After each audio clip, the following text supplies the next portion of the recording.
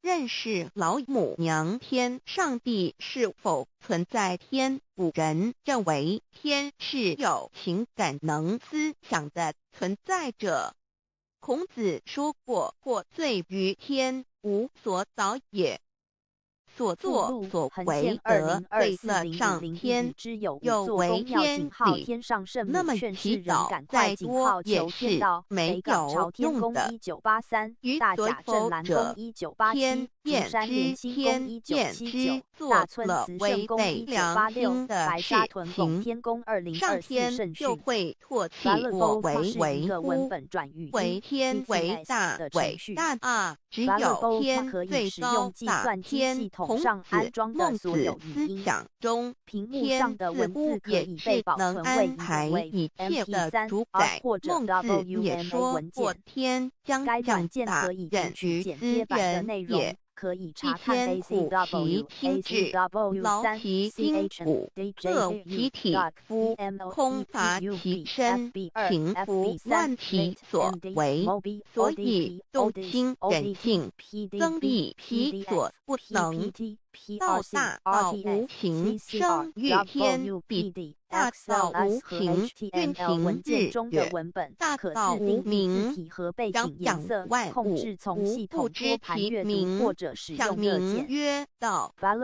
心静经有一位真神，自从造天地以来，神的永能与神性是明明可知的，实际是眼不能见，但借着所造之物，就可以晓得，叫人无可推诿。罗马书第1章第20节，我们要如何向人证明真正有一位上帝的存在？虽然上帝的存在不需要也不可能用人的方法来证明，但是很多人都不由自主地相信宇宙当中必然有一位冥冥中的主宰。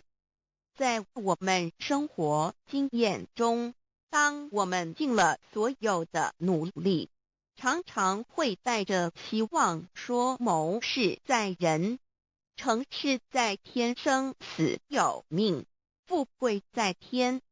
当事情不太顺利时，我们也常安慰自己说天无绝人之路，若事情已经绝望了，我们只好叹息天不从人愿。最后事情若起死回生时，我们会高兴地说天理昭昭，老天有眼，有一位真神上帝，看不见的并不表示就不存在。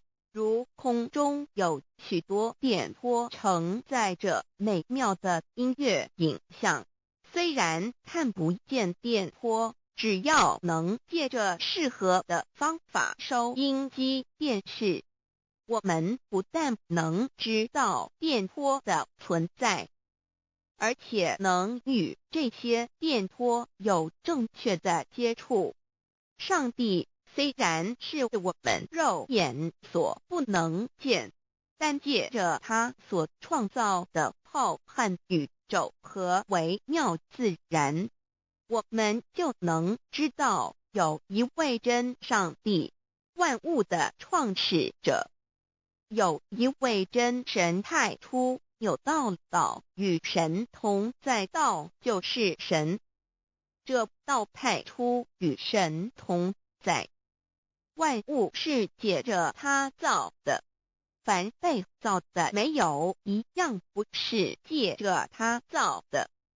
新约约翰福音1:13，圣经创世纪1.01分。5 General 1:1 起初神创造天地。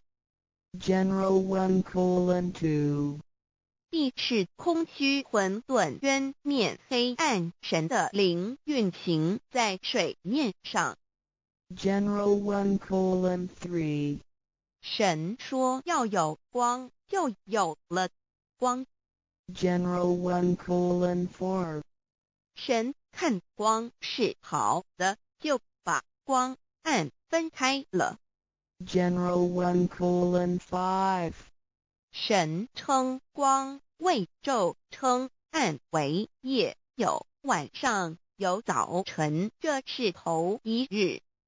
老母娘上帝阿拉万物之真宰明明上帝无量心虚至尊至圣三界十方万灵真宰老母娘明明上帝老母娘生天生地生万物，为天地万物生灵之真主宰，又称无生老母，又称明明上帝。上帝当知道，我们所敬奉的真神，就是四书五经所说的上帝。这真神两个字和上帝两个字，音虽不同，意思却是一样。就如大雅所说的鹰之谓丧尸，克配上帝。朱子说，上帝就是天的主宰。小雅上说，按形体而论，就叫做是天；按主宰而论，就叫做是地。既是朱子和程子两个讲解，和真神两个字的意思是一样，就可以明白，我们所敬奉的真神，就是古年间的圣人所敬奉的上帝。基督教辟邪归正论第56页，老母娘清净经云：大道无形，生育天地，可知天地之源出自于道，未有天地，先有此道。道德经首母章第52，天下有始，以为天下母。既得其母，以知其子，父守其母，莫身不在。皇母训子十戒，三戒为道如尊我如尊，生克制化老身份。三戒十方母为主，养育圣凡一灵根。道生一，一生二，二生三，三生万物。道创天地而与天地同在，自性佛，即是灵，看不见抽象，但是它却存在每一位十方善知识的身上。所谓道化成肉身，住在我们中间。天主佛与自性佛主耶稣对父神说，正如你父在我里面，我也在你里面，使他们也在我们里面。约翰17:21，道德经混成章第25，有物混成，先天地生，即西辽西，独立而不改，周行而不殆，可以为天地母。吾不知其名，自之曰道，强为之名曰大。大曰始，始曰远，远曰反。故道大，天大，地大，人亦大。狱中有四大，而人居其一焉。人法地，地法天，天法道，道法自然。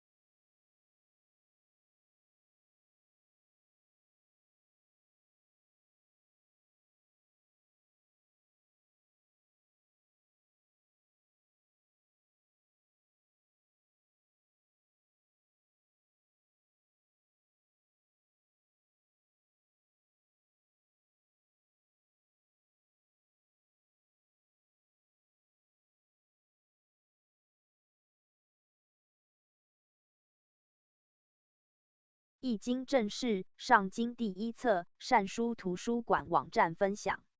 列圣名称：宗主福圣、宣圣孔子、父圣颜子、宗圣岑子、庶圣子思、雅圣孟子、弘教柳真人、灵异真人王弼。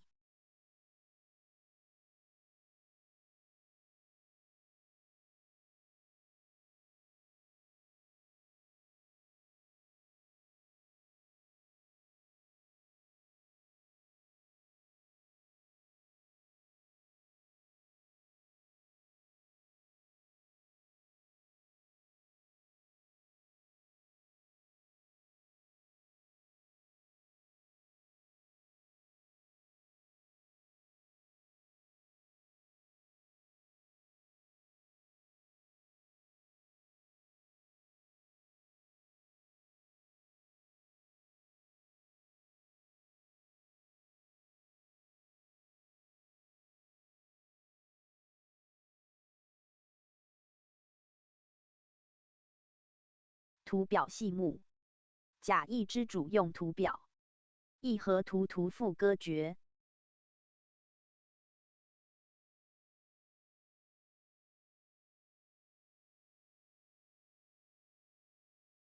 诀：二洛书图赋歌诀，三河洛卦位合图，四太极图一二，五孔子太极生两仪四象八卦图，六伏羲八卦方位图，七伏羲八卦次序图赋歌诀，八伏羲八卦数图，九伏羲64卦次序图，十伏羲64卦圆图，11伏羲64卦方图，12伏羲64卦方圆象数图，13文王八卦方位图，14文王八卦次序图赋歌诀，15文王64卦次序图赋歌诀，16文王64卦和36宫图表，以义之辅义图表，17乾坤生六卦六卦生64卦图，18 64卦反对变与不变图，19八卦64卦往顺来逆图，20本宫卦序表一二，21本宫卦序圆图，22本宫卦序相推之图，23本卦卦序表，24 64卦先后天消息全图一二，25 64卦变通之图，26 12卦气图，27 12月卦图，28 12月辟卦图1 2 3 4，29 6日期分表，36日期分圆图，31 99图数图，32 99方数图，33纳甲表，34纳甲图一二，35纳辰图一二赋歌诀，36纳阴表赋歌诀，37五行生克图表，38天干的支分和五行表一二，39 12乘6和3和表一二，45运六气图一二赋歌诀。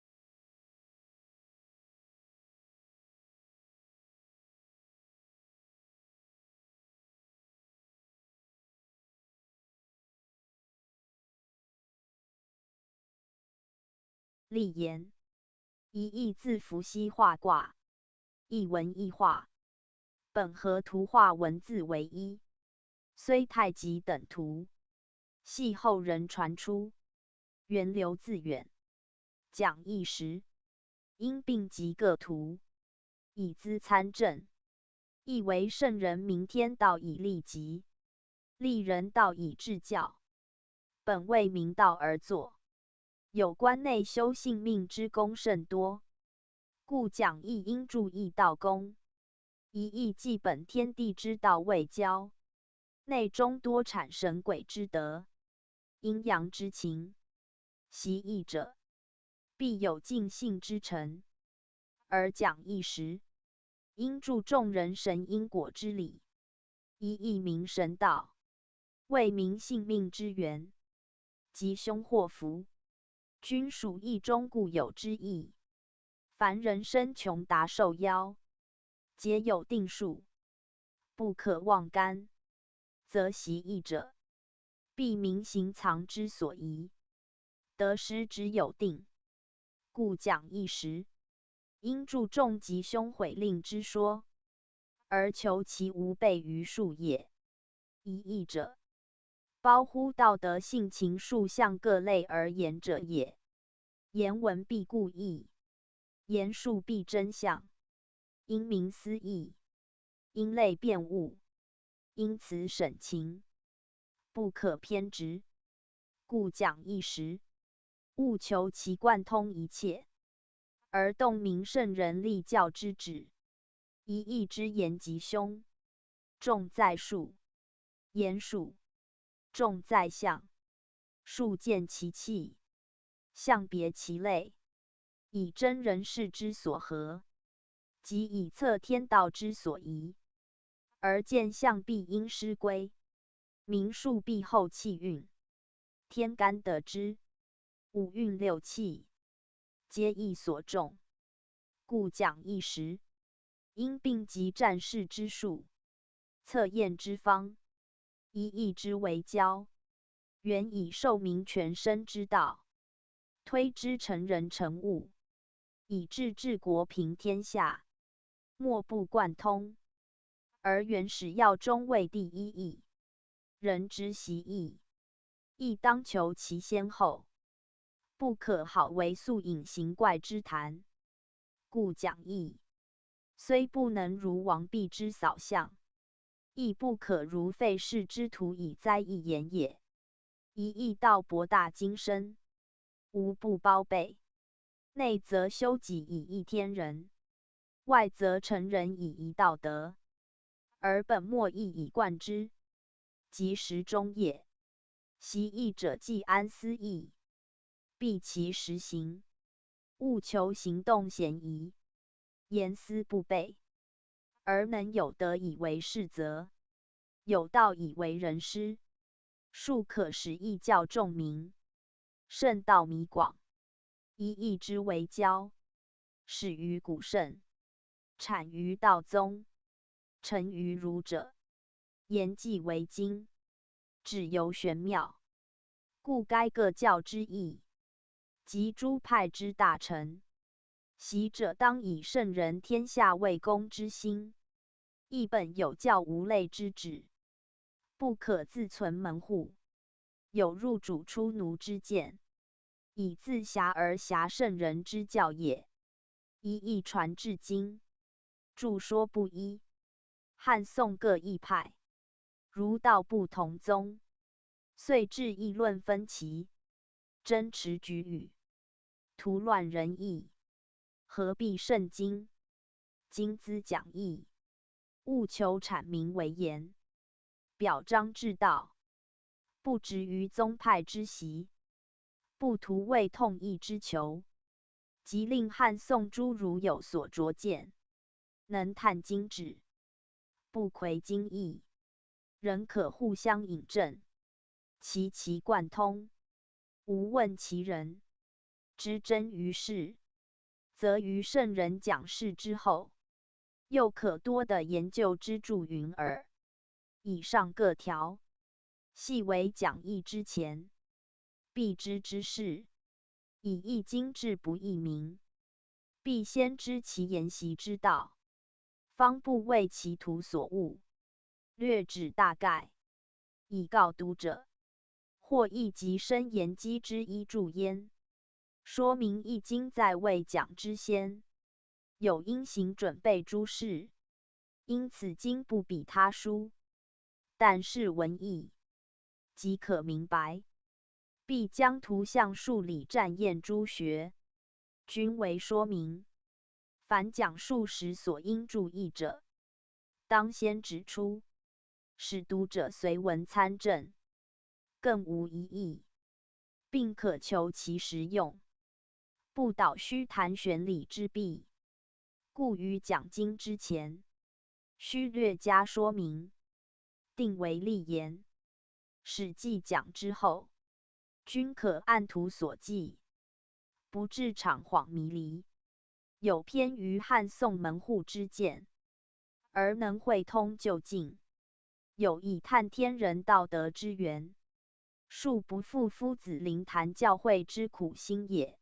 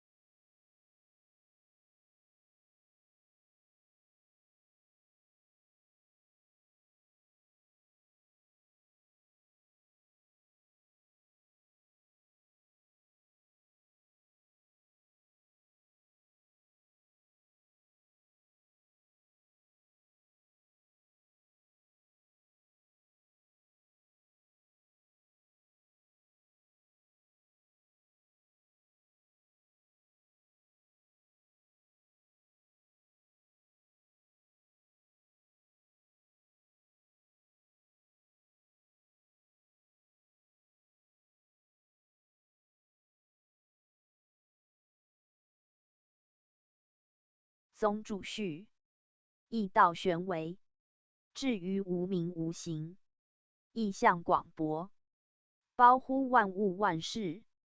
盖有天地以后，无物不在一中；未有天地以前，一气即为一体。故先后天之名，守着于义；天地鬼神之情，敬备于义。性命道德之言，皆详于义；生死变化之术，均述于义。以言天地，则敬其神；以言人物，则盖其道；以言往，则诉诸无始，而立其极；以言来，则推至无尽，而明其化；以修，则道立而得成；以行，则事理而务顺；以其公言，则成王道之治，而无所谓；以其体言，则服先佛之真，而大有德；以用于寻常，而不悖于情性；以致其远大，而能抵于中和，是谓道德之宗，命数之本，天人之所由一，事物之所由平。政治以成，治作以者。君子小人各尽其德，圣于贤否各事所成。虽取舍万殊，而抵于一道；虽变化静态，而归于至中。盖本诸天道之常，仿于大道之则，宜于人物之情性，便于幽冥之感通。故在天地间，生成者莫能外；从事物间，行止者莫能为。允一为万古之师，万类所以，以为教化，则包诸宗；以为文章，则造至极。苟非至圣，孰能谓之？故夫子备言其经，诸儒赞其要，合五经以正其中始，立众善以真其出尘。不可视为古书，同诸旧史，不可成为文义。彼之诗词，精益求精，必实行而后得。博而反约，必贯通而有成。是以讲演不厌其详，言求犹虚尽，真文而宝藏于心。等诸全之言子，集思而实行于世。无复循之泥山，数亿道或见众民。后生不迷古训，则世运亦将成大治。万国尽化于斯文矣。是为序。序立，复胜序立。义者，古圣人作也，传于庖溪，少数于神农轩辕，继承于尧舜及夏后氏。周文因而变化之，以成经传之经。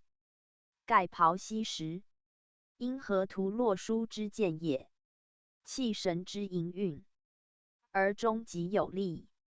道者，一体以用而不穷；天者，一道以行而不息。是以有本则不失其序，有道则不尽于用。以不二为得，则生生不已；以至终为体，则循环无端，皆顺乎自然。是于至道，无为而无不为，无私而无不忠，无虑而无不得。故名道之为道，则天地人物，莫外道以生成。名天之为天，则生长盈虚，莫非气所运用。名生之谓生，则吉凶受夭，不出数之进退。名数之谓数，则行脏出处，宜因时之推移。时者属乎天，位者立于地。天地者，人物生存伤杀之载；时位者，事物消长代谢之机。由天地以后延，则人物自天地出；由天地以前延，则天地自道成。所谓行上谓道，行下谓气。道气之间，义以贯之，是谓之义。故作义以明一切。凡先天后天人物，莫不归于义。义者义也，忠也，吉也。无始而有始，无行而有行，无名而有名。义者，自有以素无也，自无以推有也。有无均其于义，故义作而有无以明。天地纪殿，日月山河，各有其纪；非钱木石，各有其类。世代地善，岁时迁移，各有其序。生长收藏，营处美恶，各有其名。而异于不一，同于不同，各因所事所宜，以始以终。其所维系之道，往来之途，各因所合所致，以成以败，皆统于义，以归终极，而顺于天道。故义立而万类以定。天地之间，人为贵，人之生也，受天地之中气，而有性命；顺造化之推移，而变等名。因生养老死之道，而有人事；因喜怒美恶之感，而有人情，而有以事。全之，立之、导之，以抵于成德，而有以教之、诲之、见之、临之，以尽其原始要中之道，是皆备于义。故义利而人道以全。夫圣人之于天道也，通于神明，见于隐微，于人道也，明于性情，备于校正，于物之宜，是之利也。详于本末，昭于变化，而后立意以告于天下，垂于有众，使天下不迷所生化之道，不失其修为之德，不惑神鬼之灵，不悖性命之责，而皆生成安乐，与物同寿，与天地同德，日月同明，鬼神同其吉凶，气运同其变化，而后圣人成物之道尽，成己之德宏，而天下无不备其德，悦其道。此则圣人立义教民之功，可并天地负载，其民成修道之行，即同于治平正行之师。故义之利也为教民，而人之民义，为虑圣人之教，以至于自民成者也。天下人类，果皆虑世教以利其成，则义之道成矣。义者，有义之义，言将益天下也；有不义之义，言视其体不义，而后其用不尽也；有简易之义，言推始于太一，而立本不二，以成其无习之德，达其用中之道也。知思三义，而后明义，义其义言乎哉？宗主附注。今先将讲义之法说明，讲时采用一善本为准，五经各本，向多用诸本，为一经。诸本有未善，不及后世来世本，不过来世所演图表过繁，只宜参考，难为读本。今奉夫子命，就来本，截取必要图表，附列经文之前，去其繁而存其精，以便初学。因言义必用图表，前人均有传图，为讲习之用。汉时儒者师之，人传于道家，及数属者流。儒人只重文字训诂，虽有所得，不以复经本，使图表无传，非义之不用图表也。宋时以周绍之所习，得于道家，参于数属之书，经成诸审则，加于经本之前，亦于是有图说，而不得其全，不明其用，人无补于义，来世复增衍之，以广其旨，故教详备矣，而不明其统系，不知其用之主宾，义之先后，犹难使习者一目了然。今就所演，加以审正，谓之讲明，以见古人义教之权，而尽义道之用，庶于后世读者有所裨益，治其错误或遗谬之处，随时指正可也。又曰言义本天道，而习义则人事也。言天道则重气数，言人事则重象。以气数言象，是天道；以象言气数，是人事。因气数难知，象亦见也。先有气数而后生象，此天道之自然。先明象而后明气数，此人事之次序。要皆本末之道也。如见天灾时变，而知天意，即由相以知气数，是由莫达本者也。而相因气数所生成，非有相而后气数至，是由本即末之道也。故名本不必求末，而不及本者必自末始。今之灾变多矣，天之风雨旱涝不必论，即物之为变亦火矣。驱出道上，鸡伸双手，种种怪异，非相之见耶？至于黄赧之灾，又其至明者，皆气数所感化而然。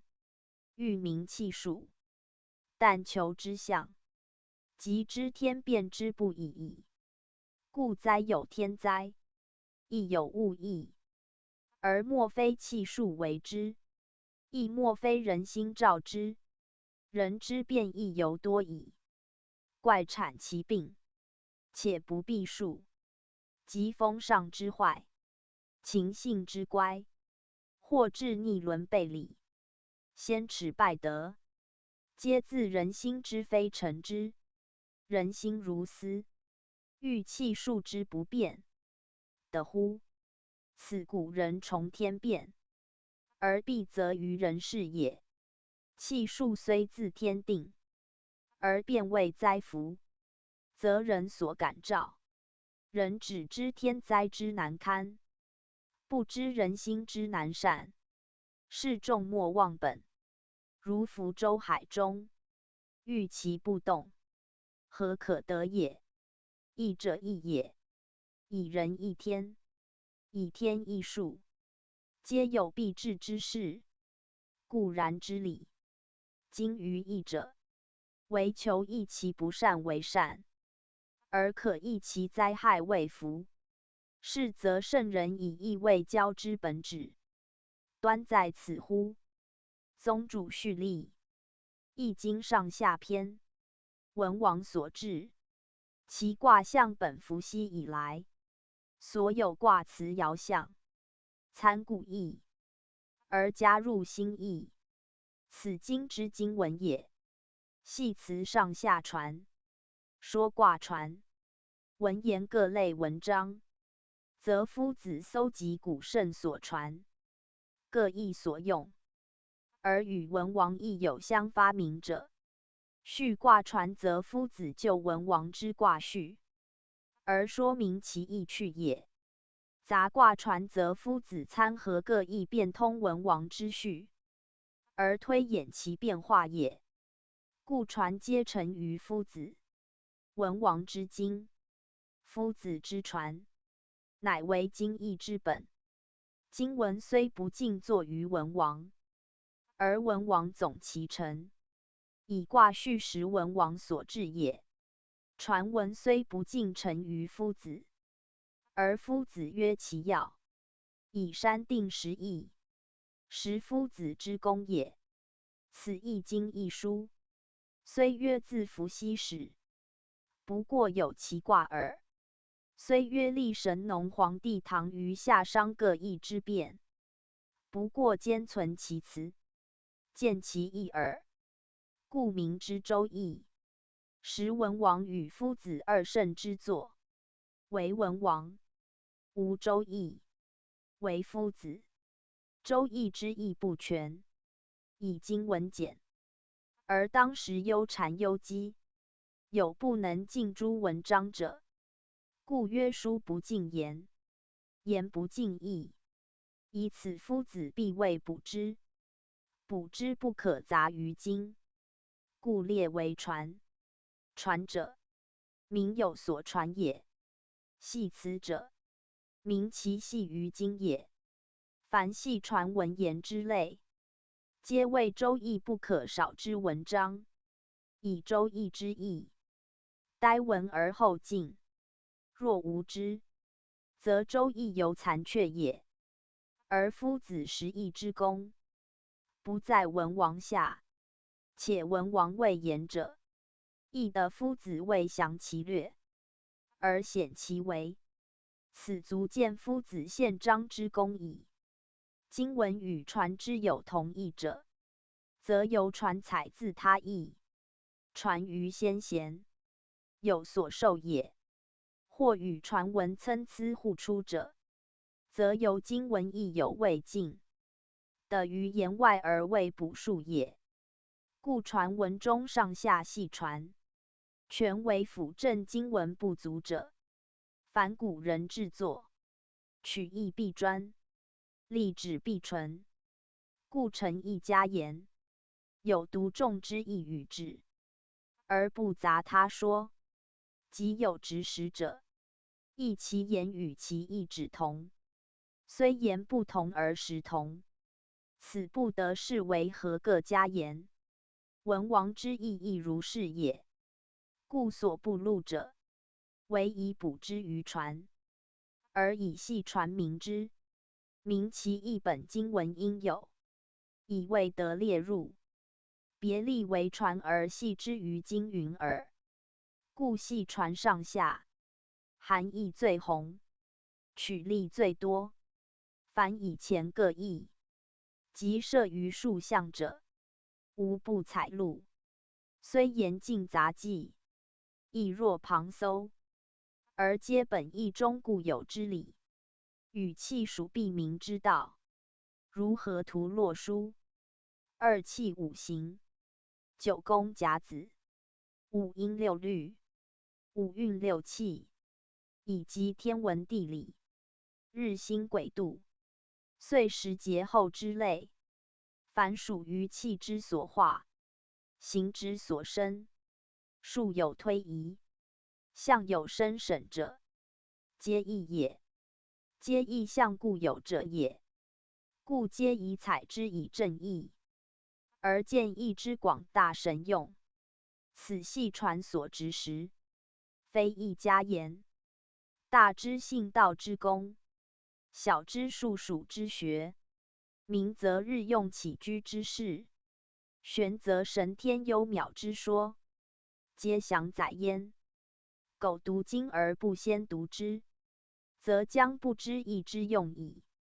细传者，犹习一言，教经有要，经现于体制，故辞曰义简，传则无所限也。而其辞善，其义宏，上下古今俱细显隐，无不及也。故其言义，有先天，有后天，有连规，有本宫，有岁象辟卦之类，其言数象也。有河图洛书，有太极两仪，有天地生辰数，有五运六气，甲子岁会之图，其为古圣所发明者，自伏羲卦象，变位文字，神农医药，黄帝历数，及诸制作，文物器具，设立校正，开天下先者，无不可由传中知之。虽谓易经之传，实异于上世之始，其义则由于中国文化。自易卦始，易卦以前，虽有难机，其可考者，皆在易卦后也，皆仿诸卦象者也。故象卦实包天地，纳古今而弗疑。言人道者，必从之，以明为人之身；言天道者，必应之，以明天德之见。故名曰义，即太义，义太义也。谓万有之始，以上无所有也，故曰义。言自此而后变义，变义则无者谓有，义者谓众矣。此义道至广至高，而细传之词以繁，义以薄，直是故也。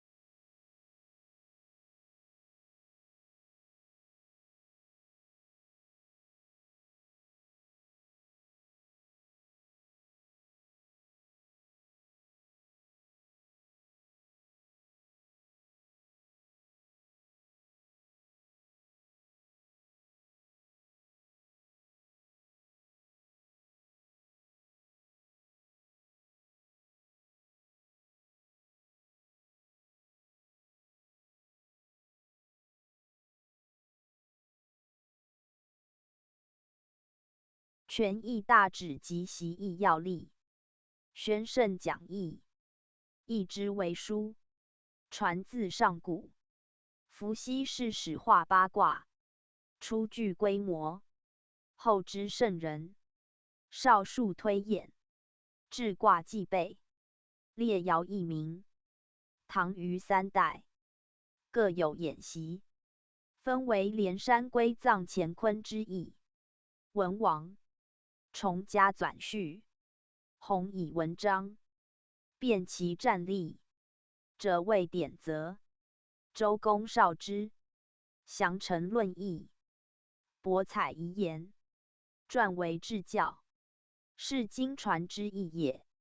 上古无文字，制作文物均极简陋。伏羲览河图洛书而后置卦象，是则文字之所识也。虽当时类无文章，有如图画，实则象意之字，由之鸟观视之象形字也。字虽传于鸟观，画实创于伏羲，其象形之字，会意之文，多取意结神至于历代，非创自鸟观也，以记载无史，传说难详，故莫能尽考所自作耳。而易之卦象，则传之最久，故昭昭于人耳目，知谓伏羲氏之创制焉。其后圣人推其意，弘其用，以为制作之本，典型之由，故尤重之。盖历代文物，莫不祖述于易也。易之所作，既因图书，传之天然，有非人为，其推演变化，皆天地自然之序，其运用本末，皆造化自在之则，故非人治之，乃人为明之耳。创之者然，述之者然，少演变化者亦然，以其本末天道，终始运属，有定序，有极则，不得有所异也。故异者，天道所自见，运数所由明，而备于人天相合之教者也。卦象之志，亦本气数之盈虚而定，其多少变异。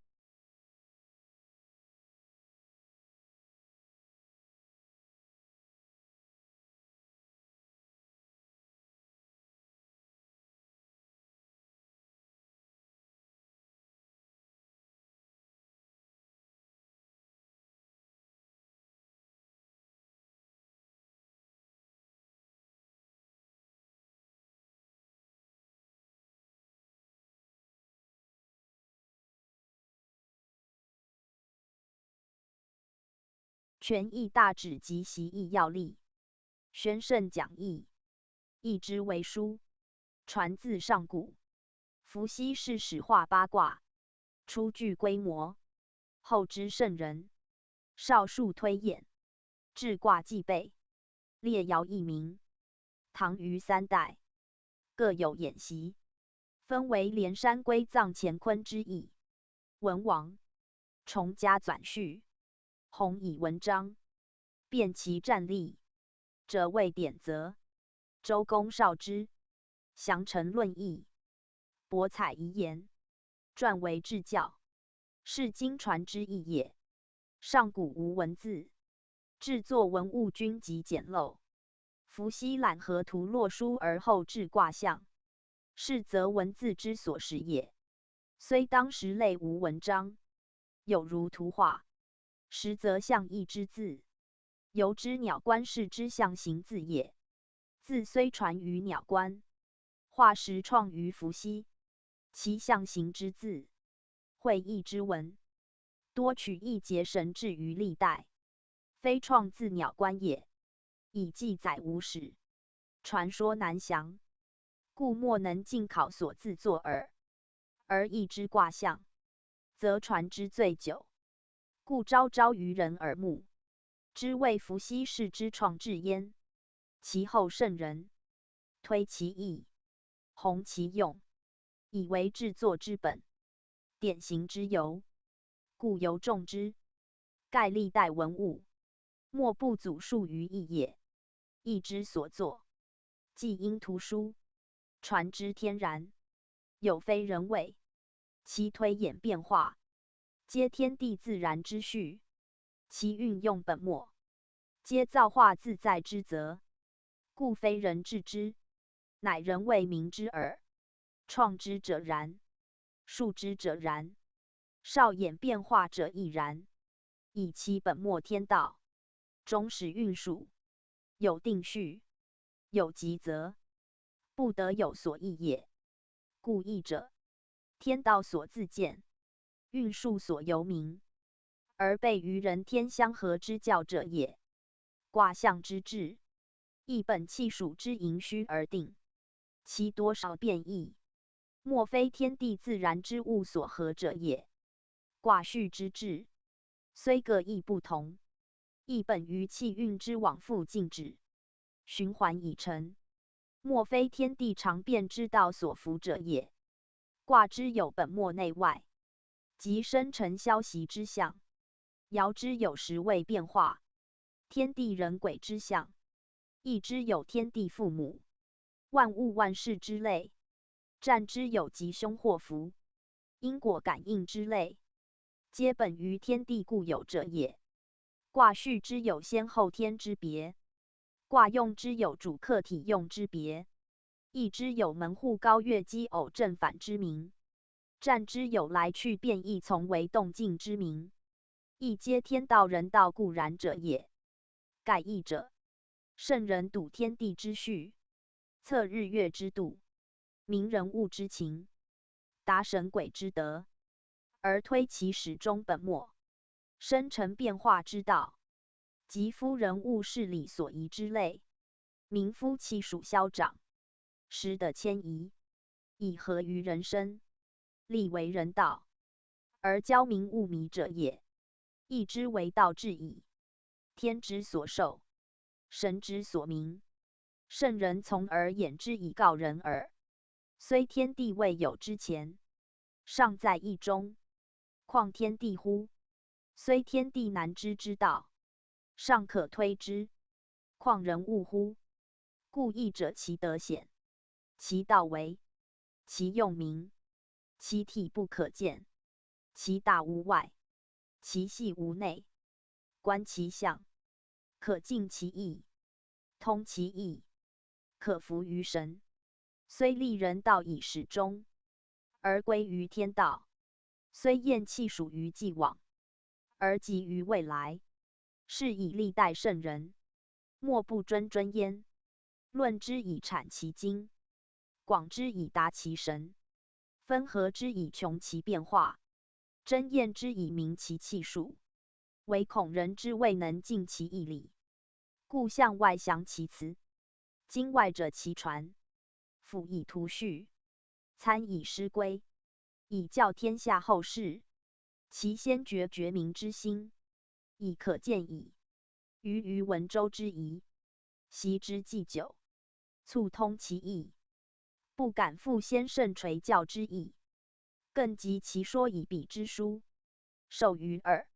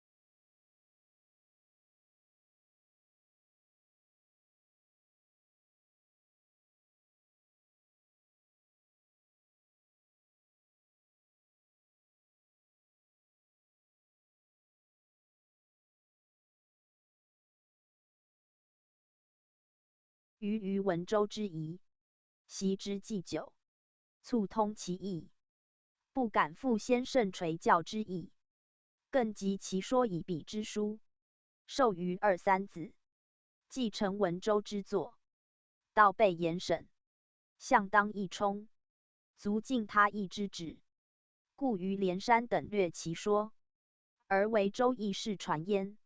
然读斯义，亦可包举他意，以其为严经，谓义广，读其一，足尽其余也。若有志者，将更求之，亦达连山归藏之文矣。今当讲周易之先，略述其大旨所产，以资参就焉。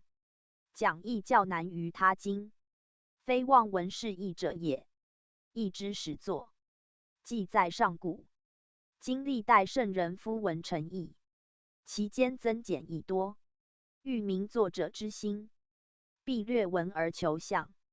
然出席者舍文字外，恒不解象之真意。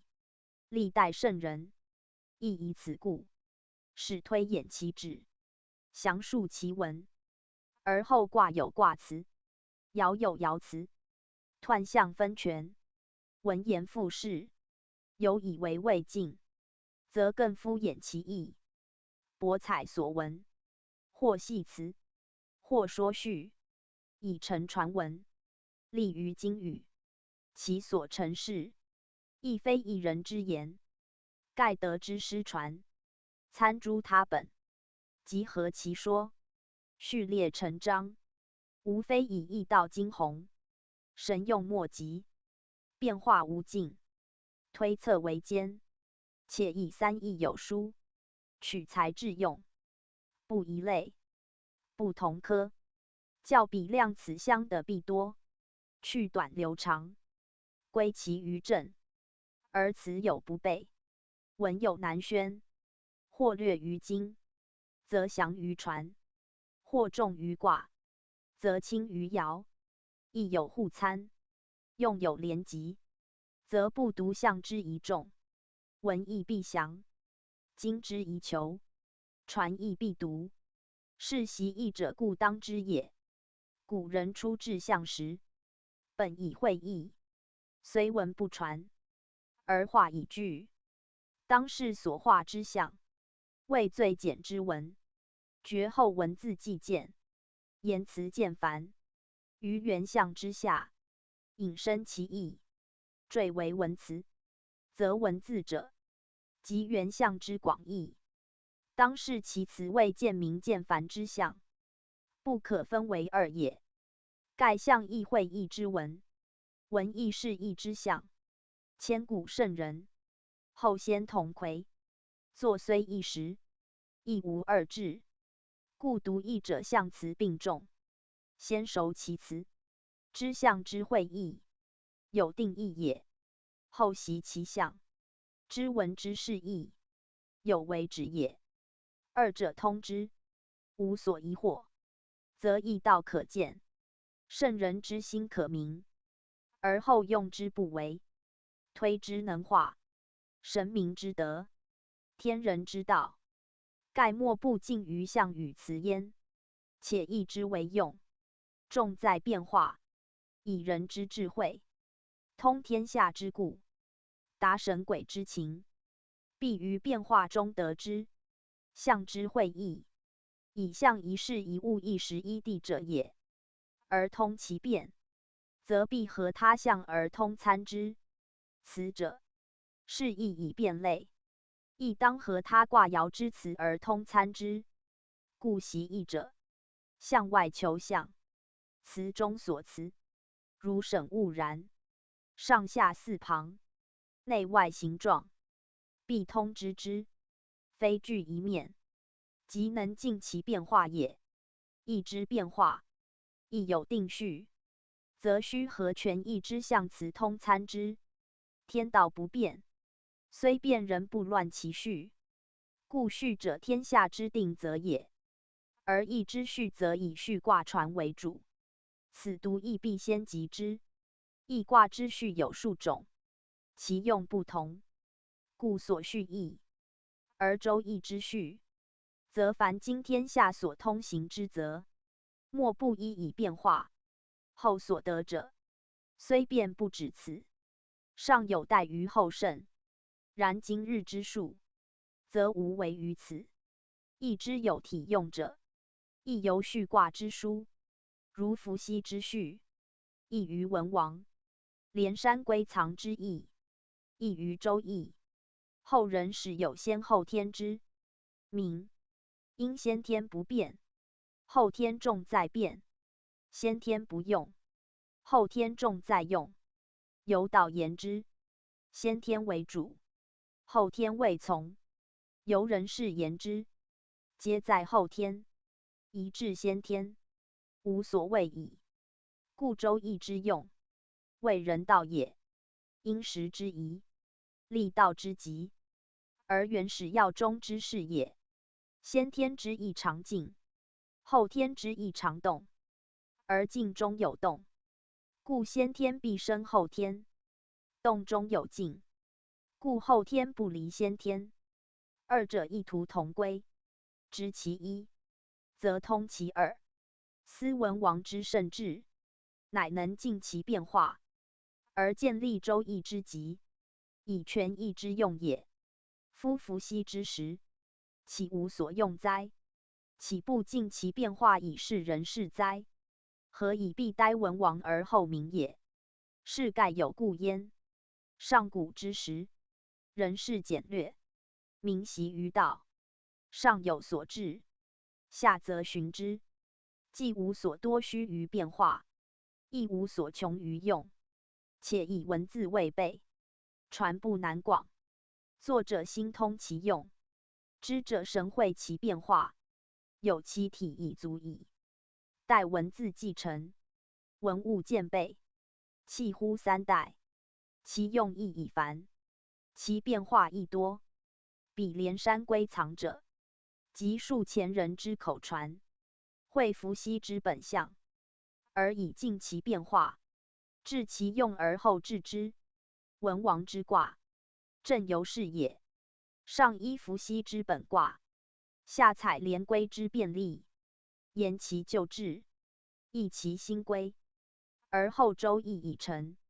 周易既成，连归可不复用。于是伏羲与文王二易，一体一用，一本卦，一变例，两者者名，易道大备。吾故曰易之为易，成于历代圣人，非一人所作也。伏羲起之，诸圣绍之，以其本天地自然之序，故作者易而易不易，易序易而易道不易。文王之易，故源于归藏，归藏源于连山，而莫不出自伏羲。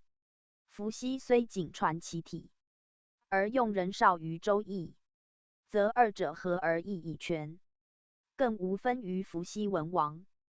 不过周易传自文王，今遂名之为周易耳。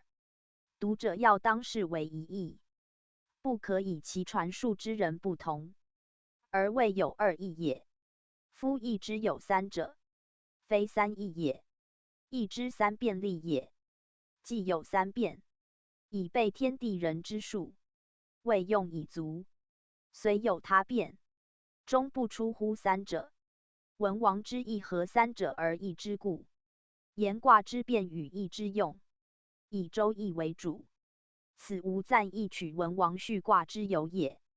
卦变虽从文王，本卦必溯伏羲，故说卦间及二者次序。后人不明易之用有正变，不知伏羲文王之卦通易之意，不解连山归藏不用之由，妄加揣测，不读易道不明，即易之自出，亦不复晓。或执实残编以真直一词，或采取他意以辨别图序，皆失无赞意原意者也。要知未有周易，则不得不采用连归；既有周易，则从周已足。此无有从周之叹也。下商疑点，故不可考。连山归藏之意。吾于启宋游即见之，初意以为可取，即参之周易，使之二者已在其中矣。故从周易。易中诸辞，非晋文王之作，多言二义之旧，今犹在也。而周易之精，不在辞之美备，而在序之精当，以能参天地二道，立人道之极，全变化之用，明始终之意，非如连归所取一狭而立即有偏也。故合伏羲之旨，尽易之变化者，为周易为宜。此文王之所以胜者于夫易之有异同，即可知矣。而习易之应从周易，又无疑矣。故后人犹不达者，则以极门之士，未尝将经传详为讲示，以明旨趣。二三子好事者，又窃取连归之本，授于门人。待汉之兴，言义者遂有同义，虽非乖离不羁之说，就为门户争执之阶。此则易道之不信也。然以经传之本，既无详解之文，则他山之石，可以攻玉，取其所义，以正其同，亦足以明周易之精美。而直探文王之心矣。易之言称伪，夸占验，及其以本宫申辩为序，以纳假何遂未用者，其书虽殊，亦属古人之疑，参而求之，犹足推广周易之用。盖虽尽杂，亦非无益。是在读者之以周易为宗，误认客作主，则占验之说，正可谓修者之助，而申辩之意，又可立易道之宏，其所益于易，故自有在焉。宗主复注，易之为易，圣人则天地自然之序而定其象，非圣人意谓之也。象之取义，皆有治理。今则略示易之严格，与取象所使，推广所由，即中国文物之所自兴也。易出无文字，仅有所画之象，凡象辞、彖辞、爻辞、文言，皆后世圣人逐渐加注者。因世道日进，人事日繁，文字既备，志士亦广，素本可以推磨，穷往可以达来，明人可以知天，测物可以通神，易之为用，日红日金，象之含义，日远日密，则前之简者渐变而繁，近者渐立而远，而后圣及本先人之宜，加为文言以尽其韵，者变化以及其用，非必伏羲一人所作，亦非后圣一二人所加。盖伏羲作者大体，其用简，其辞约，后人因世道之虚，时事之宜，有必推引申尽其象与辞，而后世于用者。然易者，由易生万，由近至远，由大该细，无所不包。伏羲既发其纲，后圣则推其目，原无不合者也。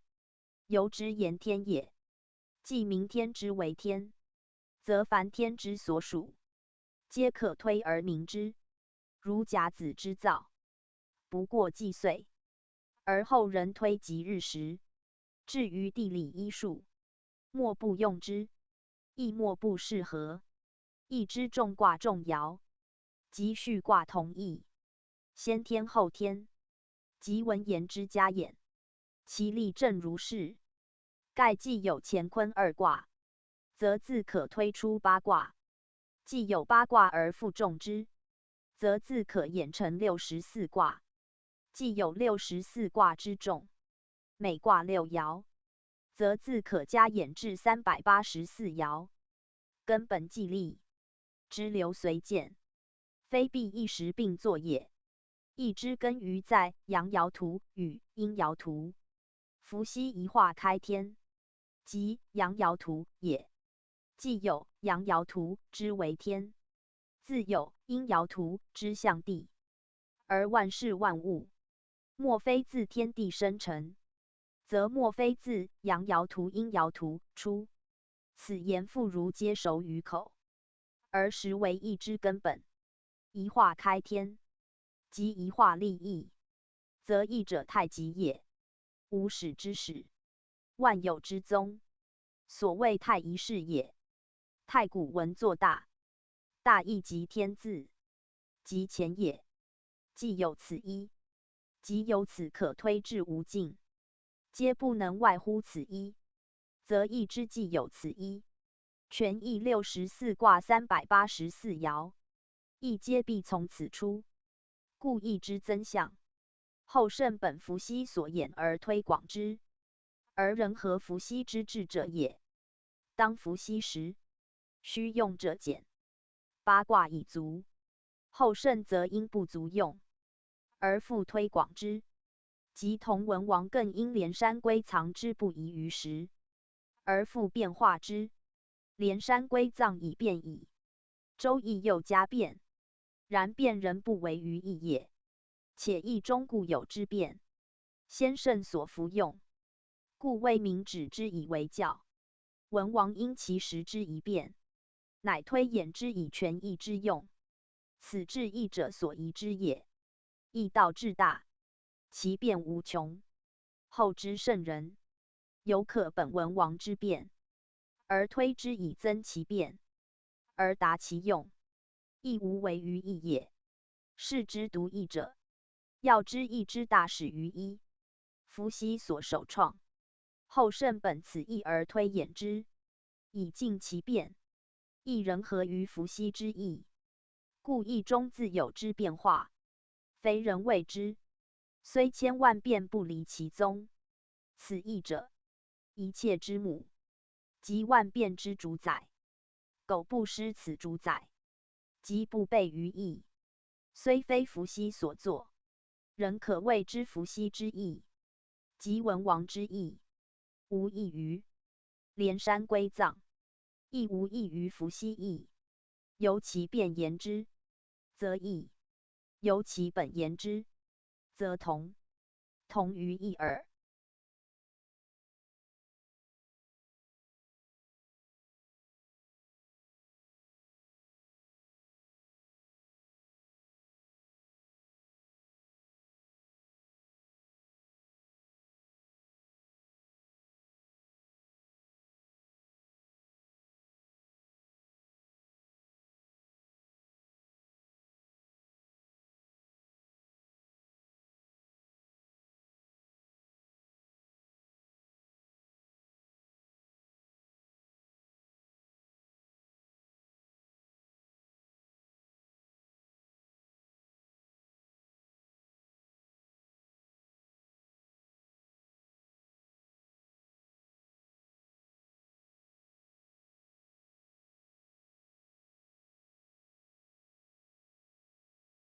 宗圣讲述，义道至为，褒义至广，仁者见仁，智者见智，义故具人智矣。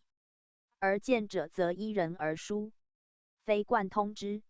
臣不明义之为义，而圣人之教，不得全行于世，虽日读亦无益也。故必先明义之本意。夫义者，该象数以明器，辨识位以明用，详变化以明生，测顺逆以明吉凶，真明类以明动静，验二五以明终始本末，会天人以明性情道德。其含义无尽，致用不穷，其称名不一，取类至广，然有其始终焉。推事物之情，溯天地之道，以人利己，有其道也。故习义者有其利，不明其利，则莫知其旨。而利者指象数也。象数者，图画文言之所示也。不先求于图画文言，则不明象数；不明象数，则不知义之本体及其变化。若居于经文，精于名类，此为文艺之事，而非以极深言机也。如干者必先求其图之所示，何以谓干三爻图？必先考其爻之所名，何以为九？必先溯其气之所始，何以为阳？必先察其道之所存，何以为天？皆必真于象数而后知之，知之而后可言其德，可明其用，可数其变化，可知其所分合，可因力而明其爻之所占，文之所示，而后经文可得而是也。此凡习义者均当如此。夫子为编三绝，所用心亦如此，绝非徒诵其经，熟其训诂，及足了事者，而讲义之先，必自立始，立名而后通贯一切，庶无惑于经文之意。此为讲义第一事。夫义，自伏羲氏以后，象数卦仪，传之既久，因其用不同，而取义有异，故有连山、归藏、乾坤三义之分，实以义为三，非有他义也。连山守艮以明人道，夏代臣用之；归藏守坤，以重地道，商臣用之；乾坤守乾，以尊天道，周臣用之，以所守不同，故取义各异。震与夏震见寅，商震见丑，周震见子，其义异也，非遂序义，遂守义耳。故明人道者，以人为先；重地道者，以地为先；尊天道者，以天为先。实则义道备天地人，先后虽殊，义道不异，殊其用耳。周虽重天道，而兼二代之治，故文王重演坎离之卦，以合三为一，而同于乾坤之意。乾坤之意伏羲故以立志，而坎离之意，则文王谓之少数者也。后人名之曰先天意、后天意，其实一体一用耳。盖乾坤意，名位者也；坎离意，用时者也。虽次序不同，而其为义也无异。以乾坤之意，不能外坎离；坎离之用，亦不能不本乾坤。二者相参而后变化以大，不独二义以合用，即三义亦由是以同功。此坎离之意，包括乎一切，而为天地祭奠以后所不可少者，以其用之广，而变化之神也。此习义者必先知之，知其一而求其二与三，则三二皆归于一，以一概一，名服义当，承哉圣人之心，足以通天地，并日月矣。故文周之后，夫子必经焉以祖述之，而未闻以者其义，使弗农继文周之业，永垂无尽。此则夫子赞义之为治也。夫义有数义焉，以其治义，本于太义也。故自无始至有始，推之无尽，无不可知。此一义也。以其不义也，立本于中，致用于极，终极不变，永执其中，其道乃久。故能行变化而无习，主生成而不测。此一义也。以其变异也，顺天地之消息，因气数之盈虚，与时迁移，其道莫穷。故能握造化之君，得循环之道，为通以变，因势而移。此一义也。义之为道，有本末始终，有体用内外，包乎万有，极乎无尽，推之无穷，而无畏无不畏。此至诚之德，中和之功，天人之所合，事物之所顺，而明乎玄微，探乎繁则，至简且易，至久且广者也。此义之名与义也。至义之为象，上日下月，日月者，阴阳之所招，而天地之道所见者也。以天之道，由日而明；德之道，由月以见。日月代行，天地不息。此坎离代乾坤为主，而水火成阴阳之用。此在体用既合，情性同见之时，而后知乎天地之道，曲成之妙者也。故名义者，必先明坎离之意，由下溯上，由外及内，由人及天，皆必然之序，不可列者也。且日者元阳之象，其体亦太极之象，故谓特殊图及特殊图，亦中字之形也。太极之体，阳爻图，谓万有之母，而亦自太极始。日者生物之根，凡物不得日之光热则不生，是日即生物之母。物者，古文物字，上日下物，是生生之象，亦名天下万物自生之源。其取义故今，而谓文确显。故知日月为义，则知天地以阴阳而神其变化，亦即知乾坤之意，以坎离而明其功用也。知特殊图物为义，则知天下万物，莫不生于太一，寓于元阳，而义之为交，莫外于素万有之始终，推万物之生成长育，更由是以明天道人道之体用，即夫事物变化消息之数运也。故义辞虽简，谓义极宏，其道至深，谓言必备。苟欲洞明其故，则故不外求之象数与文辞也，而义之象数，则近乎形气之精；义之文辞，则盖乎义理之志。不深言而通其趣，则必有所至；不广真而会其归，则必有所失。此见仁见智之说所由来也。习义者可不免哉？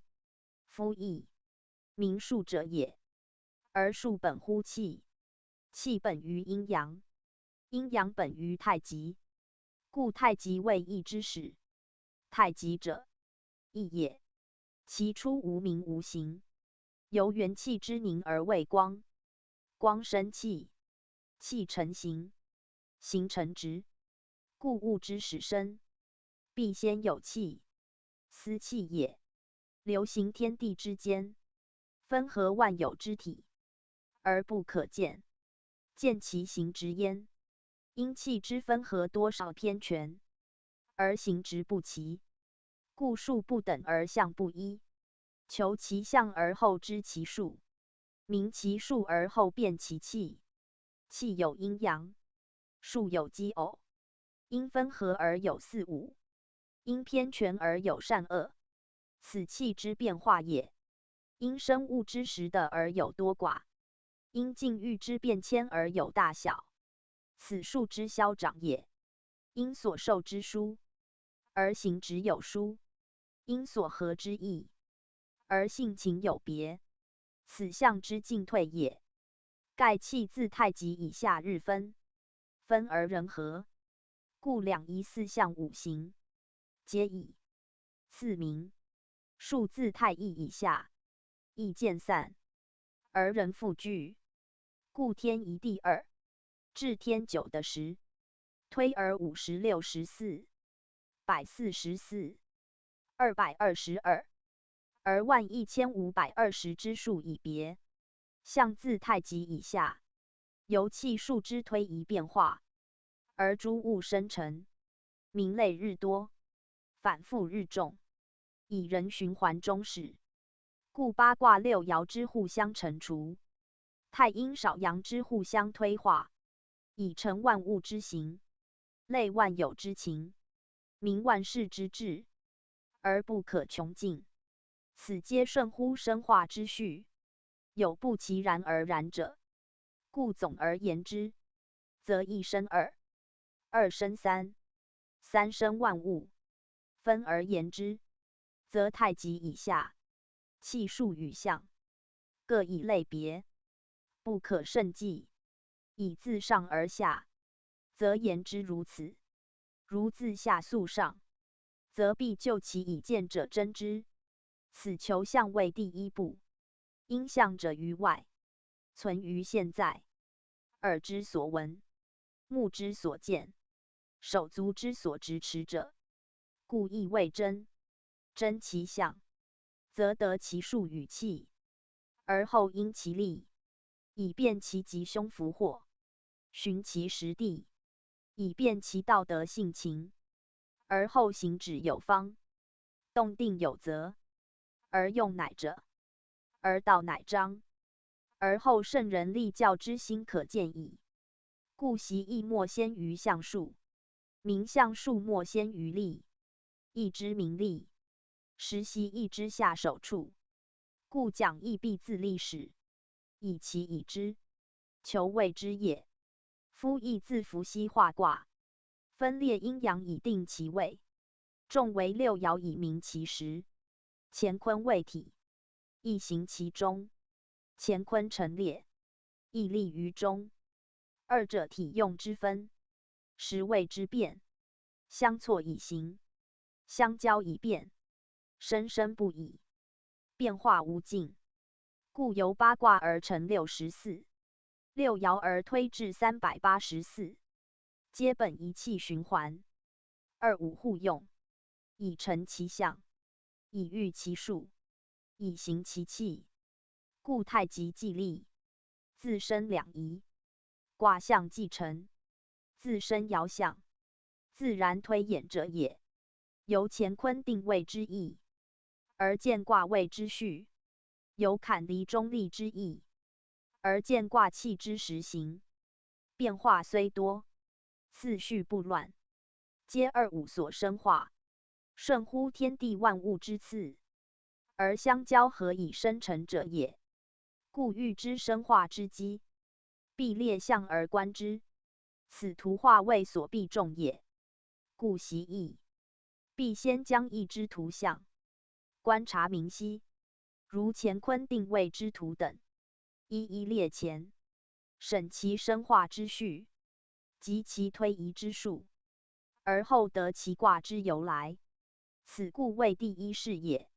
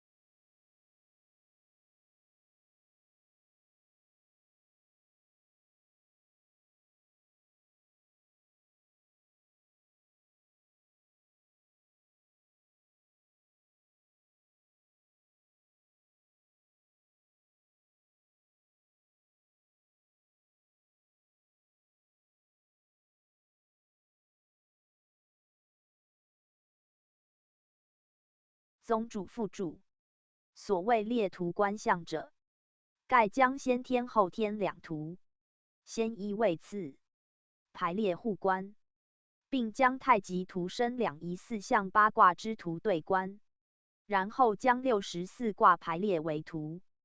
观其生化之机，其排列有数种。一八宫次序，即后天干坎艮震巽离坤对各宫生化之卦，列为直图及圆图。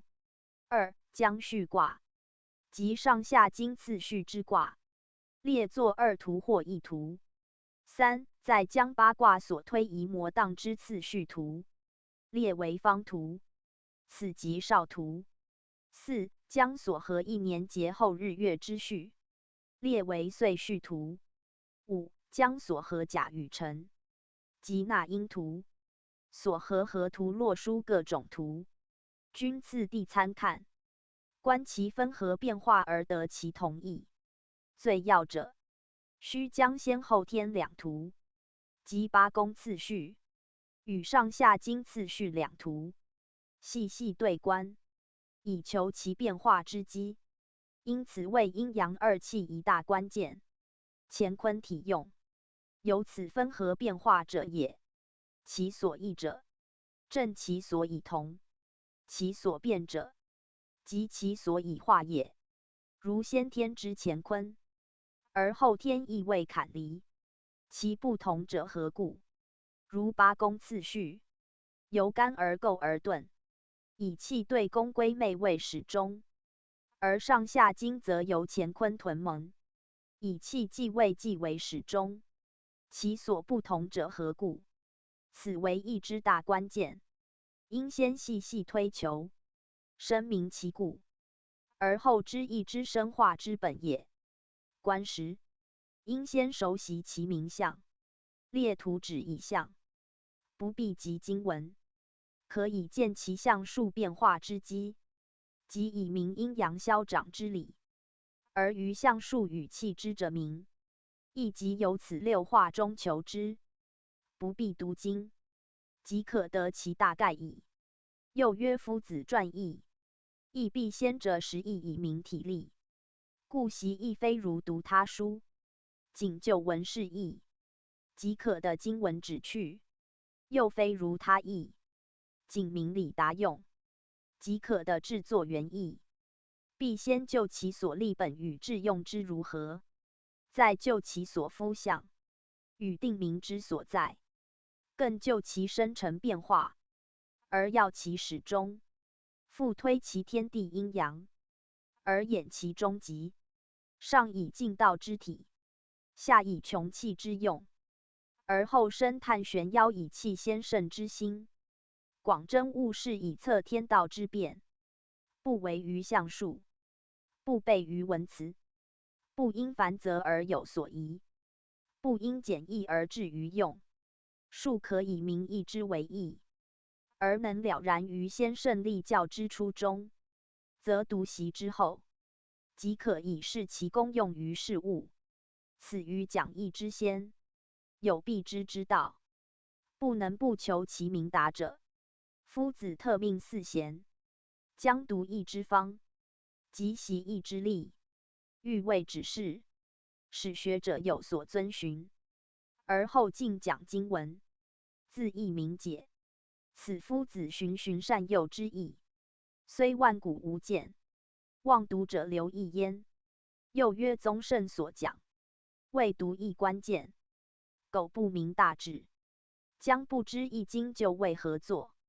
古人作义，故非为卜筮者，而卜筮亦大有用处。古人卜筮，非为一己之利害，必因民生国际有人事所难决者，而后执之于神。卜筮以通神人之情者也，必沉静具志，德性以服，而后神灵之。此卜筮之道基于德，而治卜筮之用在于修。未有昧昧然以求吉凶于师归者，故曰至诚前之。见乎师归，动乎四体，虽以神灵，而皆己之成名。所谓神而名之，存乎其人。故卜筮之道，合人天之德，而见其功，依道未用，而后见于灵。苟谢遐之，神将不灵，安能前之？故一言补事，谓序人以立臣也。臣则如神，不必失归而亦见其灵。后人前补等数，多服于义者，正亦能成也。故欲之吉凶，非难事也，只在自治其成。天地万物动静皆有其机，臣以测之，则数利见。此应相求数之谓也。人能准道立德，智慧自佳，欲积即可得其数，又不呆补而后知也。故补是有本，在于道德。苟失其本，何以治其用？皆相补者，日言吉凶，百无一准，非补之罪。人之谓臣也，自魁于道，安望神之事民哉？故补是未可一言也。即此异端，以见异教之旨矣。又曰义之为交，无非明人道，而人之生死受夭，穷达贫富，为人事之志不齐者，此外物也。人之志于贤否，中间人报，亦人情之志不齐者，此内情也。又有强弱权柄长短肥瘦之体质不齐，即顺逆优乐劳逸优劣之境遇不齐，皆谓与生俱生，随缘共化，而不可免，则欲达其故，明其情，使去所不欲，而是所安宜。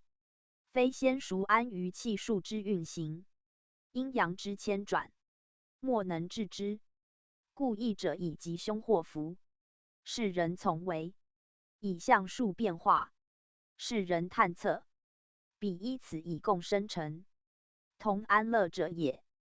故义素使至为，而夫事则显；言理至奥，而诚意则长。盖一本末内外之道也。有本可达末，内可通外，故难易互见，人智并移。此圣人本天法道之心，而欲启迪后人以原始要中之教也。故义教备于图像，详于文辞，而习之者亦必兼图文而共通之，方可直觉玄微，明晰究竟。此于讲义前，必详示图例与象义者也。又曰人事之动，皆由数定，无论迟速，无可逃免。欲其挽回，必得业所感，因属成于气，唯德能养气以一数。此主客之气化合也。原定为主气，感召为客气。如因果属主气，而感应属客气，此就一人一时言之。若合先后天说，则先天为主气，后天因果感应皆客气。故数之能回者，必由客之胜主，所谓人定胜天也。八卦先天者主气，后天者客气。先天纯属天道，后天则以人道合天，故后天以坎离为主，即是人道可以代天命也。人为三才之一，而得天地全气，故其心灵直通天地，包括无尽。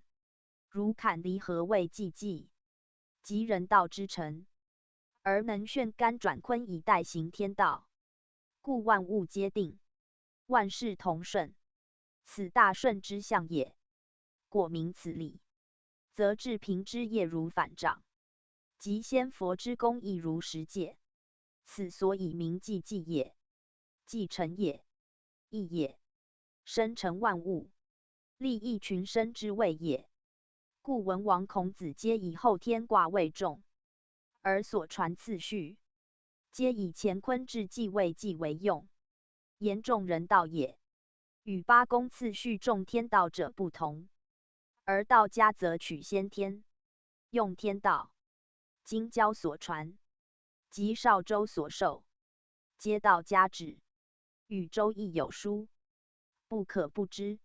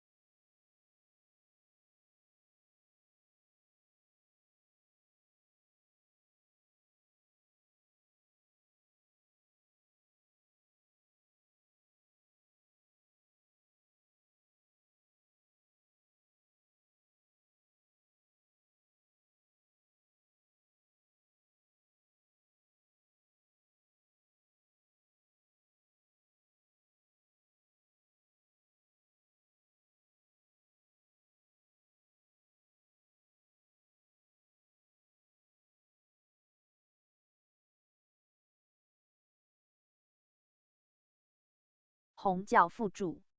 宗圣所讲及经详以习义者，每望义之为教，而读其经不通其用，以为此古人之物，不宜于今，而不知圣人作义，为教人致用也。守众人道，明人事，而以通天地，明物情，以原始要中，亦如大学中庸之旨，夫子最配下时之志，以众人道也。义之连山，以更为首，即明人事，众人道，与下时同旨，义之所包故广，而莫不以人力终极天地万物，以人主之，诚以世界计见，为人最灵，天地道德，为人可达，苟无人，亦无世界，故亦必以人道终始。卦象虽是天地万物，而莫非以人道为中枢，故亦教为人力也。能知此，则于用意未战，亦得其概。若列图观象，变化虽多，皆有细可循。诚以图书象数为义之本源，苟得其生成变化之术，习义自义矣。又曰宗圣所讲习义之法，以见义之为教，真义至今，未有变其道而能生成者。因上古圣人无不成道，所修虽无传本，而授受有图像，因时无文字，只可以图像示意，传之既久，文字已著，乃就其图像代以文辞。人遂亲原有之图像，而图述文辞。然道家独密存之，以相传授。古来所着图像，皆列于义，以示其变化。汉晋时有传之者，如参痛气等书，皆述道而以义正之，可见道之真传在义。欲知古圣之言道，必从意象求之。此图像谓至重要，有非文辞可比者。文辞皆后圣推阐图像者，只可视为义之事故，非义之本来面目。今舍此而取彼，遂使义道无以大名于世。而后知习道者，亦不知由义求之，义故不明。道义日晦，其可慨矣。述圣讲述，独亦须先明义例，以其述辞有定，丞相不二，必通其意而后明其旨，必决其情，而后达其用。如乾、干三爻图，天也、父也之例，必先熟记之，则卦中有乾象，或通乾象，及其彼偶反类之象者，皆有伏于干之意，即有类于干之情，则其为象，必同于干之物，如天也、父也之类。此亦是象之例。有不义者，也又如干之卦辞原想力争，其六爻之辞各异，而皆有其物与事以象之，则各卦中如有干之辞，及其爻之辞，或彼偶反类之辞，皆与干通其意，必核对参之，以明其所至，而后知其辞之用。此义辞之例，必通解者也。习义贵乎通，而用意在乎熟。苟直而不通，习而多忘，则何以穷天下之变，尽义道之运哉？盖义者以简喻繁，以显探为者也。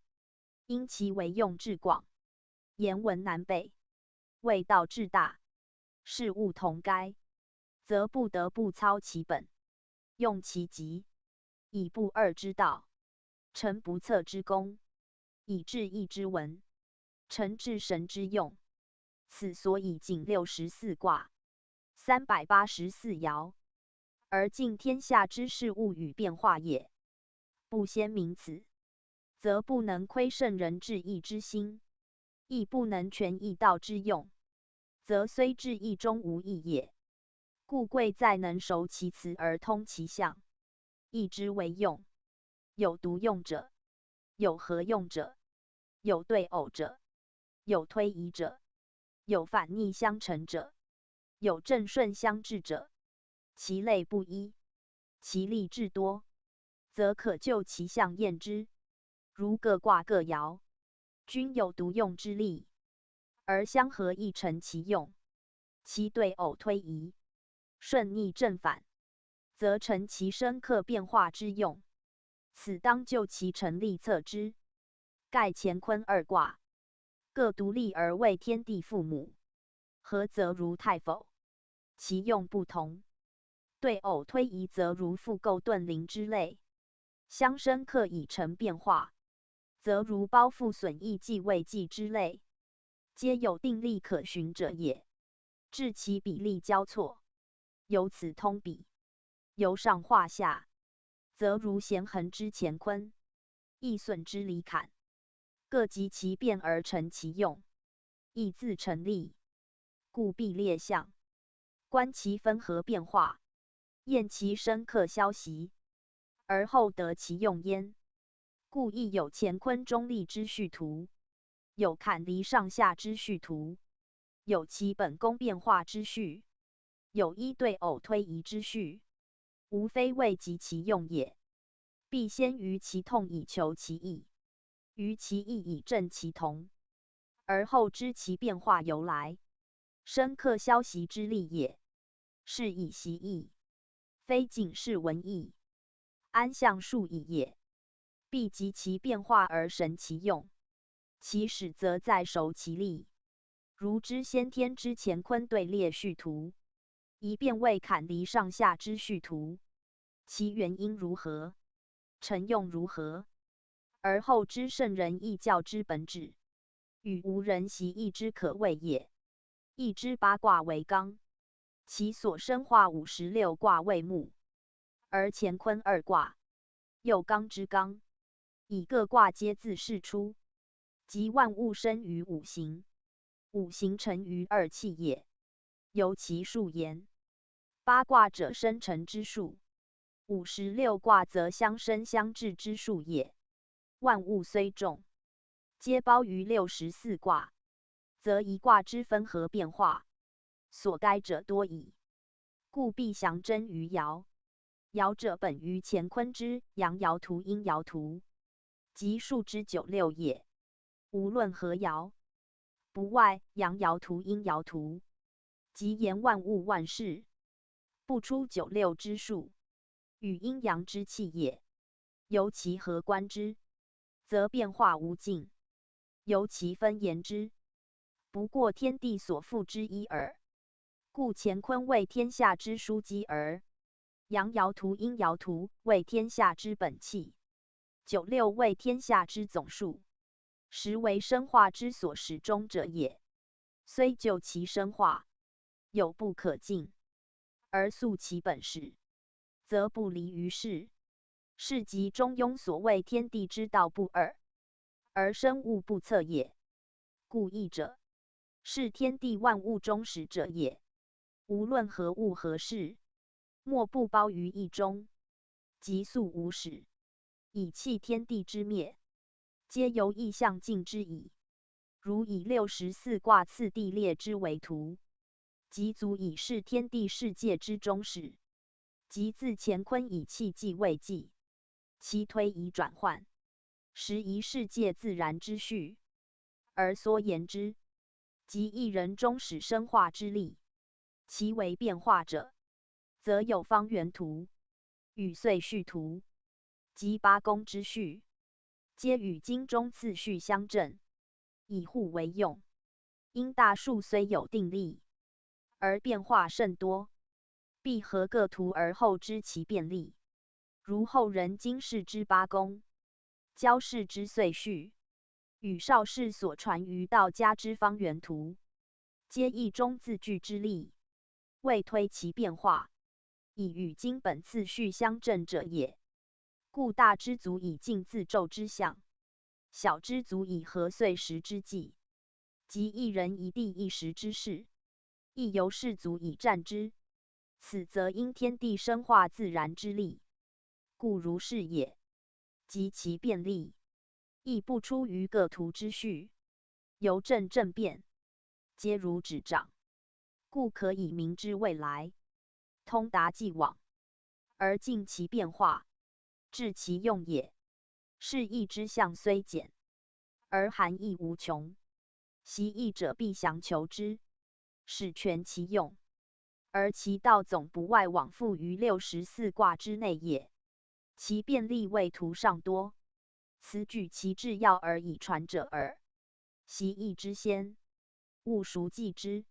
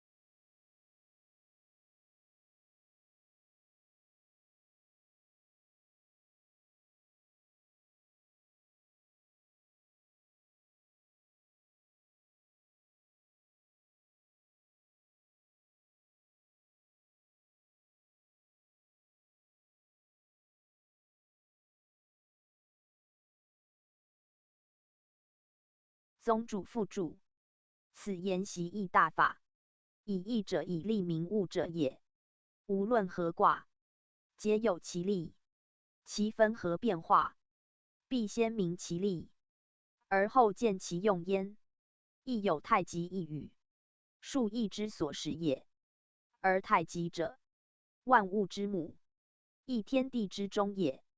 即由太极以下，生生无尽，莫外于一气所化，而天地应有此极以立于中，遂能运行不息也。故亦始于太极，以其至极无以复加，故曰太极。天地上有此成，故谓有天地。即有此极，其为气至纯，为物至精，无可形名，故曰太极。而天地万物，皆由是生成变化，更依是主宰刚为，故太极立，而义以成，世界以见，人物以生息也。如两仪者，太极所生，而因动静所成者也。卦象始于乾坤，即两仪也；而乾坤则始于太一，即阳爻图，是太极之象也。故由太一之动静，而变为阳爻图、阴爻图之两仪。此义之始，当自太极，即义也。一既为义象之始，则求象者必先明太极，以阴阳为判之气，动静为聚之时，虽有光热而未见其气，谓无始之始，所谓元气也。此气在出故无名，而以动静之聚，乃分阴阳之名。故阳爻图、阴爻图者，自一出；而乾坤者自太极生，是谓生生之大本，不可不知者也。即中庸之中为天下之大本，亦指此也。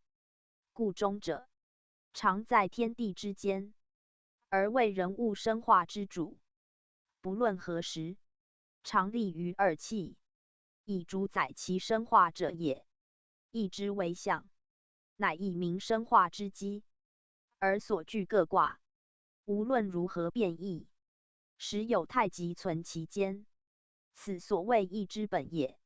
虽不见其形，而其气无物不在，必自象中求之，而后得其气焉。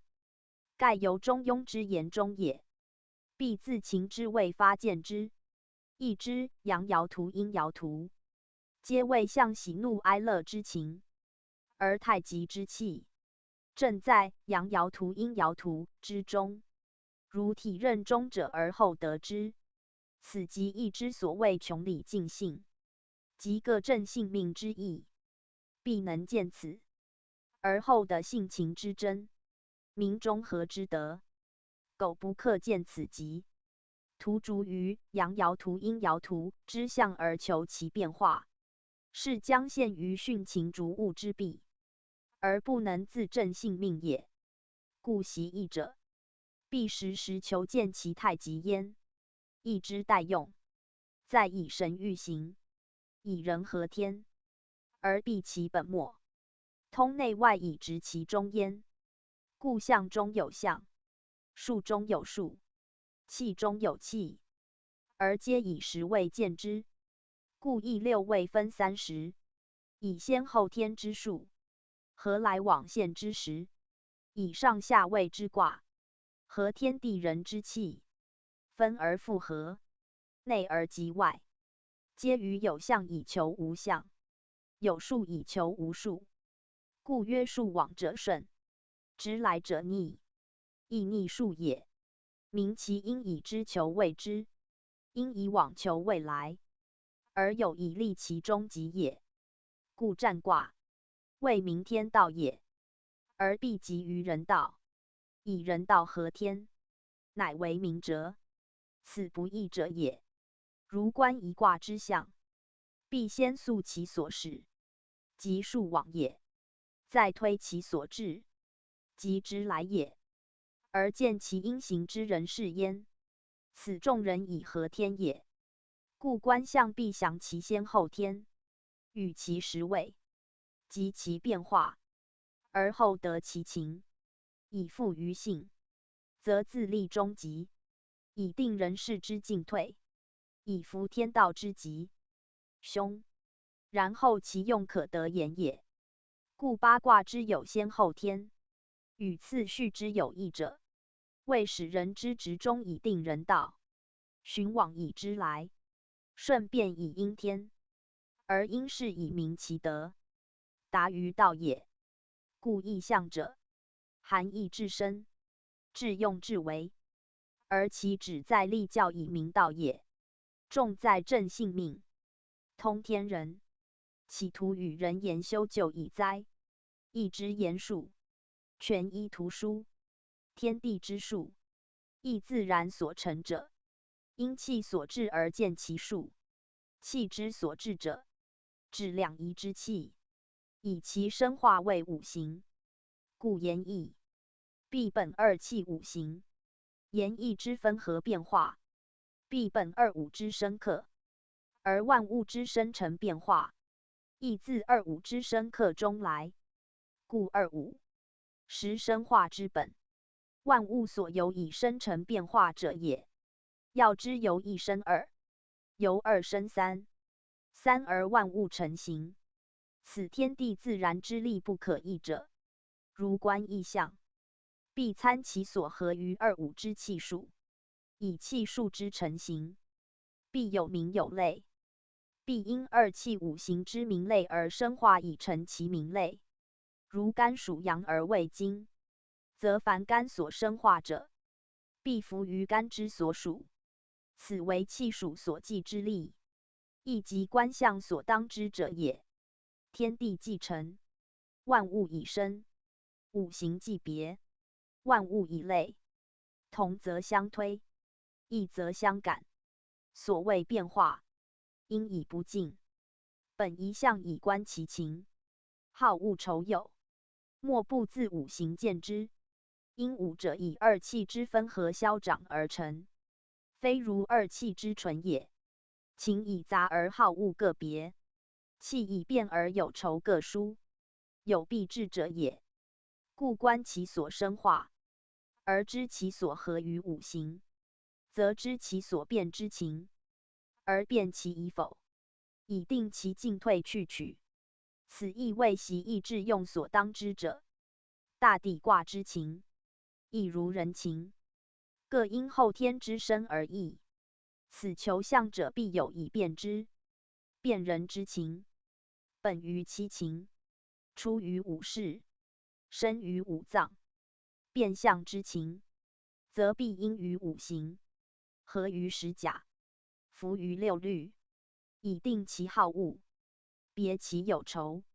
此为观象致用之道，自古以明其利。故有纳甲纳辰纳阴之说，即合数之力，宜先熟之，数于致用，明了无惑。此亦习义最要之事也。习义之先，将所有图例象例列为种类，一一熟记，所应变化之象，自何象来，其所合五行与十位之数，均宜熟习。然后于意象无所以往，读经自能通其意，卜筮自能尽其用。此虽非一日之功，而必先欲求之。无徒如章句之儒，以文字为事，则圣人立教为义，庶可昭于后世矣。宗主附注。此文言亦于向外应注意之事，虽经中未明言，而见系辞叙说各章，皆夫子恐人不明致用之道，故述其教于经外。盖天道人事，往往成相因相应之术，则由于一气所通也。天地人三者，皆一气生化，故天道可变的与人，人事可变天与地，其理无足怪，不特人也。物之灵而得气全者，皆能知。故龙起云生，虎跃风动，以其气感其类也。人的天地最全之气，所感犹速，其因也亦以类。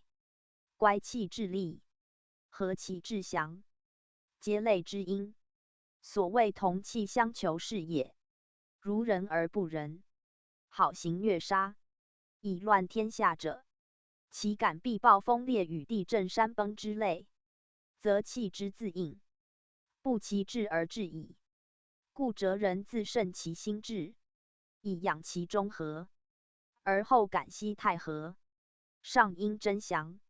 此虽人所不见，实有其力可循者也。无论大小，皆如其气而必应。即一人平居，有何善恶，亦与神鬼应。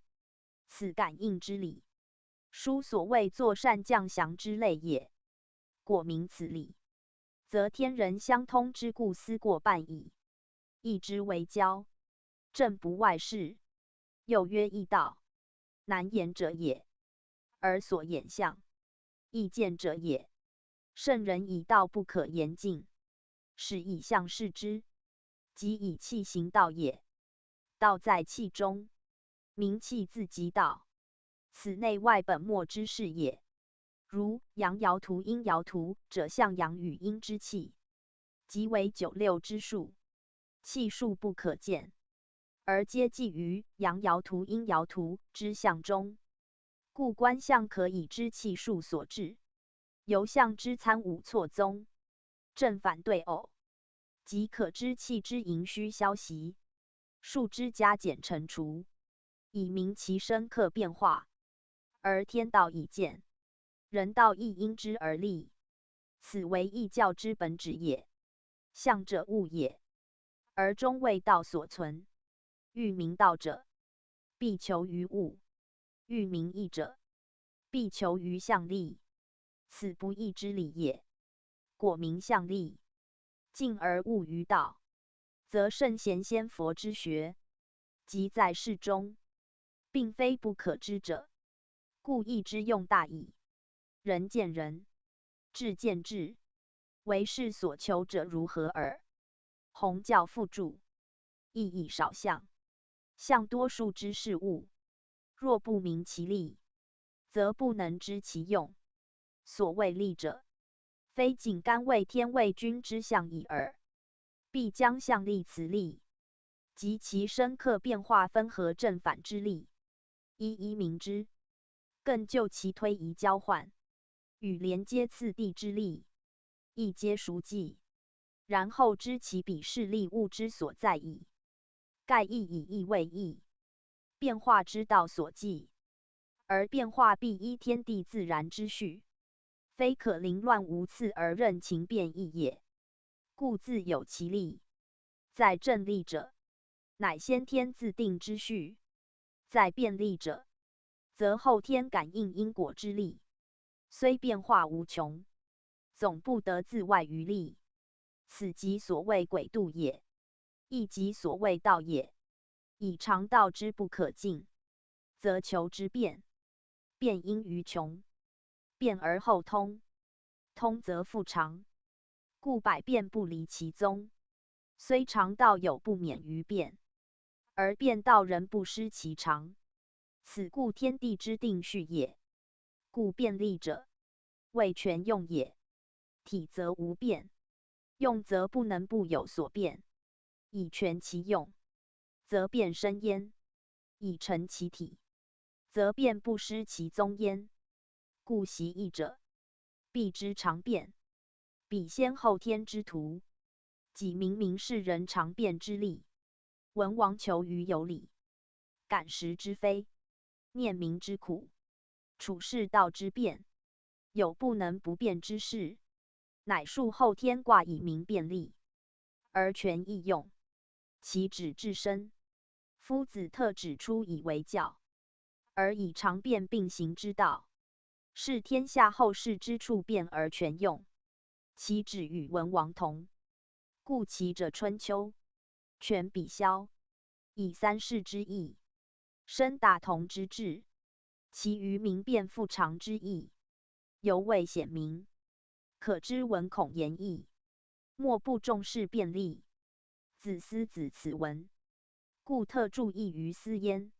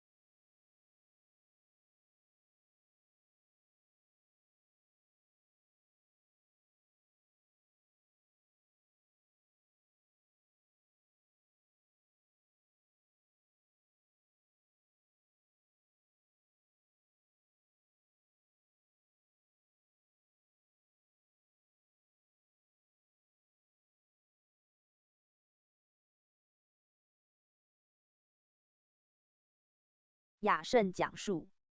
夫子命将易经要义，先谓讲事。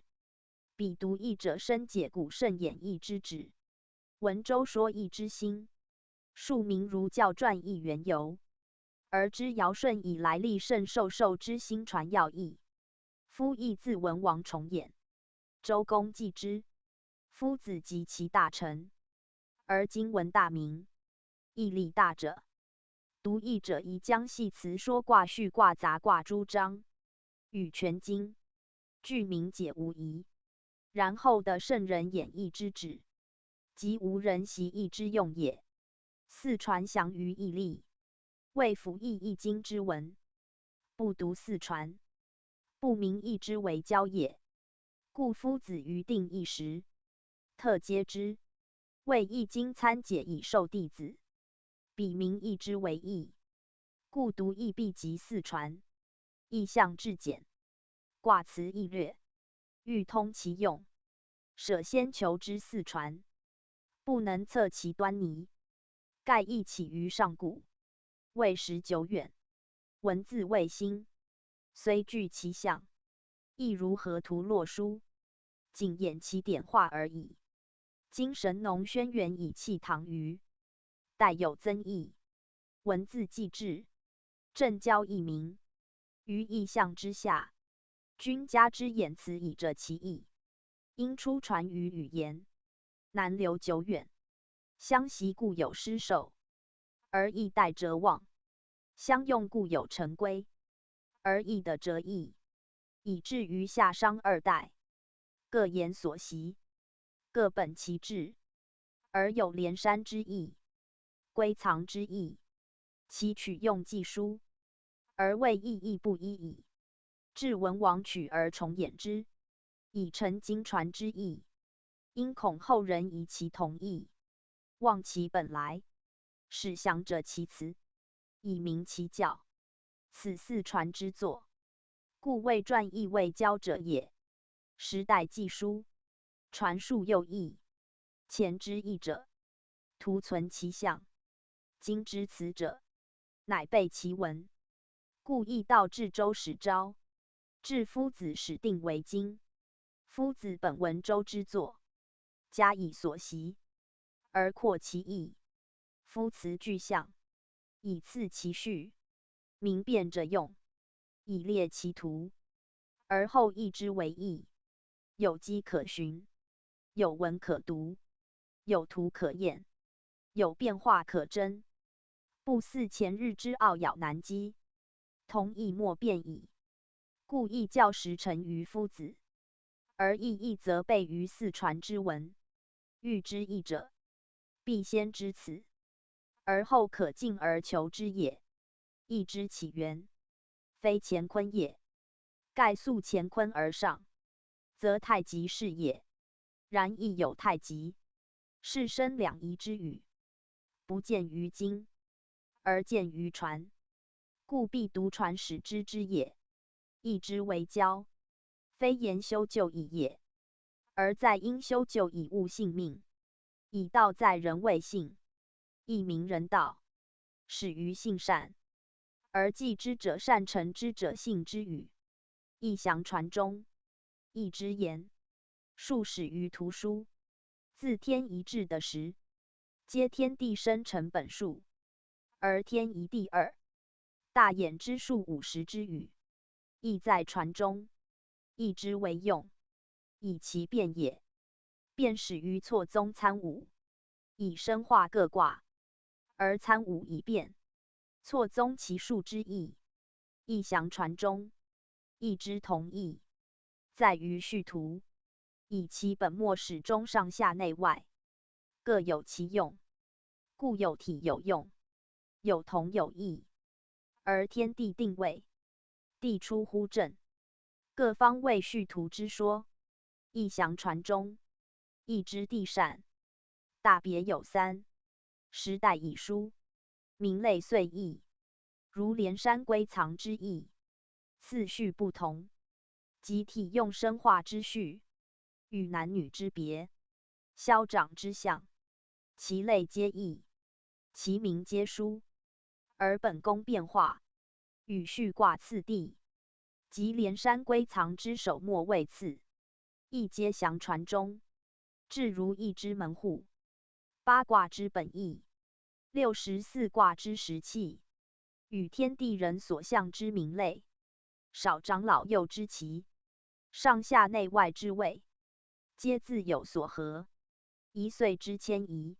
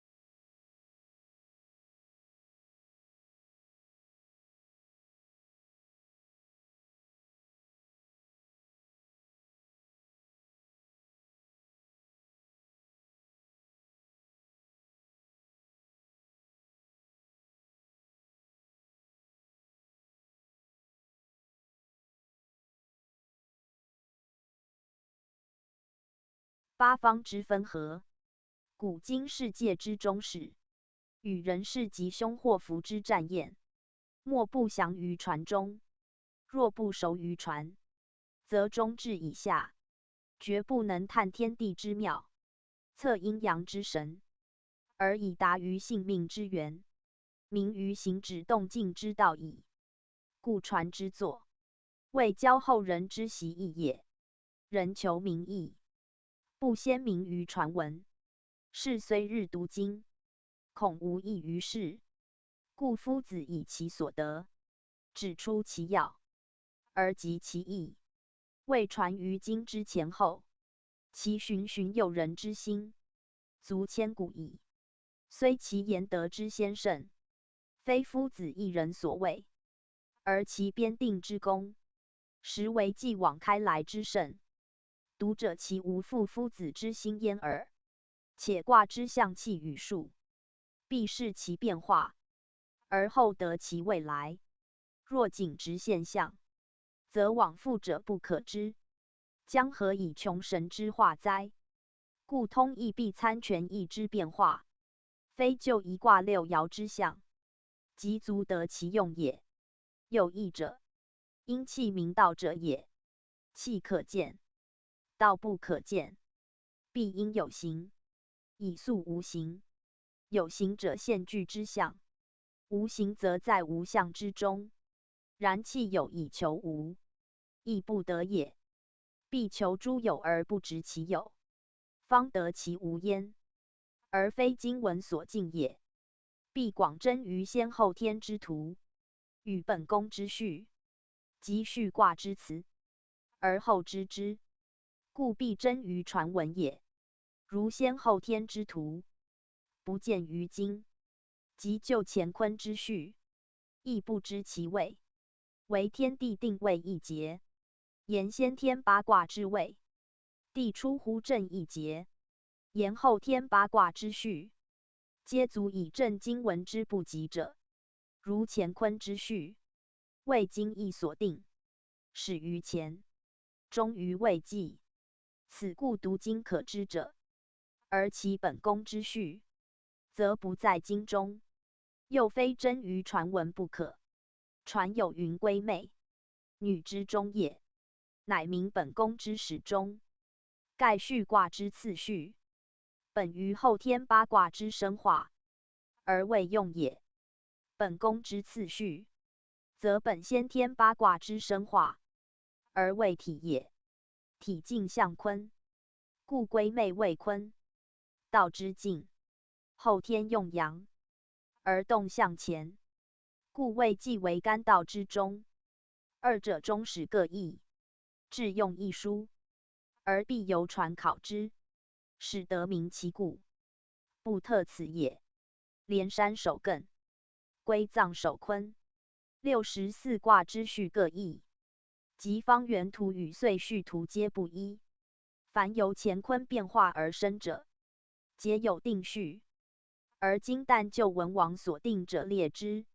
若不真于传，则他意图皆不得知，不读不备于用。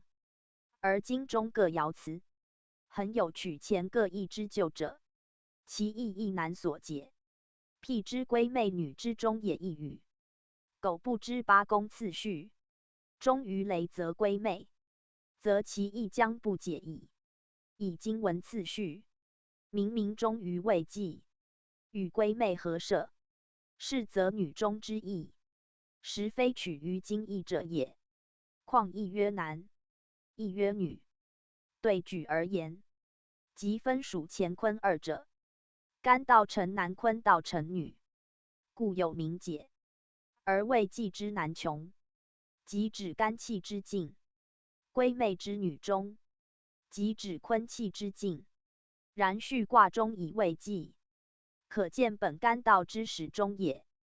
本宫则本坤道，思谓不同，而不同者正其痛也。由于先后天也，合之则同，分之则异。未有离体用谓之者，故一人同。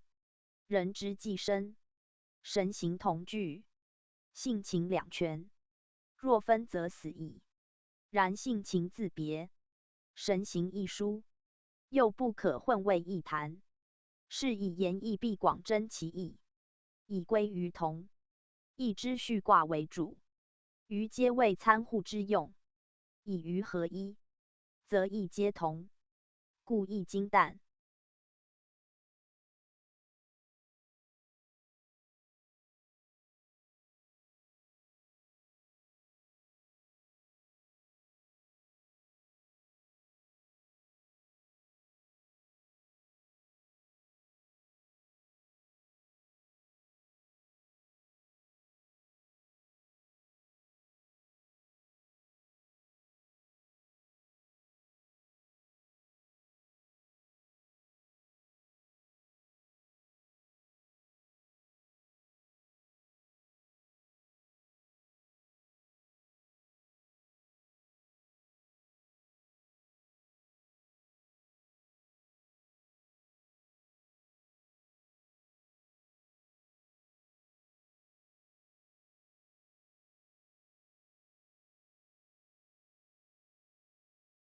取其一，夫子亦人之，而恐人之忘其语也，则被述于传，以为习义之助，彼读者的会通之，而误失其宗也。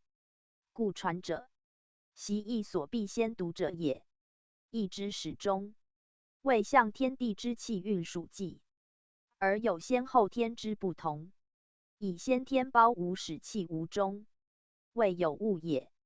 后天则自天地既生，万物皆具生化，有终有始者也。故形神各类，有无异名，道气并行，人天别用，非安其故，不知义之为义也。自太极以下，气于万物之中，谓义天地，而其象则自乾坤始，以天地之外，难具名也。然虽无物而可象，物以名别，必有形与神，象以气数别，故虽无形有神，人可类以名，便以义也。人之生也，后于天地，则人事所观，必在后天之中。虽神流太虚，气道无始，而形现其动，积循于有，不可外天的以言人事也。故文王定卦，素使乾坤，而民意致用，必以后天为主。然恐人之诱于气而忘道，执于有而疑无，遂失所生，不知所归。故卦辞皆参以先天，更于传中补着其用。如天火同人，水的比，皆先天之名，以后天离坎，即先天乾坤，同处一位，故曰同，曰比。不独以天火的水为同气也，所有各卦亦皆如是，意在使人不忘本来，而有以见道于象也。夫义之为教，端重人道，而必先明原始要中之意，不明先天，将何以见其始终，而治其原要之功哉？故先后天之意，不可偏废也。义之有先后天，非二义也，其为用人一致，由人之性情神行，不过静动之间耳。果通其一，则必达其二，如一卦也。但明其后天之象，不足用也，必兼先天之象而易之，方得治其全功，而于人之战验也。亦然，明其所战之卦，此现在是也，必通先天，而后吉凶可侦，变化可见。盖后天为一时，先天则盖来往，亦以之来数往未用，不求之先天，将何以成其逆数之用哉？故义者，不能分先后天而未言。文王之义，虽取后天之序，而用则人本先天，此亦后人全不知之，或真为先，或真为后，偏而不得其体用之权，变而不明其变化之道。虽精精于文字之学，诗规之术，及其的词，亦无所验，反不如街头卖卜者之偶中，其义之不可信耶？人之不明义也。审义道以简易愈繁难，必先明其所以简，所以易，而后可以治其繁与难于目前也。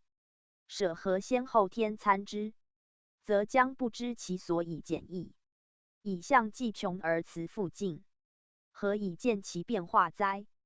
简易云者，言象外也，而能御繁难者，则应有象中象，辞中辞耳。天地之数，由于气运，有定序也。因是皆成往复对待之象，意之所占，悉依此律。如乾坤屯蒙虚宋咸恒纪未纪之类，无非相偶以尽，乾坤也，坎离也，正巽艮兑也，皆成对偶之象，而以往复参错为序。如屯蒙虚宋，其类相反，而相继以生化也。因天地之气，有生必有死，有合必有分，以生克而后成变化，此必治之事也。若不循环，则气绝矣。为其往者必复，生者必化，而成循环无尽之象，使成天地万物之序。如一年也，春秋冬夏，皆相对以成岁，而冬尽必春，夏尽必秋，往复循环，万年不改。亦之气运，正如丝粒，其间变化，或稍迟速，或有余不足，则运气有主客胜负，由春之温，夏之热，秋之凉，冬之寒，或有因否之差，或有反令之灾也。其在人事，则善恶所感耳。然大致不推，以其运序定自先天，故不推也。一意之变化，以后天未用，则有不能尽之之事。何之先天，则无疑矣。盖后天之事，则因人之感召而异，而先天者，则在人事以上，故先天多静，后天多动，合而参之，动静不失其序。若偏一象，则不失于此，必迷于彼。坤之先迷后得，即指此也。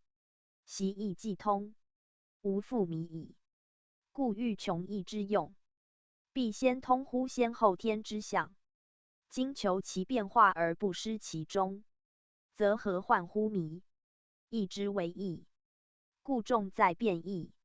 以天地间之物无不变者，有形则变速，不变者必无形之物，故恒存之体必无习，为至诚能之。习则变矣。天地之悠久，亦不习耳。人物之生，亦习一变，故随习而生死，不可复续。此圣至所悲，而必教人以至诚。其无习以免于变，义之为教，其止如是。故世人以变，而使之有替于心，象物随变以尽。谨人之圣其中始，其以卦参五变化，皆明人物之变化不可免者也。因气使然，不复久住，随习以尽，不知归处。故世人以生死自来，即生所归宿；以人道利极而求其成，以穷理尽性而求其合于天地。虽日以变言，实判人之无变也。人异于物，物莫能逃于变，故生死随行。人则有其性灵，本含不变之体，苟处于物之变，而重其性灵，顺天地之气，而存其神；之气数之化，而治其成，则性命故而神气永保。虽在变化中，而不随其变化，超乎物而与天地共存，则真人以上，不为气所贼。是则得道之事，足与言义之教矣。盖圣人作义，为悯人之变而不可久，化而不复归，生而蒙蒙，死而渺渺，不知所来，不知所往，利乎气而不测于顺逆，昧乎数而无责于吉凶。虽秉天地之中，而不能保；虽具性灵之真，而不克全；遂与物同变化，而神形俱尽，实为背夫生生之责，反乎天地之道。故乃为义以告思民，指其去来，明其祸福，象其气数，视其所宜否，而使有所循。更谆谆以言，恳恳其辞，劝其善而戒其恶，导之存审，以至于成名，照之仁义，使尽其性。故其文曰：干道变化，各正性命。又曰：君子终日干干系涕，若立无咎，无非教民知天而立命，修己而合道耳。其事象，必明指天道如何，人道如何，何者吉，何者凶，何者可为，何者宜从，非徒述其修就义也。故义者圣人教民之作也，其以成人之德，谓至诚之行。中庸所谓为天地，育万物者也。夫诚，则明。前知之道，必在至诚；义之来，故重在诚之一字。习义致用者，其细谓私语。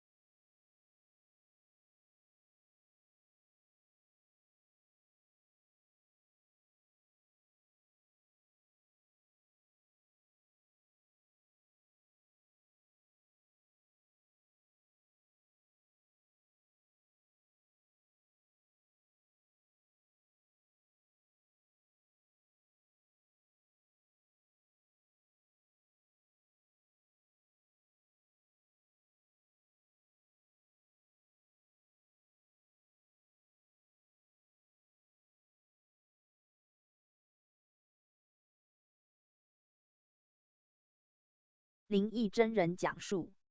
译者：圣人之所以名天道者也，其书传自上古，其文传于后人，非一时之作，故文与象皆谓名义也。义在象先，文在象后。上古圣人览天文，察地理，观物机，知人事，而后拟之以卦，卦以爻成，爻以化成。无化则爻不明，故化有长短；无爻则卦不利，故爻有阴阳。而谓爻谓卦，皆所以象义也，故谓之象。象有未达，恐人易测，乃复以言，言以明象，象以明义。故卦爻文辞皆谓义用。义者，圣人以天地之大，品物之数，有生有化，有成有变，有其体，有其用，有其行之，有其神之，有其动静来去之机，有其升降上下之道，皆因于气，成于数，而有象可拟，有力可推，故以化作爻，以爻合卦，而视其义。谓以圣人之心意揣天地万物而谓之象也，故曰义。由度量也。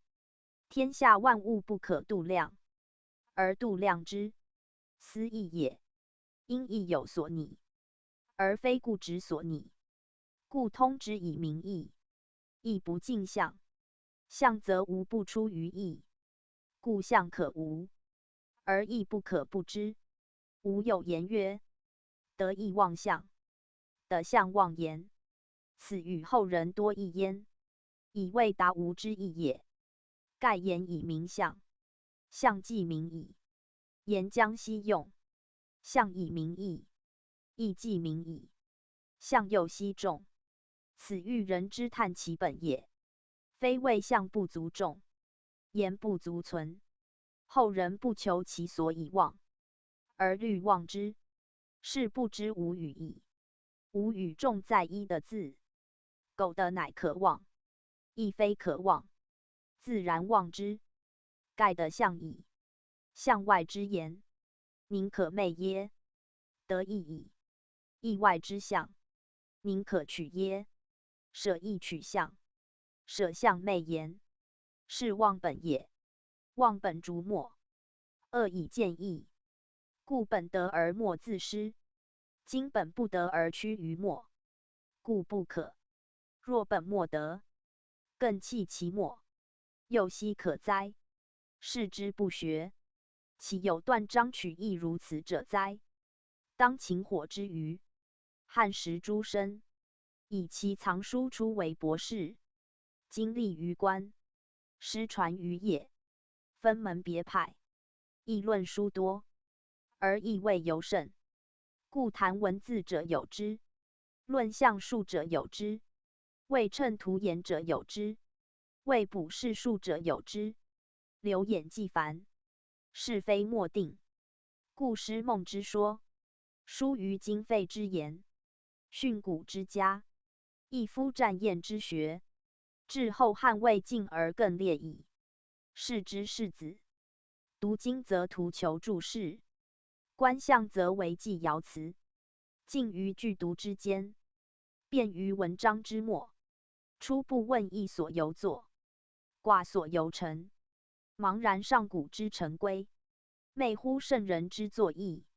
史书同故止，今若据文，义之精义，不得复传。卦爻之神用，不可复示。略明其故者，莫不谓之兴叹也。必幼岁受经，童年习义，自闻黄老之道，何正闻孔之辞，身为义道之宏。今言圣人之义，乃略窥其堂奥，不敢徘徊于门墙，颇愿揭其精华，不欲自喻于糟粕。思发书笔见，作为之言，说诸文辞，则众求其利；考诸图象，则众得其用。因为探本之论，始有妄象之言。夫象可望，而不可望；言可望，亦不可望。斯语也。盖以其深入之心，为上知之事而发耳。岂为初学者所轻乎哉？义道难习，圣人之心难见。此故人所共之闻者，而曰不求于言与象，足以尽于义。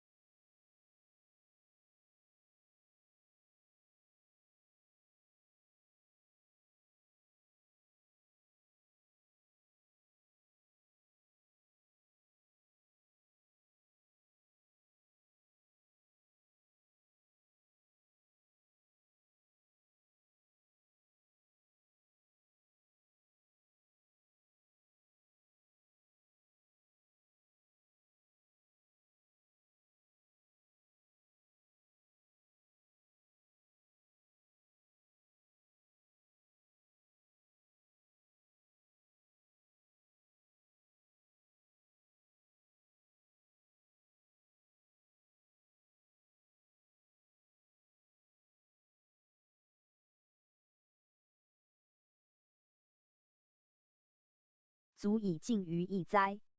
故言不得忘，象亦不可忘也。有志之士，因言勿象，象得而言自忘，非言忘之可嘉，乃得象之足许。因象勿义，义得而象自忘，非妄象之有成，乃得义之可贵也。象者圣人明义之用，非重象而轻义。苟得其意，则象可有可无，且由一象可推至众象，象之不负众也。明矣。言者圣人是象之辞，非重言而轻象。苟得其象，则言可详可略，且以一言而引申万言，是象得而言可忘也。亦明矣。故忘言者，必以得象。妄象者，必以得义。苟得义矣，义与心通。古人与我一致，今亦可服用。岂尽言象之妄矣哉？然而未容易言也。浅学之士，象之不是，必假图于言；义之不明，必借镜于象。此又可断言者。故无谓之深曰：言象犹全与题，未得于兔之用耳。苟得于与兔，自忘全题；若于兔未得，安得不求之全题哉？此欲信以切矣。而后人犹不知察，谓无谓扫象，有失经旨。夫岂无之所料哉？立言之难，于兹易信。夫亦圣人之作以立教也。教人知天道人事之常与变，立身处物之顺与逆，非谓文章也。天不爱道，故龙马附图；圣人不爱教，故卦爻是象。然图出龙马，为天道所忌；象成卦爻，为圣教所存。今若执龙马以论图，而忘天道；执卦爻以谈象，而忘圣人之教，恶足以尽图与义哉？故天下独异，曾不知义之用；尽人习象，曾不得象之用。以失其精而逐于末，虽辩匪智，虽才匪道，小小合意，孜孜奚味。此为编三绝之志不传，而传此十义之文图颂也。夫义之初，仅有图画，其象至简，简以示繁，故重在通其变。一象而万变，一卦而千例。苟不会其意，则将虑天下读者死于象下，而莫明其神用矣。言之初亦胜卦，后胜以未尽也，未续之。于是言有一辞，文有异义，贵通其变耳。言有难通，必求所出，言出于象，一象而万言。今若不求之象，而逐于言，是虑天下读者穷于言下，而不得其旨归矣。是故习言必尽于言先，则为象之求未得；习象必尽于象先，则为义之求未得。得其义，则圣人之教了然矣。是谓探本之论。不然，亦起义名哉？徒熟于辞章，工于训诂，同盟之事也，岂学士之所恶乎？故民义必求义之用，习义必推圣人之心。圣人之心以象通之，以言循之可也。谓言与象，即圣人之心，犹未达矣。故以象求义，以心应心，杳焉如明，昭焉如神。天道无垠，圣教永兴，非学者之所至乎？且夫义之为书，自伏羲氏始，其实上古，犹在道化之际。人皆乐道，物皆顺身，为清净之所宗，道德之所重，绝后黄老之学所本也。故义之教，道教也。伏羲神农皇帝启之，尧舜禹汤文武周公孔子成之，圣圣相传，宗风未坠。虽变体有连归之意，而本象人乾坤之名。虽致用有先后天之殊，而原始药中悉弃数之。序。故一义万用，万书一本。即今周易出自儒者，而名类图说，犹存于道家。外象天地人物之身，内应性命神行之道。其一致不二，至中至和，不独通中庸中和之言，亦可证道德报义之旨。故无儒道之分，老孔之别也。故在儒释亦为六经之首，明信道之源，为立圣经一心传。孔门为言所见者也。若自道家释义，则干道性命各正，更向内外通治，清净无畏，则吕谦之极；顺养抱一，则坤训之宜。盖自上古真人之修，垂为后世道家之教。其言与象，足与黄老之书表里，庄烈之说印证者也。故义之精微，直通天人，庞达一切，立圣成德，诸家立言，莫不归本代宗。朝宗海弱者也。故谓义为一家之言，无宁为诸教之经，未卦为伏羲文王之作，无宁为上古传真之本。此非可于言文所尽，象爻所得，必尽而求其义者也。故义之为学，真乎言文，不过谓之节之求，同盟之所至也。直乎爻象，不过谓物表之拟，比理之所谓也。欲通其意，会其规，得其情，圆其始，则必似置于言象之外，而玩所乎圣人之教耳。且夫意象本于河图，卦爻分于太极，河图之数，成于天地，而五行元二气也。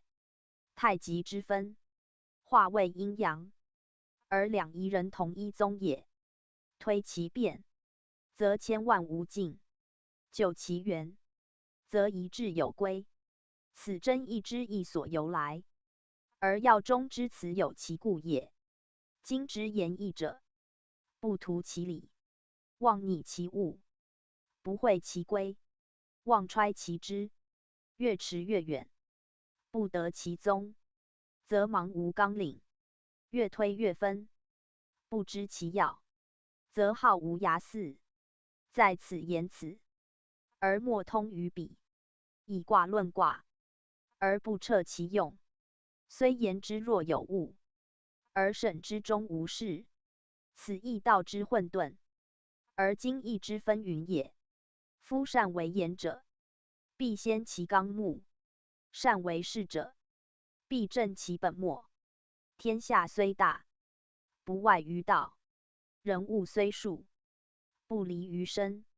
以简喻之，则智有余；以分理之，则力不足。故老氏贵守一，孔子贵治中。中与义皆天下之大本也。得其大本，知业从之，治其中一，变化见焉。虽卦有多变，爻有多利，象不可尽，而气异也；言不可穷，而数异也。气数可通，神用乃见。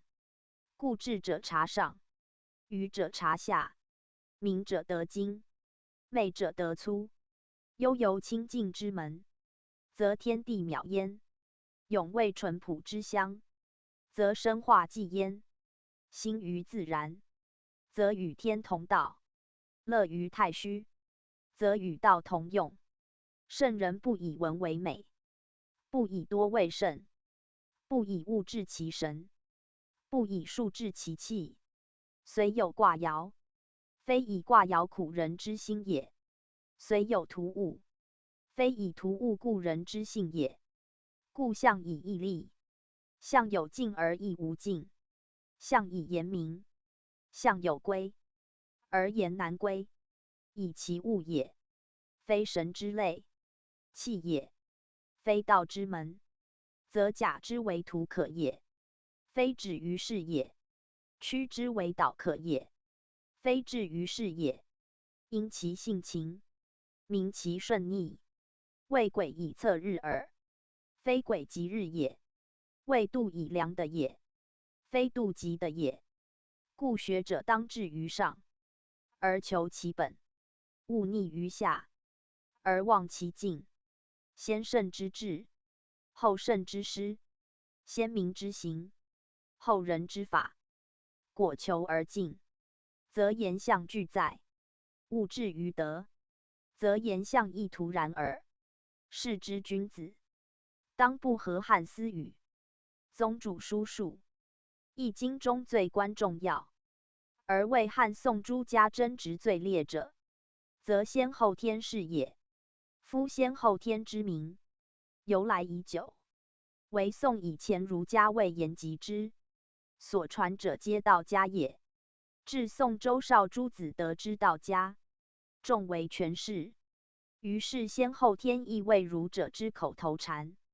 而汉学派则非难之，谓非经中固有之意，非孔门传授之词，公节纷纭，莫衷一是。其实先后天云者，意象本来有之，不独意象有之，即凡天地间事物，数与气之推迁变化，时与未知地善往来，无一不有先天与后天之分也。就意象而论，自伏羲出画八卦，后之纪者，有连山归藏周易，其事记忆，其用一书，则其名与义，自有前后之差；而其体与用，自有正变之别，则虽欲不为先后天之分不可得也。易之言曰：先天而天弗为，后天而奉天时，则先后天之名，故非后人所臆造者。就易卦象而辨其为先后天，故以名圣。从易文辞而推其属先后天，亦以者圣。所习秦汉儒者，未尝错义，不谓著名，未尽以降。扫象之习既行，则关乎此类名义，更无人说起。此易学之荒废，象数之失传，何宜乎道家独得之真？故先后天实无可非议。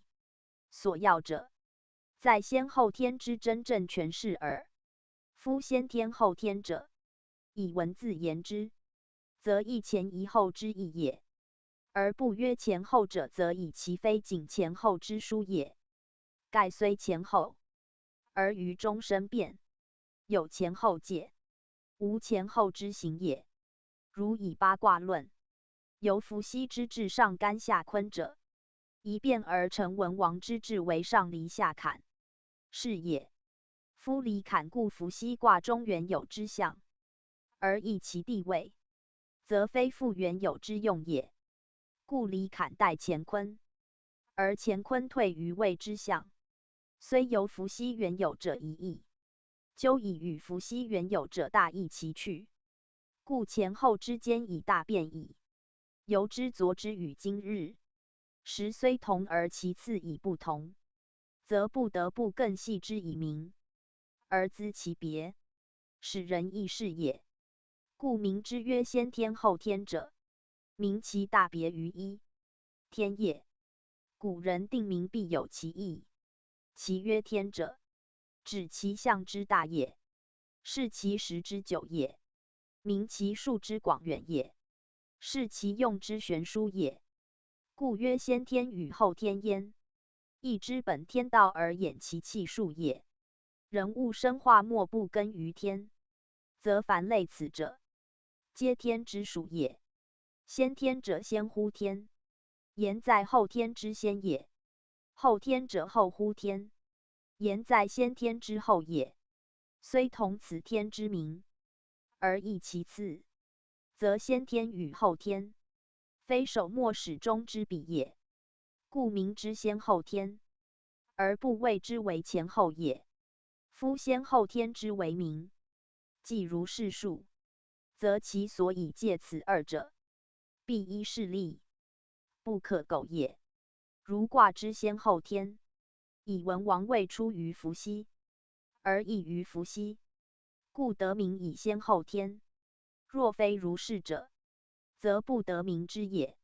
文王之意，虽全与伏羲卦同，而其地位不同也，其次序不同也，其首末始终不同也，故其用不同，则虽同一卦，而各异其意，此由同而异也。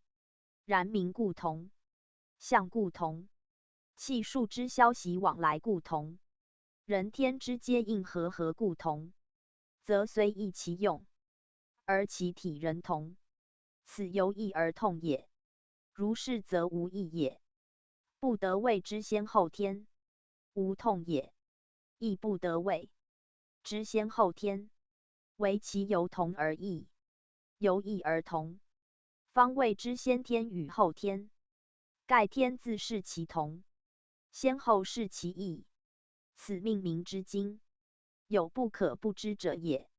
夫先天后天之别，亦有可得事者，则由于气数验之也。大抵象之所观，皆气数之所致，而其属先天者，在于气化；属后天者，归于形身。凡由一气所分，一之所判，统系昭然，生化不乱者，皆先天者也。其由二五构精，阴阳交错，有合则化，有偶则生者，皆后天者也。故先天之象简以纯，后天之象杂以繁。先天之生化纯乎自动，后天之生化必以合。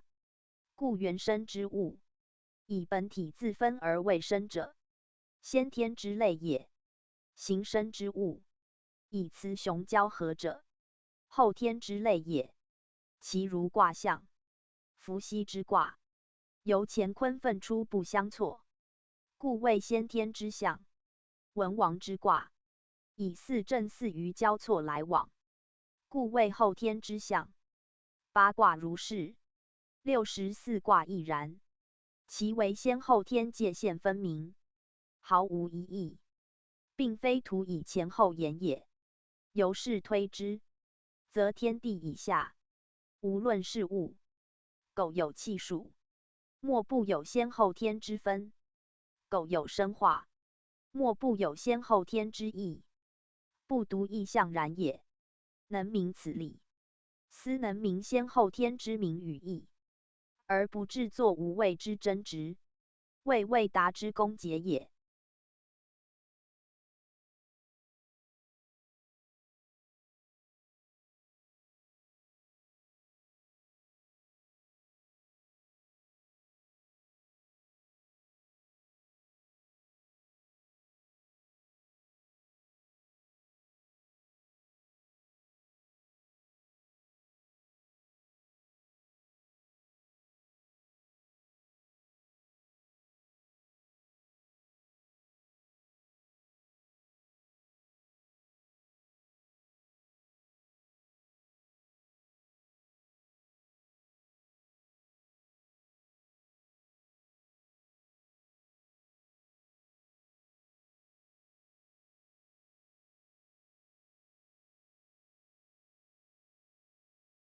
图像，宣圣讲义，义之为书，自来景具象图，无文章也。至唐虞以后，始由象而增以字，由言而演为文，文字既传，图像反会，此则后人舍本逐末之过也。要知伏羲画卦之时，未有文字，而语言可口传，不可记录，仅以图像载之版册，而将意义传于语言，果不得其师，则不明其意。图执图像不能通其用故也。然既有图像赋的失传，则虽无文字可诵，而仍有语言代示，其传不失，所资于图像者大矣。即用文字之后，则意义均宣于文章，图像之玄微反不若文字之明显，故文章日多，而习者不知重图像图习为文章演讲，文字训诂，不复从图像中就其精深，弘其体用，盖自周秦而后，亦知图像已见亡矣。然今之所存者文字，由文字而能探义之用，亦由古之仅有图像，由图像而能尽义之意，其得失颇同。要皆偏于异端，不克见义道之权，是以欲明义教，必兼图像文字而并重焉。以文字示图像，则无呆思索之烦；以图像正文字，则不蹈虚书之弊，是义之为书。二者不可缺义也。今日之义，多有详于文字，而忘图像，虽卦画犹存，而图像不备，兼有补者，而不得编列之序，不解体用之道，虽有其图，不充其意，是皆一本之失。兹既讲义，当先正之。彼图像之用，与文字同，文字之精，与图像合，则习是书，能直探古人之心，而有以昌明义教，其所益于世，亦大矣哉！义之有图，自伏羲以来意见加多，至周大备，秦汉乃夷之，连山归藏义，皆有图以别其用者，无图则不知有何以义也。古来图像，皆为计气数之变，明天道之用者，故曰图谶，以其明未来之事，和神鬼之吉凶，为占卜之所凭依，是人祸福修救者也。故图与卦同一用，虽简略不文，而足以计数明辨，如河图洛书是也。一切图像，皆始于河图洛书，故二者为图像之祖，亦易卦之所本也。易之图像，自不外河图洛书，而河图洛书，非独易所有也。易之所有者，如太极图、两仪四象八卦图、64卦图，及伏羲先天卦位、文王后天卦位、64卦分合变化诸图表，与卦象生化，卦气奇偶，卦用分合，其余合日月之度，参音律之术，纳干支之气，明师归之情，以及各卦变例，序卦次序，天地人之位，来往之时，各有图表以记其用，皆同合图洛书，谓义之图像也。其间既经遗失，不传已久，后人虽补之，有未能合原本者，应逐一审定，明其次序，以为习义者之途径，亦以少数古译本之精神，读者其留意焉。宗主附注，夫子所指图像，皆易经原有而失传者，古本亦仅有意象与图，而无文字，后人加入文字而移图像，是舍本逐末也。不先求图像，则不知义之由来及其变化，虽读经传，不过为记诵之用，而不能直探天地造化之源，人物生成之本也。故夫子谆于图像之审正焉，考古本义，凡于先天后天之异同，及伏羲文王连山归藏义之分合，皆自图像辨之。若舍图像，则皆浑然莫别，即如先天方位，与后天不同，非有图名之就不知何谓而已。且卦爻中之文辞，何以10千及本卦爻之外，而其变化更何从推溯？此皆必由图像证之，方得其究竟也。不过一之图像，有必要者，有次要者，有无足轻重者，自有统系可循，体用可别。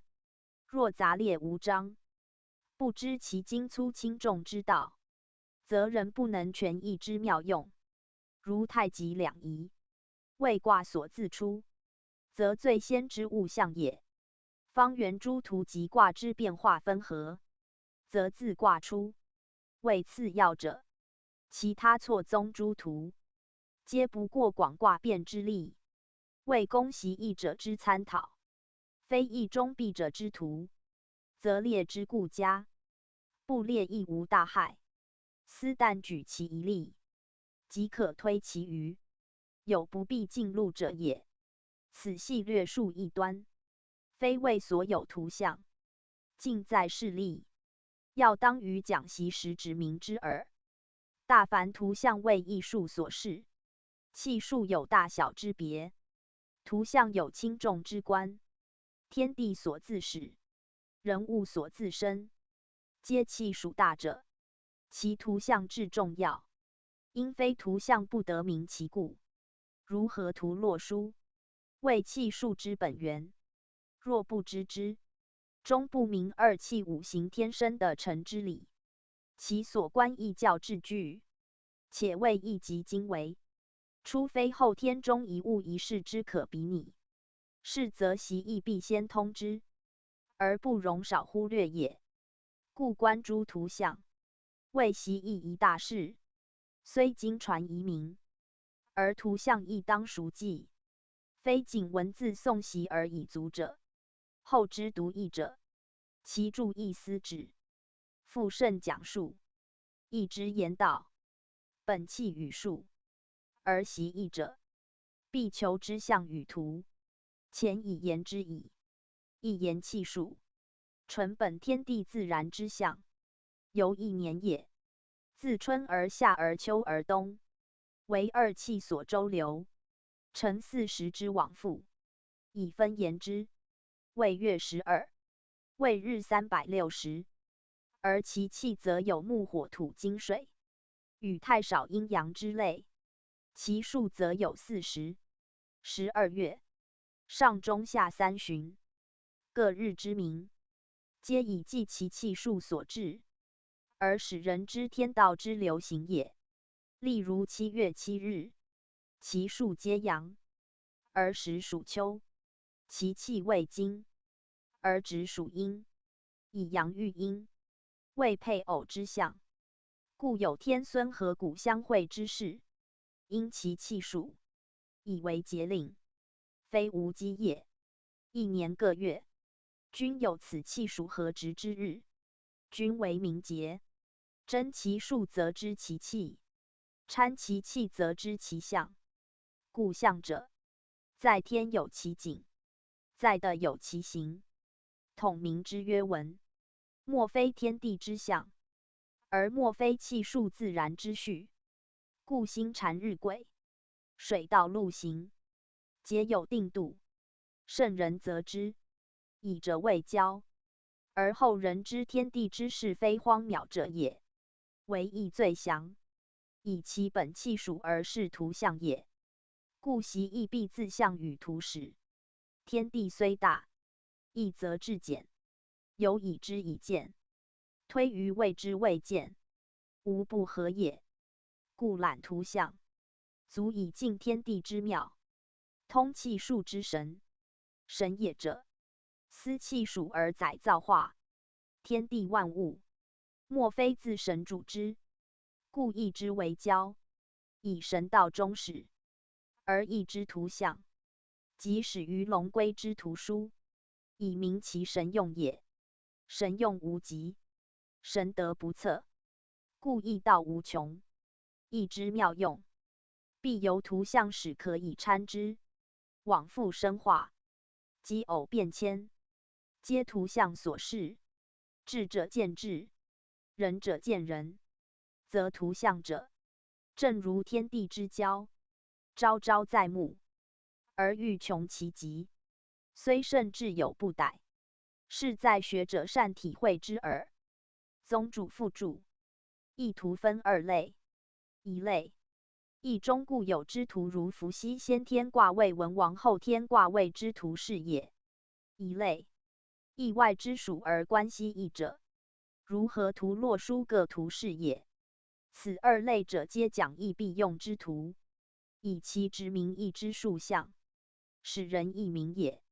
此外又有义用之图，如者归之数，纳甲纳殷之序，与合日月七阵之度，岁时地理方位时令之序，皆为推广义用，明变化而行鬼神，为后来卜筮堪舆择日，及依巫方纪家所本，与五行生克，八方望乡为后人六壬六丁，奇门遁甲之说所自出，与道家兵家之用同，而莫不本于义之象数者也。言其至今，则内宫皇庭修养之道；言其实用，则日用及凶趋避之方，皆必真之于义，而后合于天道也。故名此类曰义之符义图，因是义之实，似可勿用，而及义之用，以穷天人之道，则不得乎之也。故义之图说，应分三大类：首则述义之源以溯其始，中则明义之道以阐其所运，中则推义之语以广其用之神，而尽其道之全也。盖义之为图，自来无多，中经脱略，更不足全其用，今必为补之，使习义者得明义道之大，而知义用之切于日用也。故图所录，必是所需，苟非必载，则勿多录，免后人不明图之用，而以为无关轻重也。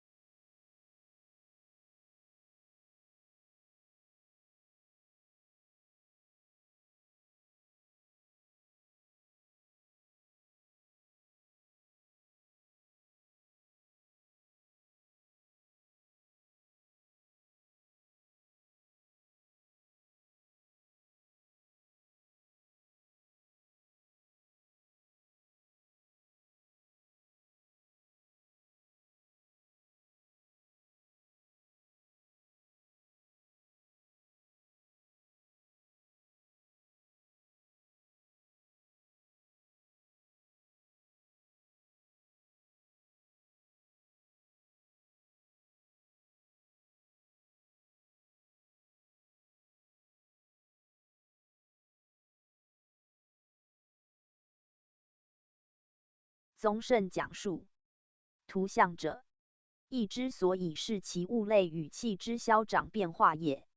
如干之为干卦三爻图，坤之为坤卦三爻图，而乾坤合为泰或否，变位复或构，则成其象如泰位，泰卦六爻图，以乾在坤下；如否位，否卦六爻图，则坤在干下。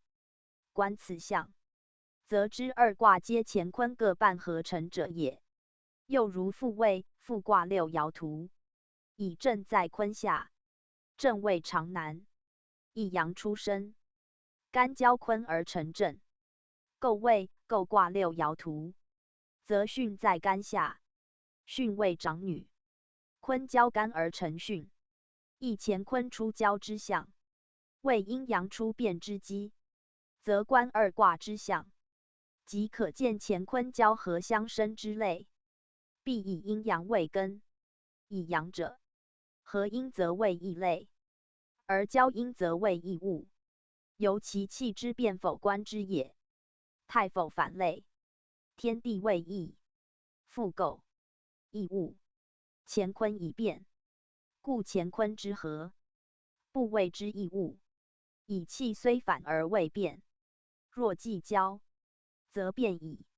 如巽正为乾坤所变，其气与乾坤殊，故象异义，则观象可知气数，而得象可辨物类。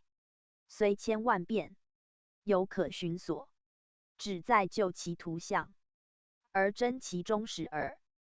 故欲知一之名物别类，必先审诸图像，夫列图观象，以探其本末始终。必先察其体用，及其变化，而由大及细，由卦及爻，由内及外，由出及中，必求其所生成消长之数，盈虚变异之气，而更比类及物，观其中爻，校其互卦，以与本卦参，而后可得其故焉。盖图象者，以物视其气数，非一物一名可以尽之，必求其始终，及其变化，而后知气数之所至，与物类之变，性情之分，各得其真。如天也，非谓苍苍其色已耳。知天者，必考日月星辰之行，风云雨露之变，神鬼之德，生物成物之道，而后得天之为天也。故观卦必珍诸一切，必因其生辰来往，而定其吉凶祸福，则由明其情性，知其好恶故也。所好者吉，恶者凶，所生者福，克者祸，故必详求之，而后可言战验也。夫图象者，如地图焉。习地图者，必明其地之所在，即明物之所出，并其山川田野之势，连接境界，道途远近，人物之所安养，皆熟知之。若仅闻其名，则何益于用？故察卦贵明其用，而列图观象贵详其变，非仅视其名，记其形，即足也。且观象重在观其变，生成变化，为天地自然之数，以天地纪奠，凡物均以对待而生。对待者阴阳也，有阴必有阳，有生必有死，故有名必有对待。生以死名，长以消名，善以恶名，美以丑名，以相形而成故。有此即有彼，即由一阴一阳之相偶也。故阴阳者，非指言气，凡对待以明者，皆阴阳之类也。人执阴阳为气，与不任有阴阳，皆不通道者也。果无对待，则无阴阳。如天地之先，则无阴阳。故太极既立，两仪随身，不曰气而曰仪。即名其类，不限于气也。无论是物时谓之名类，皆有阴阳，故以夷名。夷者，言明而示义，指物而辨情，亦由象也。凡物皆有两象，故太极之后，必生两仪，而易卦之变，必相对待。如乾与坤，坎与离也，其序也，亦由对列而成。观其对列之象，知阴阳之错行而不稳也；观其变异之序，知阴阳之交合而不乖也。大知立天地世界之生成始终，小知立人物日用之起居作息，其数不可议，其气有必至者，故必列图以观，详其始终变化，而后得其性情物类，以治其用，绝非昧昧者。图于一卦一爻之辞可求者也。亦以乾坤终始，而溯源太极。乾坤为两仪之最大者，亦为万物之最先者，故能始终万物，无不包容。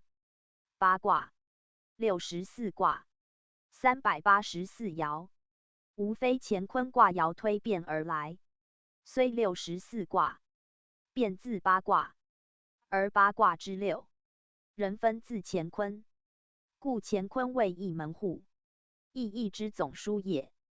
干道向天，坤德向地，乾坤即天地也。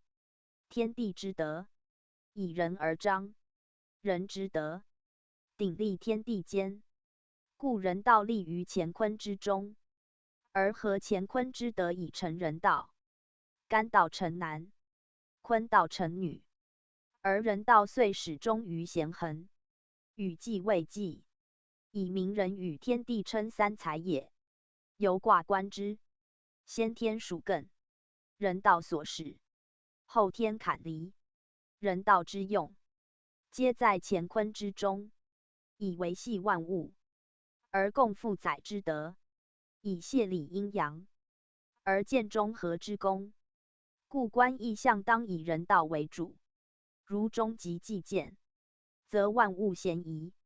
此六爻之德，以中爻为重也。大地圣人以义世交，守重人道，虽尊天地，兼万物，而以人终始之，故曰：天地大义，人终始。观象习义，必求乎人道所存，而后圣人之心可见也。夫义者，是人以变义也，以天道之变义，定人道之变义，以人道之变义，合天道之变义。故以天人为言，天道至为，人道则显；天道无位，人道则勤；天道无名，人道则重。位类极殊，而必其之一之，此所以谓之义也。由象言之，同此八卦，而体用书；同此六爻，而动静书。由数言之，同此九也，而老少书；同此六也，而上下书。故谓物简，而谓义重；谓名义而谓类多。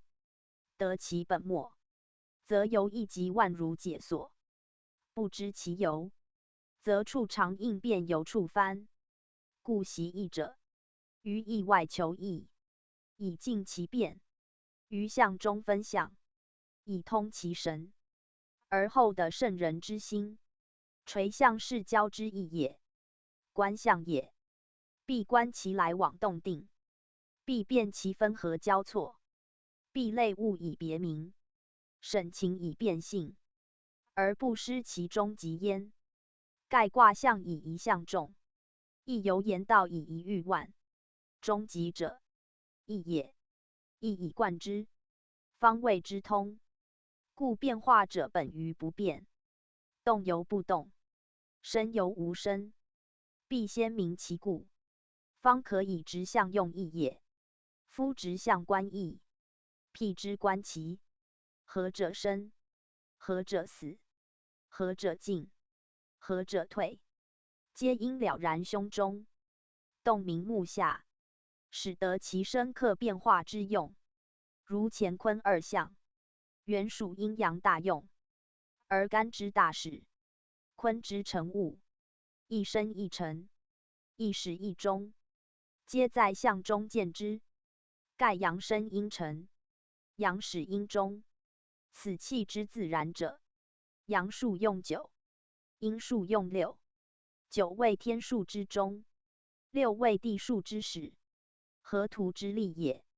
以阴代阳，以始至终，循环往复，以成其用。此数之自然者，合气属观之，则知象之生，死进退，分合消长，无不明了。故曰观象之术，观数之气，数成于气，象见于数。由上言之，明气出于道，得道之事，不言数象；由下言之，则气无形，复数以形；数无质，复象以成。不求于象，安知气数？亦逆数也。由下推上，有以知求谓之，故必自象始。此圣人教人观义之道，以中人之智，必如是也。若不明象，何以探义？又何以探天地之妙，万物之则哉？故观象贵精，悉亦一系也。河图歌天1生水的6辰之地2生火天7辰之天3生木的8辰之地4生金天9辰之天5生土地10辰之一6在北27居南3 8居东4 9居西5 10在中。宣圣讲义，一传曰：河出图，洛出书，圣人则之。此言河图洛书所由来也。天地之间，运行者气，计量者数，显示者象，而主其中喻之以合度者道。道兼神行，气数则神之见也，象则形之成也。凡天文地理，可计可指可明者，皆不外此3类，而皆不离乎道。合图者，天地自然气数所赋，而成其自然之象也。盖天地既变，神形全具，有其气者有其数，有其数者有其象。合图之初，以象之显也；其象之所示，则数也；其数之所在，则气也。气有阴阳，名曰两仪。言既生成之后，必有此两者之质，以为其成物之本也。两仪化合，遂分为水火木金土5者之气，名曰五行。言两仪既化，必有是5者流行其间，以辨其性，而别其类，亦物之始成所秉者也。两仪既见，五行乃明。二五构精，万有始生，此属天地万物生之本，莫之能外者也。五行之气，因二为五，虽五人耳，然言其本质，必自五者始。后人或云为4，或云为3，其义大同，就不若别之为5。是合天地自然之气与数，是正之合图，可见其旨意。合图之中，点化成象，自一至10，各相连而不混，相离而不乖，其数之自然，足见其气之自在也。气之动也，以二气之分合而后化，故生成之数，必属于天地。天地者，二气之所主也。物之生化，以五者为类，而水火木金土以变以明，以成其五行。水火木金土者，五行之所主也。故合图之数，生成自天地，而民类止于水火木金土，而天下万物莫不尽于世。是故河图之象，即天地生化终始之图，其气与数，即天下万有分合变化之本。斯所以为天道之所见也。而圣人则之，应以明天道，以立天下万有生成变化之规，而数之为义，则河图者义之所自仿也。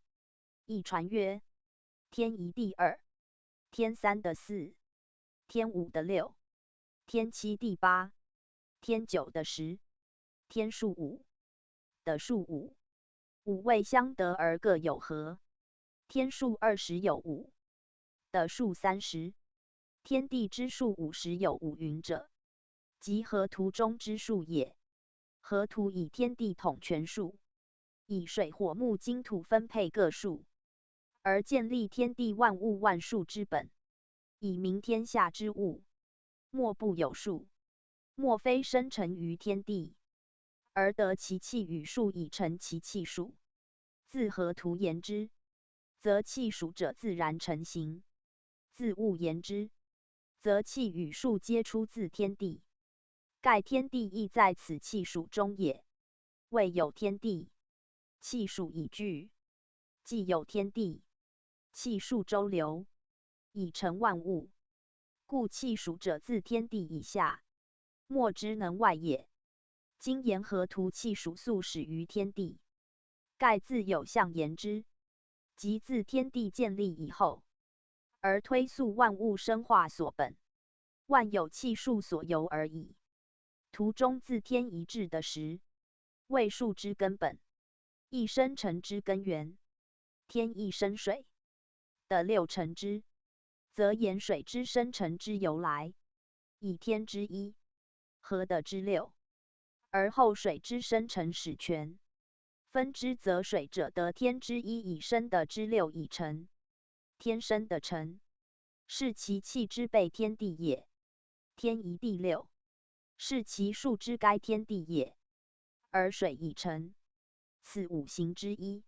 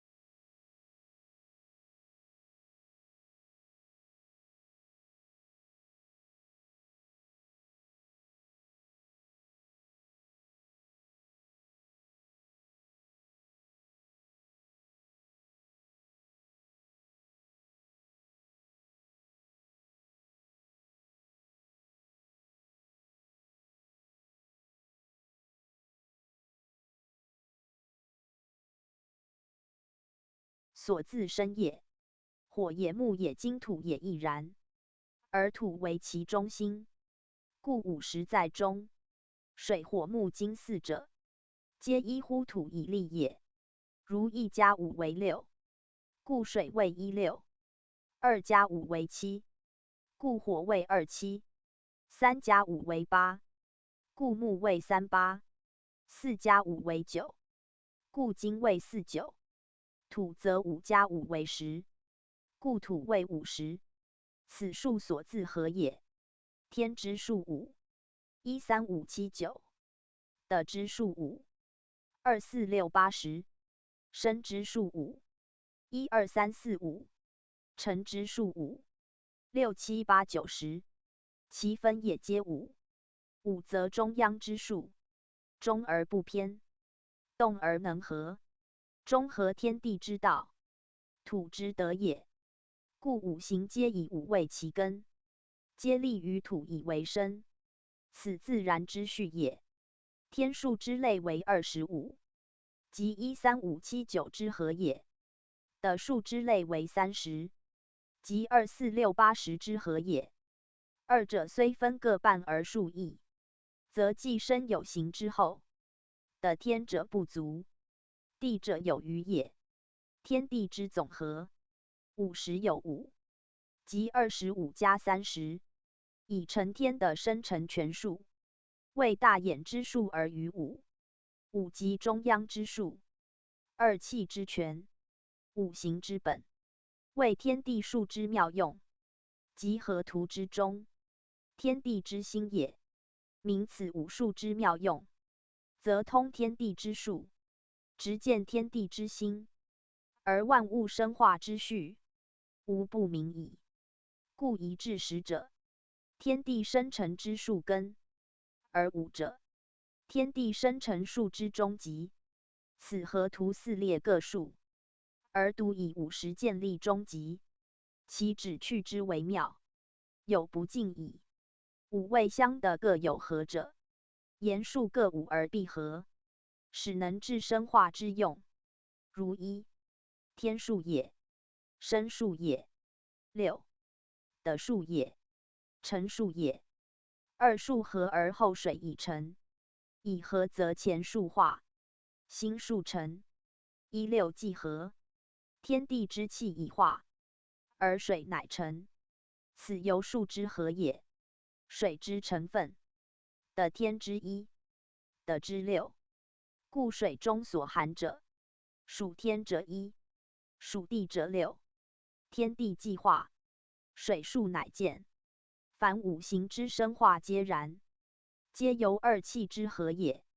五行亦有合矣，如水与木，木与火，火与土，土与金，金与水，各以其合而生化万物，则各以其数之合，而生成心数，故变化至无穷焉。然二气之合与分，恒相得，五行则或得或否。如水与火，火与金，金与木，木与土，土与水，皆相害相制而不相得，则数因之亦有相消相除相加相成之意。其相得也，则生成之；其制害也，则克化之。由其数验之可知者也。故天一宇的6合，一阴一阳，合乎道也。若天一宇地2，则不能生成矣。若天一宇天3，更无所生成，以其不相得而不能合也。故生化之序，必因相得而后合，合则生成之功见，不得则相反，反则变化之数成。故天一致的10之数，10包举天下生成变化之数，以至无尽，不可计及，而莫外于合否2字。由是可见天地造化之源，万物生成变化之序，皆在河图中，辗转推求，以穷其气数所致，则无不知之。如天一地10之数，10数之根，二气者，气之本；五行者，万物生成之本，皆造化之始基，天地人物之原直。由一而二而三，而后万物以生以成，其道故昭昭矣。二者两仪，三者两仪合化五行是也。二五构精，妙合而凝，天地应运，万物化纯，此由三而生万物也。故合图天地之数，生成之本数也；五行分合之数，万物所自生化之本也。由其未言之，则按乎天地之定序，南北东西方位，而相得者也。故16以水居北，38以木居东，27以火居南，49以金居西，50以土建立中极，以因四方而通天地。此地为世界中心，凭之以测天地之生长万物。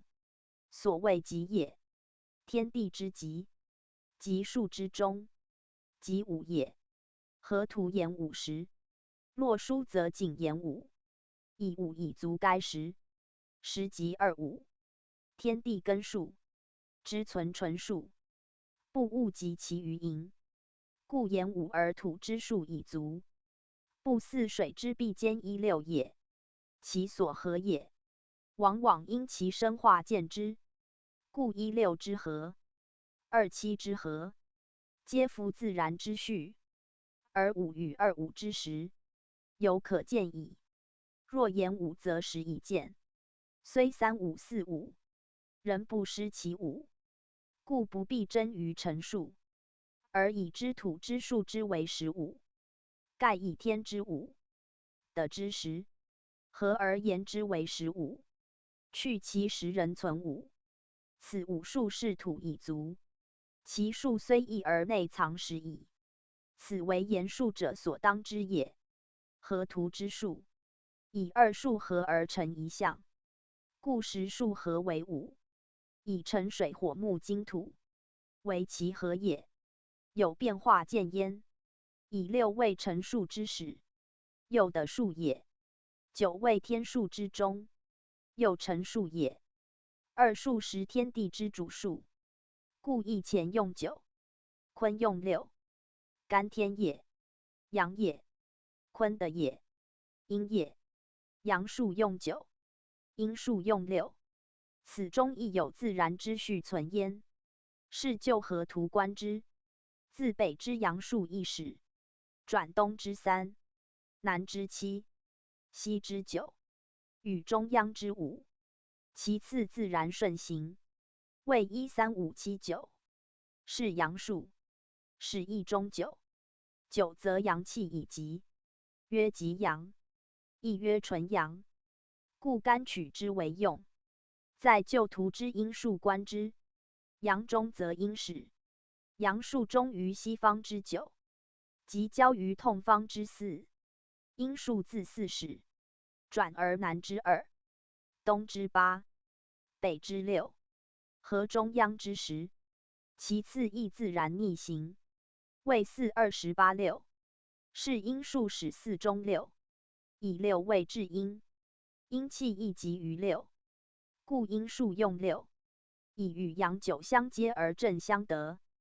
盖以图平列其数观之，阳之数自1至9，阴之数自4至6，自成一环，不待一役。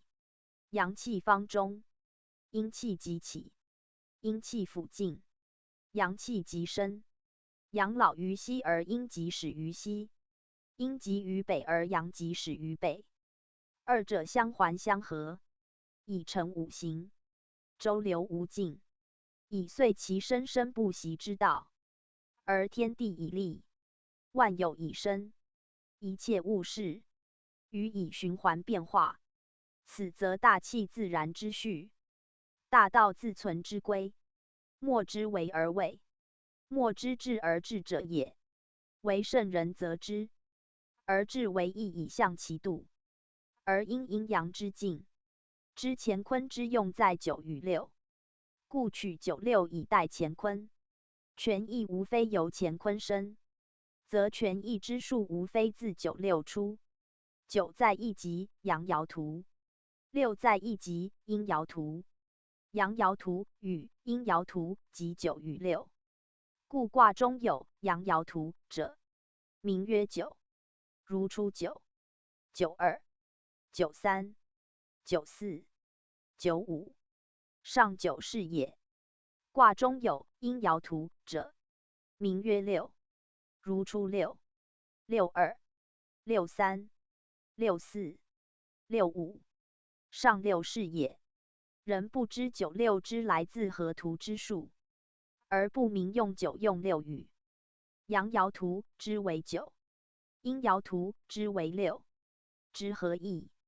时犹不习何图，遂不解九六之为阳阴主数。阳主九，阴主六，为何图中以明示之。亦虽言九六，未指所出，后人莫能解。故何图者，权益所本，欲明意象，而忘何图，疑其场恍于文字间，而不得圣人取象之旨去矣。何图之数，因阴阳之分合变化无尽，而万物之气数，由此以见，权益卦爻，皆由此推移转变而来，以象天下万物万事。其始则人事二气五行而已。图中之象虽寥寥，而生化之物不可计及，不仅此也。就图数之次序而推及其未来与其过去，则天地未生之前，与世界变迁之历，皆可由此数以得知。盖数者，推之千万无尽也，加减乘除而已。或分，或合，或奇，或偶，各治其用。用无穷，则所生化亦无穷，要再知其用耳。乾坤用九六，为天地大用，艺术之总纲。由九六而生化者，不可计及，而不外乎终极。此图中以五为中心也。是就阴阳各数直列之，13579与4286，两者相偶而加之，其和皆五。此即天地之心，为阴阳二数之终极，亦阴阳二气之中和。天以此立极，世以此立殊，万物以此为纽。故并育不害，并行不悖，并生存往复不失其序。此神之所存，道之所见，而为义之终极者也。故阳者顺行而齐，阴者逆行而偶，而皆集于中午，以为主宰之躯，以行鬼神，而通变化。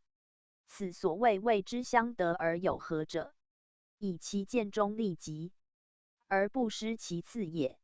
何图言数，本乎气，通乎道，识天地之精华，自然流露，而垂象于人，以示其力。非偶然所执者，亦非怪诞难机者。圣人则之，而意象已成。言道者之所宗，言术者之所本，即一切方术，亦莫不由是以为推演之准，时人文所自始也。圣人在世感于天神，而图乃见，图为圣人出也。故欲深究图之妙义，必自圣人所作之意求之。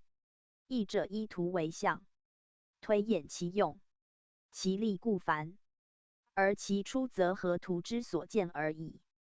宗主附注：夫子言至精详，盖阴阳二数相报相接，而合化以成诸数，其用则九六，以九为阳数之纯数，六为阴数之纯数，故也。是以九胜各数，其的数不变，以六胜之亦然，而他数不能已。至阴数逆行，人多知之，而使四中六，则往往不解，不知此河图明明次列之序。今是以纯阴数6，辰阳数13579，其所得数即6、8、10、2、4，恰为阴数之反。从左而右，则为4、2、18、6逆行之序，与河图合。又如以9胜阳数13579，其的属亦恰为阳数之反，即97531。从左而右则为顺行之序，亦合河图。又如以9除阳数13579，其的数亦合其余数。若以9除阴数，其余数仍同阴数。由此可见9、6之用，与阴数逆行之序，皆属自然，毫无牵强。此所以为圣人取则而可证之河图者。此解近人颇有误之者，独谓知其本于河图自然之序耳，但其用心已足许矣。夫天地之数，皆始于河图，而阐明于义。习读者弃河图不讲，又因一传文字错简，前后脱略不全，遂不复之传中天一地二一段文字，细解释河图者，更不知所言关乎数之根本，囫囵吞枣，终不得圣人立言之旨，诚可慨矣。河图所含数理，至今极宏，不易讲尽。此不过撮其大要，为讲义所必知者。若专研数学，贯通天人，则当于此境而求之，以穷其变化，而神其用。数于天下之数，莫不了然。即推至过去未来，亦如指掌，则此寥寥实数中，有无尽之神妙在，大可谓专书以益其意，而传其道焉。又曰：讲义先自图解释，以示义之出景图像，并无文字可读也。然图像者非机械之类，含有深微妙用，亦如文字之变化迷境也。故观图像而能会通，则全部易经文义已在中矣。由之太极图明二气之始终动静，以生成万物，虽万言不尽其韵，而图则皆在此圆圈中，一览无遗。此其神妙之用，实非圣人莫能谓之，莫能知之。人苟从而穷究其故，以深会其微妙，方知古人图像之不虚作，更见易经文字之不呆言也。今时人昧于道，忘其性，以经为之教，是为荒渺之谈，而造成乱世末节，形同禽兽，已陷于苦海，莫之拔渡。思其圣人所及料哉！大节且临，至教将绝，大道不复，人类希存。有心救世者，要从义中推原治乱之故，而得其挽回之途。是则无人讲义，不仅为习古明经已耳，又曰夫子所讲五行相的有何之理，及土数用五之故，实为中国文化根本，亦即探索造化之源，指明气数之用，为一切言数者之所本。盖二气虽分，未成形也，必再分为五行，而后化成万物。五行之成，在天有寒暑风燥湿之令，在时有春夏秋冬四季之后，在味有酸苦辛咸甘之变，在色有青赤白黑黄之分，皆以五为例，即五行也。由之二气曰阴阳，曰柔刚，曰仁义，曰天地，曰乾坤，曰寒热，曰日夜，曰正反，曰善恶，曰是非，皆以两相对，是故曰两仪，而不限于气。五行亦然，曰五行者，是其周流无尽，合乎道之运行也。或属于气，或属于数，或属于时，或属于物，或属于事，不限于一类，故曰五行。两仪总其纲，五行任其目，为天地万物一切之母体。凡有生有成有形有名有类者，皆不得外事以生存常育，变化推迁，以遂其造化之用。二气五行者，即造化之枢纽，万物之胚胎，为天下之祖气，万有之特性也。二气以简而不能及生化之用，而即五行以成其错综变化之妙。五行以化，见疑其初始之真，故人托于二气，以成其主宰之神。故二五为生生之源，天下万物莫不以之相为相系，并育不害，并行不乱，以成其生化之序。而世界一切于是出焉，乃曰二五构精，万物化身。此河图所指，必以五行配二气，以见天地之生成，气数之相得，而各有合也。至于五行之数，大都用成数，而土则用生数。是观月令，即之谓土主中央，五为中数，而成数之时，人生数之倍。二五无异一时，用五即足，且天地妙用，常藏时不用，故数老于久。若时则反变为一，以成其循环之道。故数未有用时者，以此土用五而不及时。学者须明乎此义，方明数之用，亦明天德之心在五，以五利己，合于中和之德，时中之道，其妙亦不可尽矣。弘教附注。此文至奥，不易释，必细参之。因河图识天道神秘之书，不得圣人不知其用。今将所有各数详加讲解，使人知中国二气五行真理所在，不可妄加子义者也。又此文就河图讲事，有未尽者，讲义时当再指明。古人精通天道，洞明气数，国家兴亡，皆早知之，即由义得来。今人不讲义，是为迷信，遂不审吉凶，而妄趋避，就不知孰迷孰绝也。宗圣讲述，夫子前讲河图，为天地自然之数，其始终包万物之生成，万事之吉凶成败，故亦本此而世人以修养审存，趋避逆顺之道，盖莫非气谓之也。天地为万物父母，言万物必自天地始，而万物之生成的天地之气，其数亦分天地之数，河图素物之生成，名五行所出，二气所运，而以数视之，其指深矣。盖气无形而难言，数有名而可记，故以数代气。数之所在，即气之所至；数之几分，即气之几分。以数之分合，而知气之变化；以数之顺逆，而知气之吉凶。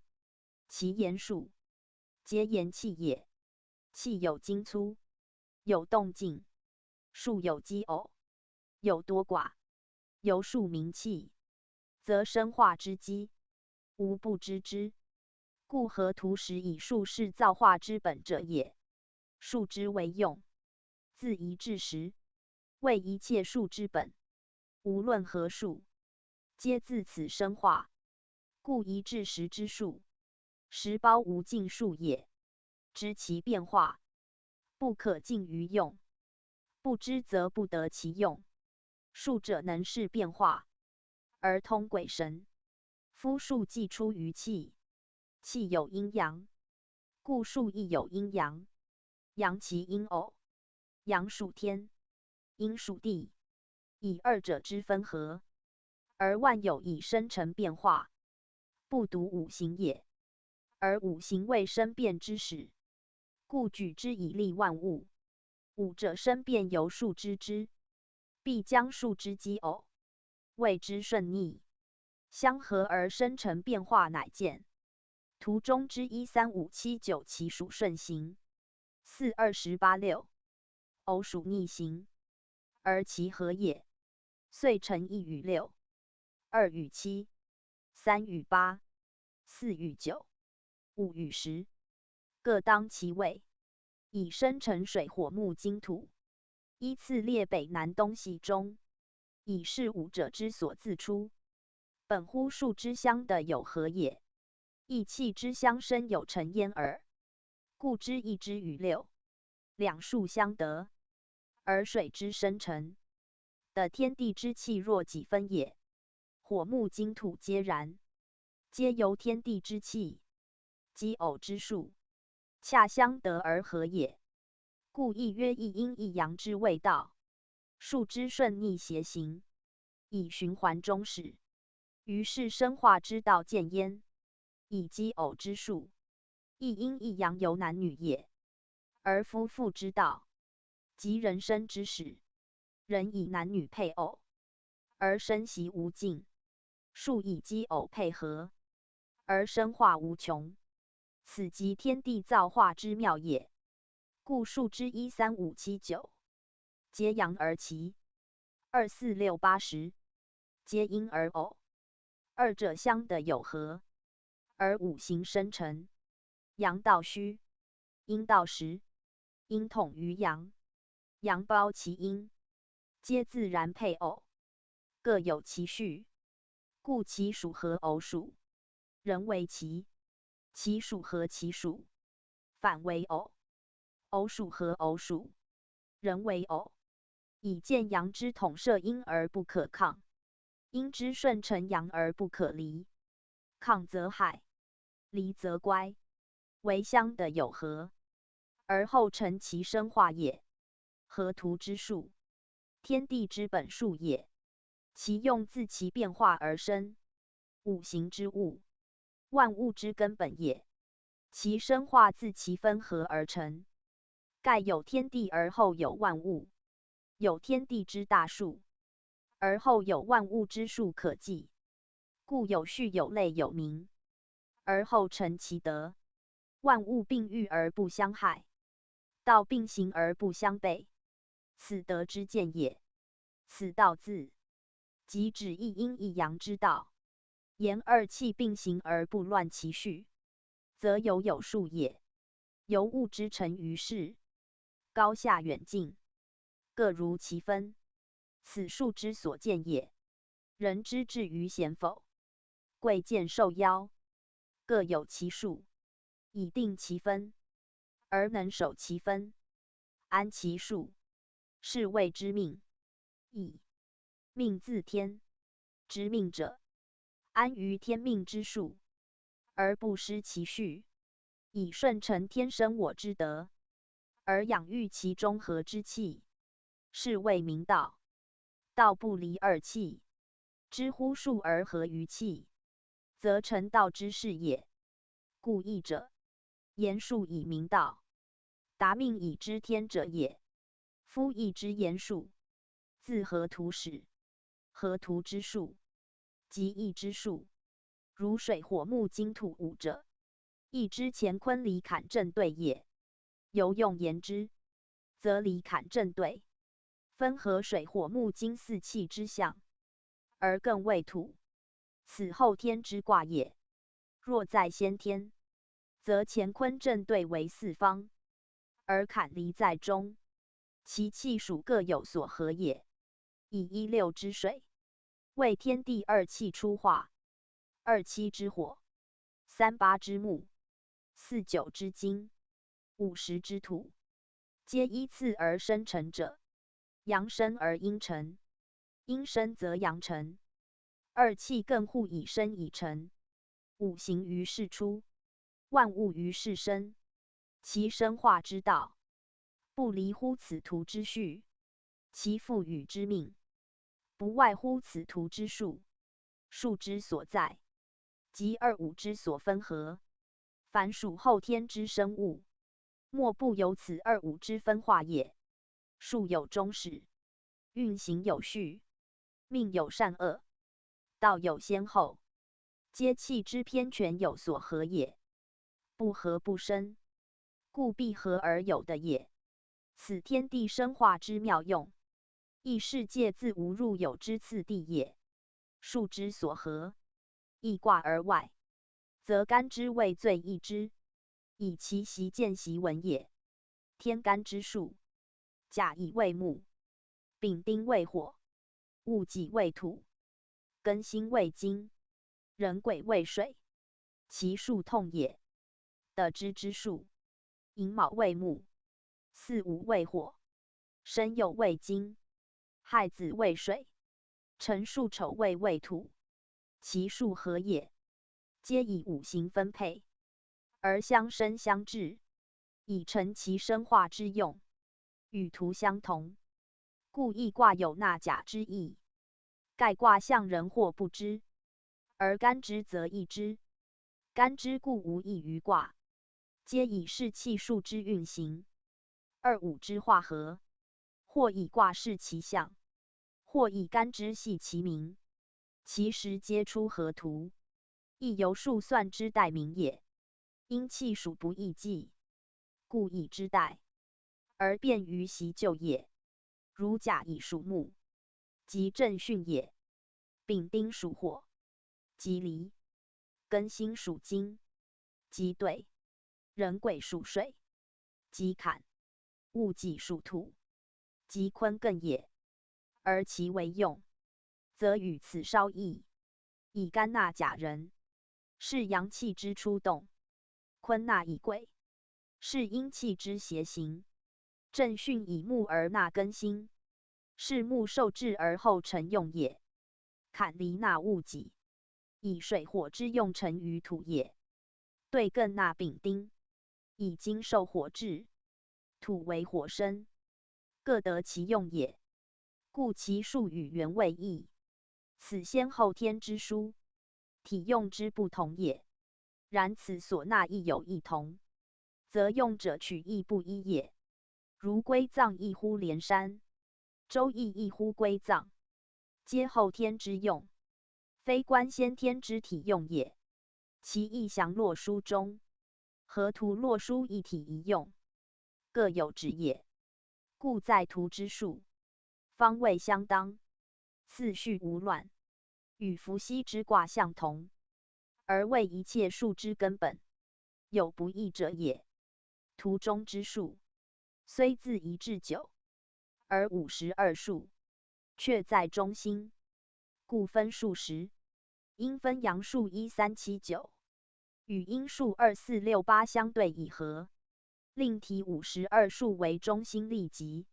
依阴数逆行之力，与阴数之始4、中、6，则1、3、7、9与4、2、8、6是恰相当，而生成之功渐，生化之序明，而52数亦正相当。若不如是，则谓与数失，阴与阳乖，不克生成万物矣。故1、3、7、9阳数，必顺次行；4、2、8、6阴数，必颠倒而逆行，此必然之理。人知阳数顺行，而不知阴数逆行，遂不明数之代用，此惑也。夫使阴数亦如阳之顺序而行，则1与2、3与4、5与6、7与8、9与10，相对而论，皆不能合，更何生成之功可言？盖必一顺一逆，亦依次，一道行，方能合其位，而成其用。而后1与4合，2与3合，7与8合，9与6合，5与10合，相得而皆有合，以成终极之数皆五也，故曰天数五，的数五。五位相得而有合也，言合乎五？即合天地之心，在道言之，即合中和之德，是人执中用中之道也。盖数十而为五，为五乃中，不得其五，即不得其中，不得其中，必有所偏，偏则害身，安能治生辰之用，通天地之心哉？故五位之和，必依因数逆行，而后得之也。且阳顺阴逆，气之自然，逆之云者，对阳顺言，其实不过一往一复，一左一右而已。阴气源与阳对行，阳左则阴右，阳先则阴后，阳生则阴降，自然而然，非徒之有意也。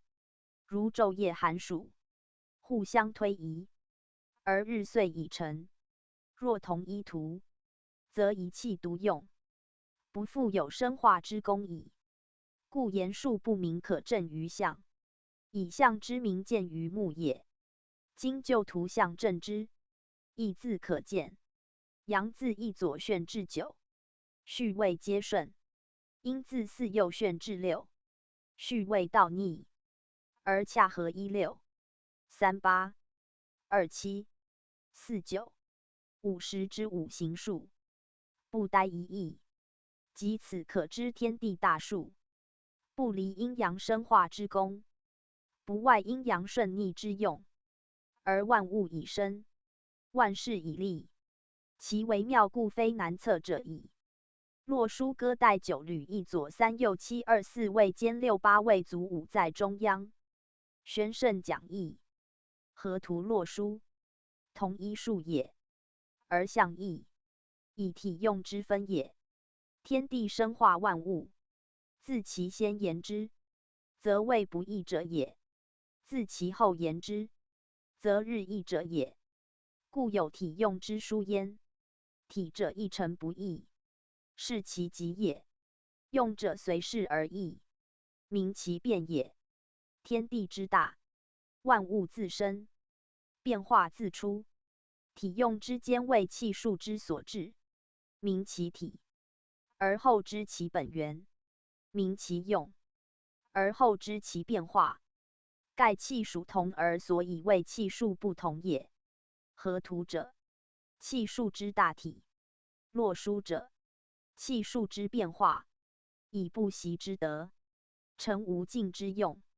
此变化之力，有不可尽言。而洛书则举其代用耳。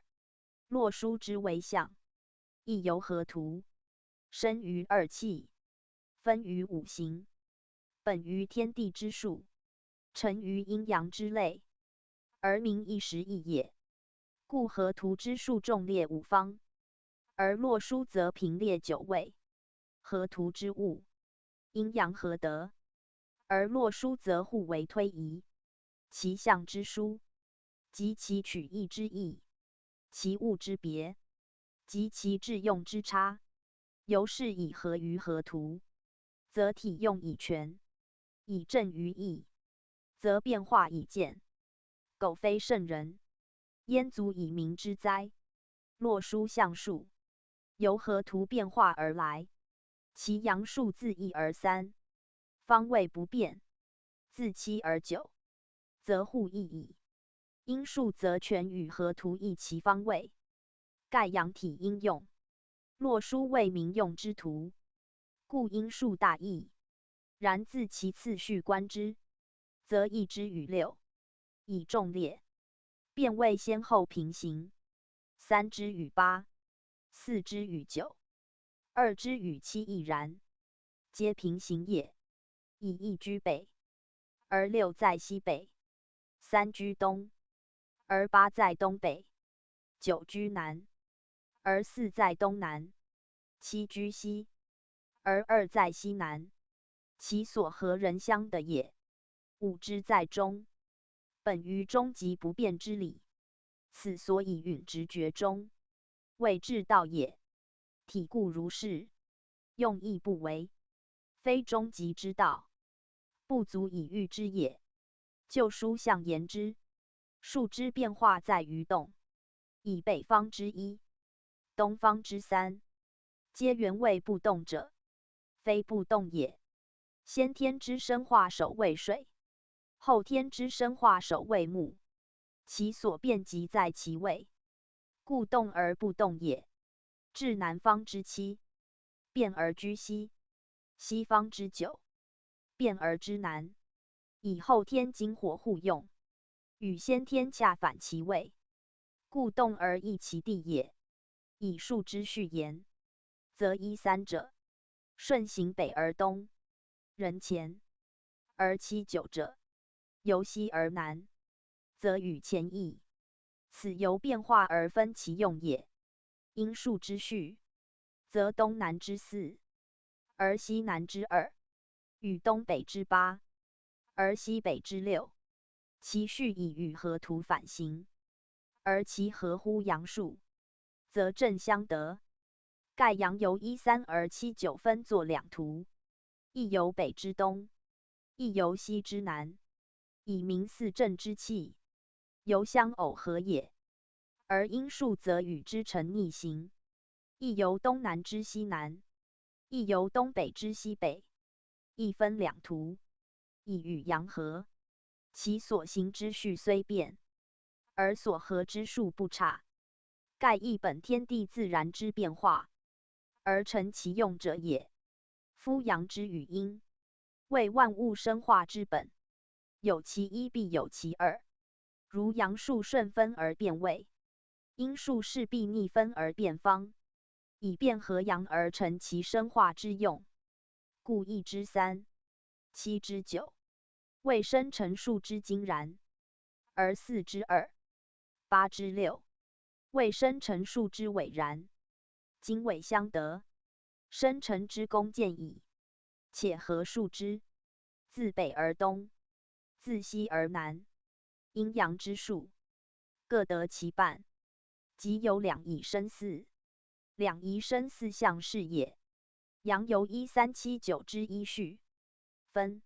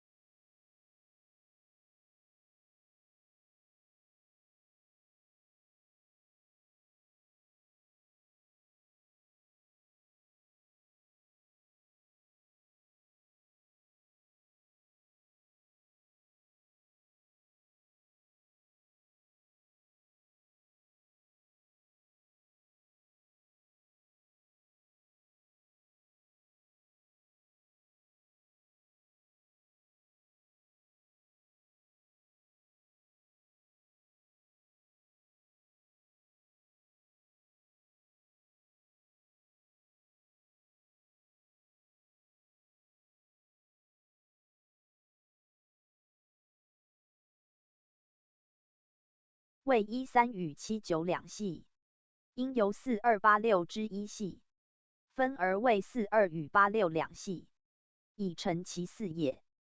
故阳有太阳少阳，阴有太阴少阴，则1与9为太阳，3与7为少阳，4与6为太阴，2与8为少阴，以在数之始终为太，终为少也。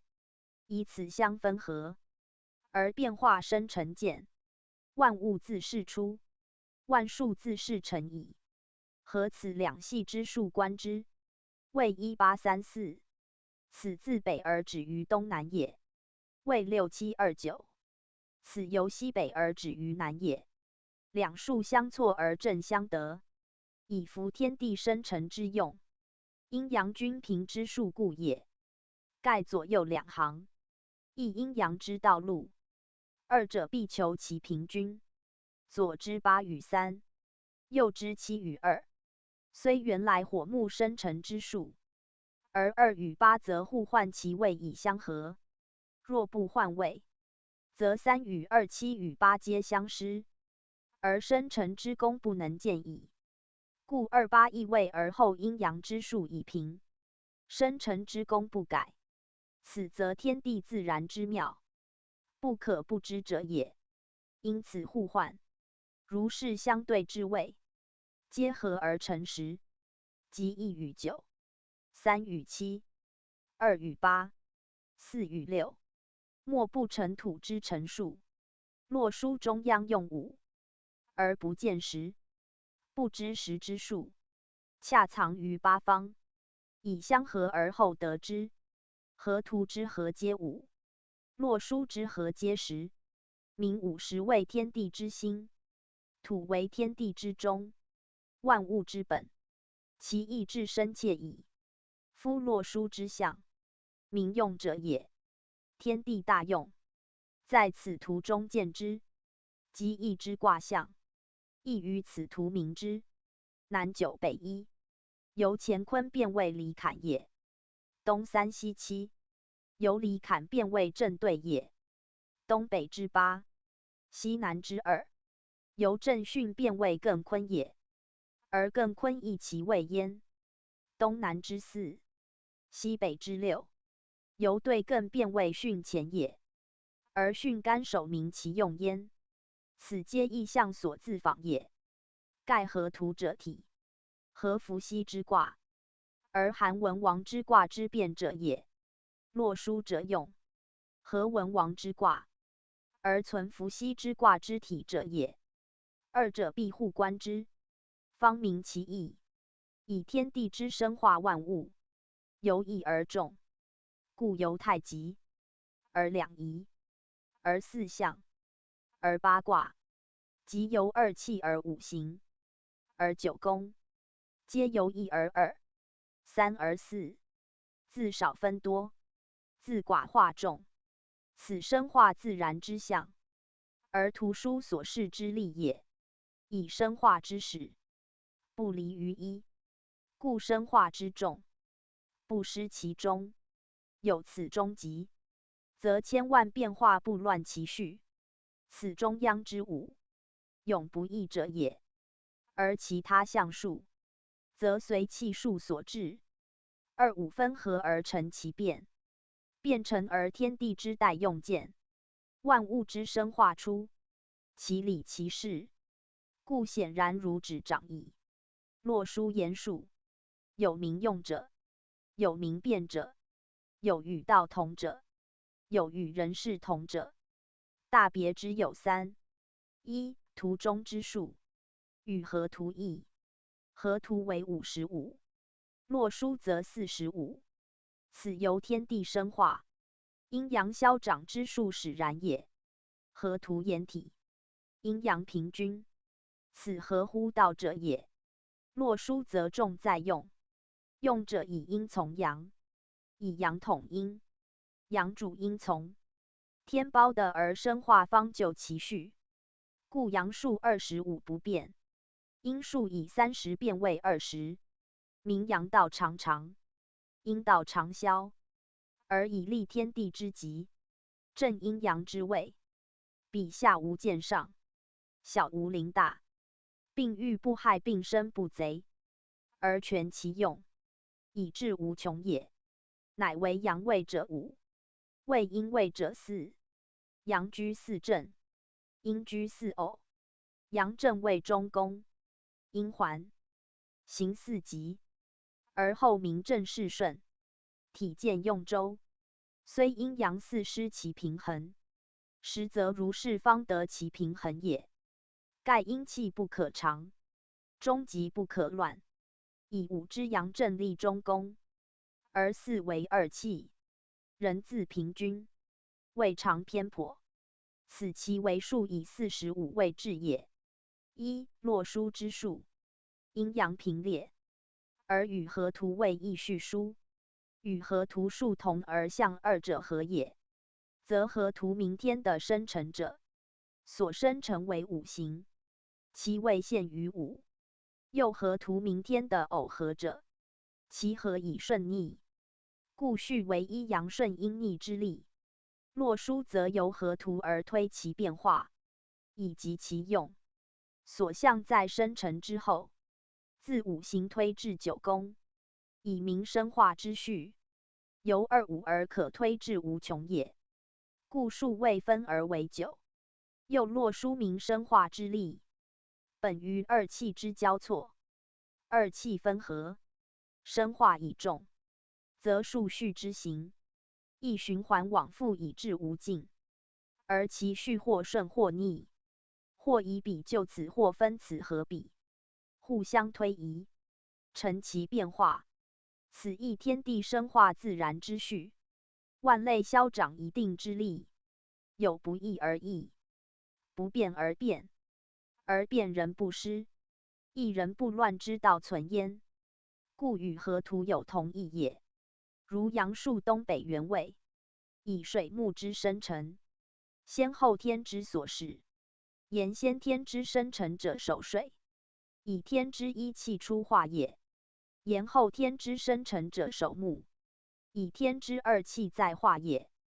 故卦象以6为坤之用，定爻之数，以3为卦之数，以8之自成，为全卦之数，皆取乎水木之数，以领先后天一切生成之象也。若西南之7、9，则先天后天之生化各异。先天之火在南，数为7；金在西，数为9。而后天之9属火非金，7属金非火，二者恰异其数，故变其位。盖火之与金，本相克也，非同水木之相生。既克则有胜有负，火之胜金于先天，则金必负于后天；若胜而不负，则生化将穷，更何后天变化可言哉？故在洛书火退而西，金进而南，恰得其反，以成其序。盖5行之生，火必因土而后生金，既互异其位，人的受中央之土气，而后不相克而相生，生克之间，即在此异位数耳。且因变化之力，必2气之平衡，且相的有合也。以火宜西，以金宜南，一则9与1对，一则7与3对，皆合时而受土气，以自成后天之化。即以因数言之，其变力异同，以2之皆7，而人不失火之生成，以2之对8而合时，以受土气。此2之必宜西南与西7皆也，其他4、6、8皆然。既以此互异，而后相得，则其原位必依此变异而后成用，此故自然之理也。一、洛书中宫之数5，河图之数15，何也？则以河图土之生成数全，阴阳之体，不可少也。洛书以民用为主，土之德在5，言5以该10，前讲河图以详其意，而洛书之警举武者，又不独以土得用武之力。盖洛书名生化之变，为后天之象，非河图可比。后天之力，以生化为用。生化之道虽本于五行，而非止于五行，故其象数皆变河图之原力，而成心力。后天者以生化无尽为用，故各方之数皆由内而外，由寡而众，以分合变化是生化者也。生化既众，象数亦繁，而病生不害，病愈不乱者，亦有终极也。终极止于一，此数用五而去十，名其不二也。天地之道一言可尽，谓物不二则生物不测，此即尧舜执中之道，以本于天地之用，而见于洛书者也。天地以五为中心，五行以土为根本，万物万事以中以为利极，皆自此象见之。以天道言之，则一切生化之术，不离于中五，而用以广，得以大。万物所以，万术所持，皆此五也。故曰天地心，亦阴阳之中气，五行之中道也。以人道言之，五者众德之本，即中和也，义也，至善也。以失于世言之，即仁也，忠恕也。为人生不可失者，故圣人数之为交，以直中用中，为万行之先。亦传曰显诸人，藏诸用，此二语即是洛书者也。洛书之中五，即人也。而曰藏用者，则言洛书用五脏实也。夫阴阳二道，相以而成用，而阴必藏，阳必显，一藏一显，其用始大。五与十皆土数，即土德也，亦属于人；阳也，亦属于智；阴也，用人而藏智，人显而智不显。藏也者，非去而不用，言藏之于内，不以显也。盖天下之道，必守德行。人为人之全德，亦天地之全德也。若智者，以成人之用也，不可独用。人显其德，而智全其用，则用不显而自大，是中庸成己成物之功。所谓不虑而终，不思而得者也。为圣与至诚则之，以人之身本乎人，人之德无不全也，而至诚之，即阴阳之道也。显人藏志，志在人中，即夫阳亦阴之道也。此义则本于洛书。洛书显无而藏实，非无实也。四正四余，所合皆实，即所谓藏也。藏之于内，而独显无，以明利极之意，实为天地微妙之道所见者也。天地之功，见于生成皆仁德也，不见其志，而功莫与大，此即能藏其志以成其用也。人若忘乎此义，不显其人而用智焉，是背天逆道，无不败矣。上何成哉？故洛书用武之意，至深切矣。洛书明变化之力，是生化之用，其所包者广，此略举其大者耳。要将河图之象数，与之一一对参，而求其变化之机，则可见物天地生物之则。圣人亦教之心以夫。宗主复注：天地生化之功，全在气化，而气所致，数自见焉。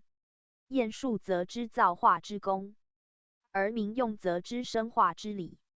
天地生化，皆有定序，有细有分，有位有类，无丝毫含混，欲明其故，必先求其利。此洛书与河图为圣人所重，权益卦象，莫不自二图出也。而洛书尤要，以其民用之力，与易后天卦象同义。求义理之明者，必从后天卦象；求天地生化气数之变者，必从洛书图例。此不义者也。图得其体，不解其用，是知常而不知变，知往而不知来，无所用也。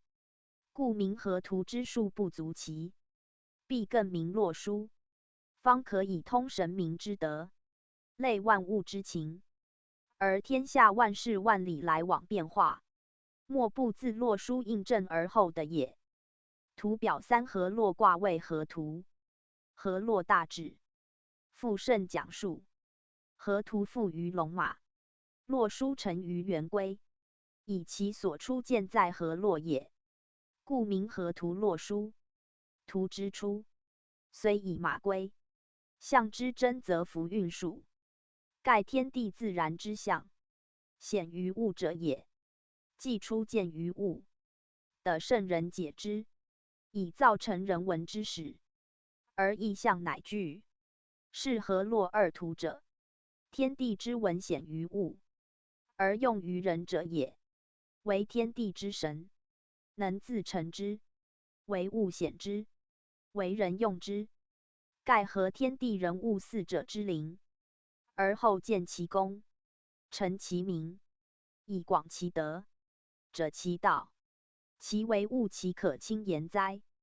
观意象之所本，六经之所仿，百度之所至，一切正交之所创，其为人文之祖，文化之源，故无他物可与方矣。图书之象简，而包举天地之间，生成之德，变化之道，静气数之妙，是行神之权，故以一而该万，终而利极，有同义道者矣。其所民用，在顺自然之序，而推其不习之功；在本生化之源，而素其不二之道。由天地之负载，人物之生育，而莫外于至一至终之极者也。然考其用之大利，有数则焉。一、河图者，名谓之用，谓无动也。洛书者，名实之用，实有变也。河图立天地之极，而见其体，是名谓之不动，有其生成之序也。洛书列天地之序，而者其变，是名实之实迁，有其往复之情也。二者大利，一体一用，一守终而利极，一循行而不穷，是天地生成始终，道德气数往复千变，可见可真者也。一、河图者，名天德之生成也。洛书者，名万物之变化也。河图自阴阳二气之生成，而五行出；洛书自五方之推迁，而九宫见。五行为万物之本，数简而未定；九宫为万物之变，数繁而行周。此生化由简而繁，气数由正而变之力。故河图之数，自一至十，不离五行，而成生成之母。洛书之数，自一至九，划分无尽，而明往复之理。其力如一六之水，则化为一与六之北，与西北二宫，四九之经，则变为九与四之南，与东南二宫，余数皆然。虽水火之数不异而未移，火金之数互异而未改，在河图可名为水火金木，在洛书则称为四正四余各宫。正由一之两仪，一变为四象，在化为八卦，其数以由合而分，其物亦由寡而众。此天地生化自然之力，而义之所以为义也。若执河图以示洛书，则将至而不通矣。一、河图者，以数记二五之本质；洛书者，以数明九宫之循环。河图不动而自生成，洛书以动而行变化。河图向天地出电，物类自生之时；洛书向万有俱成，气属并行之力。其合于义，则图如伏羲之卦，定位明序，而立其极；书如文王之卦，变化错综，而推其用。二者各有其所向，亦不外造化自然之理数，可真于物，可验于形，可后于时令，可证于天地之文，可通于人物之生育千变者也。故河图之象，不义而义，如天地之道也；洛书之象，义而不义，如天地之德也。就河图推而上之，可明天地之自始；就洛书推而化之，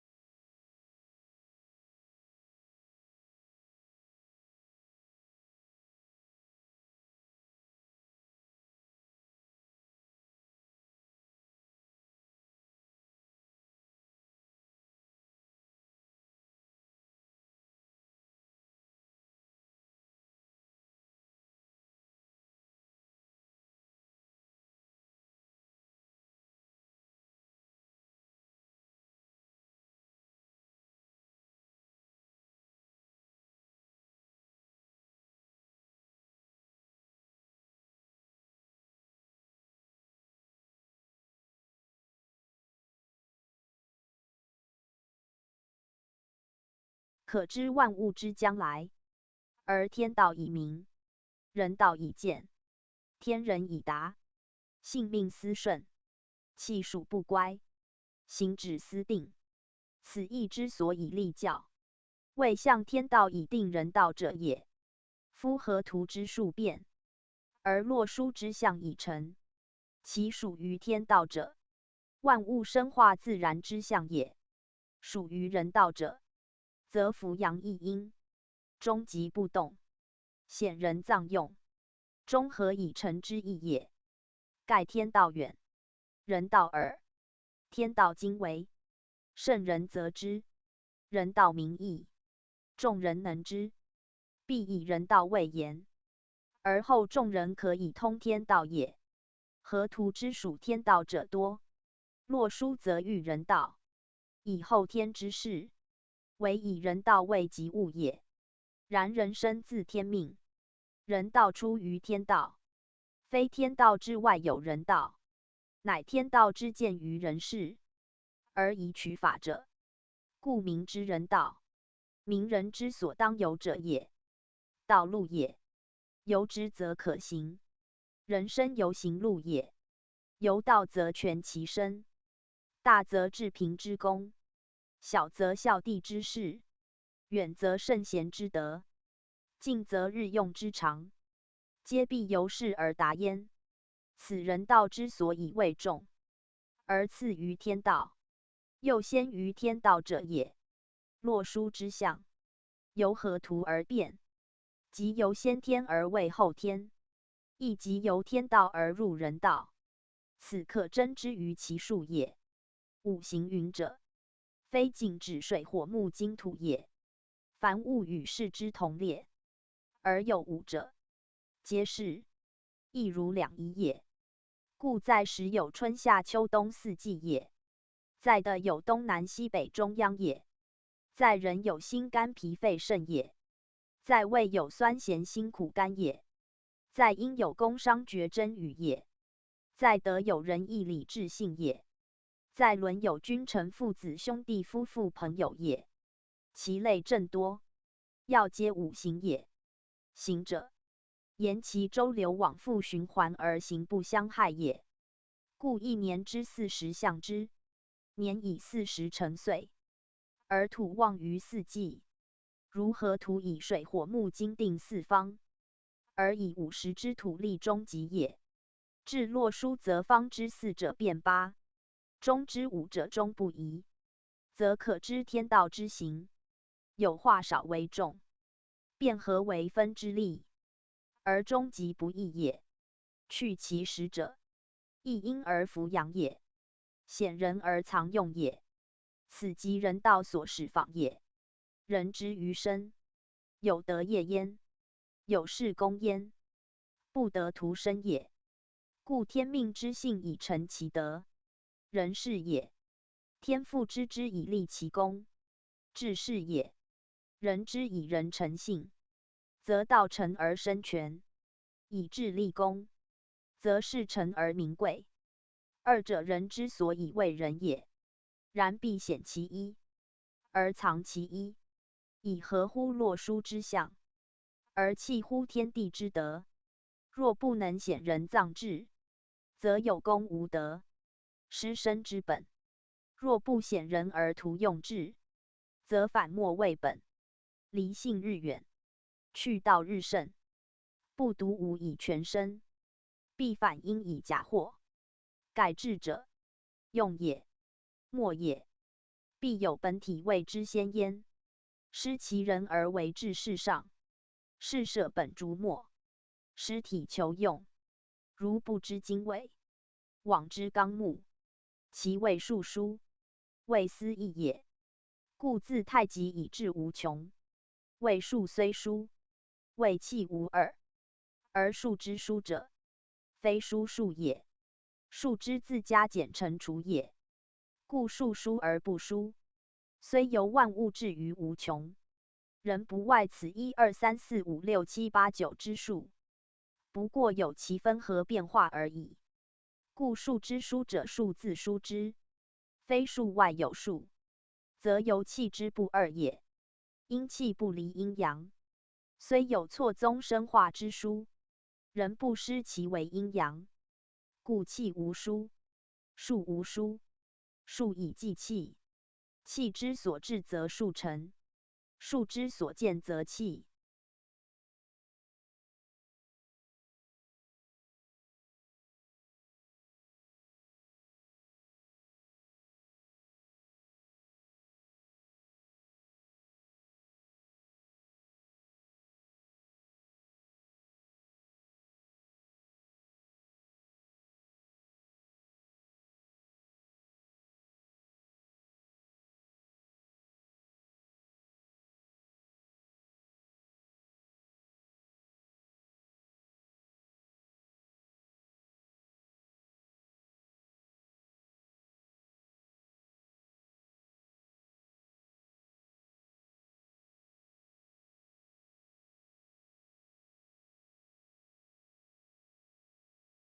答：气数无殊用也。何络者，名气数之用，是天地万物之始终者也。果明其变力，则天下之气数，皆可推而知之，以其用因变而后见也。设无所变，即无所用；果无变无用，天地已归斯灭，更何络之徒存哉？唯其变多则用神，用神则天地无极，人物无尽，莫不在此气数之中，即莫能出此图象之外。而后河洛二图，乃为人之所必明，是之所必重者矣。河图与洛书异同之处，即气数变化之机，与天地万物生化之力。其所列虽仅此九宫之位，五行之名，而其类推，可至无尽。欲明其变，可就意象正之也。所须知者，河洛之变何自来？其气数分何所本？此则求明天的生成之序，人物生化之术，所必留意者也。兹是论之。洛书之术，因河图而来，即万物之生化，本天地五行所出。如五行生自二气，即天地也，以见河图；而九宫变自五行，即五方金木水火土也，则见洛书。而九宫云者，非言九物，或九事也，以数尽于九。九宫足以包数之全，天下之物，尽在九数中，则莫逃乎九宫之外。故九宫者，万物万事之所立数，而万数之所循环者也。无论生化之无尽，所推所演，莫不尽于九数之中。有九而内，则反于一；有九而外，则推至无量数。数虽无量，人不外此九也。干之用九，以尽天下生生之道。而大衍之用49，以及天下往来之数。其曰大衍者，由中数之5，而10倍之也。衍者，推衍也，推其数之所至，而足以包举一切数，故曰大衍。以数之老阳在9，老阴在6，6、9、5、14，去中5，而得49。即大衍之用，此亦河图洛书所有之数也。以其数之重在变也，则河图之象变为洛书，所使在金火互异位也。以金之九，为先天数，若已变，则属火，离代前用，离为火，而干为金，故其位随前离而异。此异见者也。其间上含深意，即以数之成，乃因气之行，气之行也，非至于一方而不动，必周流八方而无息。以谓言之，则河图之火与水对，金与木对，数随五行之气，而定其方，无所异也。若以时言之，则洛书北方之一，与东方之三，亦属太阳，亦属少阳，而后南方亦以9，西方亦以7，亦宜太阳，亦少阳，其谓互异，而后正对，以其气之纪行，不复如河图之出生也。河图之气，以阳生阴，以阴继阳，故阳老于西方之9，而阴4继之；阴老于北方之6，而阳亦成之。阴阳互根于定位，而相得以和，而生成之功乃见。此其以气之出生为象也。若在洛书，则阴阳已分，二气环行，行者有序，太少必对，是以北方之一，南方之9，一时一中，皆太阳；东方之3，西方之7，一生一沉，皆少阳也。阴气亦然。东北之8，西南之2，皆少阴；西北之6，东南之4，皆太阴。两两相当，以周行于八方，而成一阴一阳之道，遂不可不议其南西金火之谓也。此例可以一岁正之。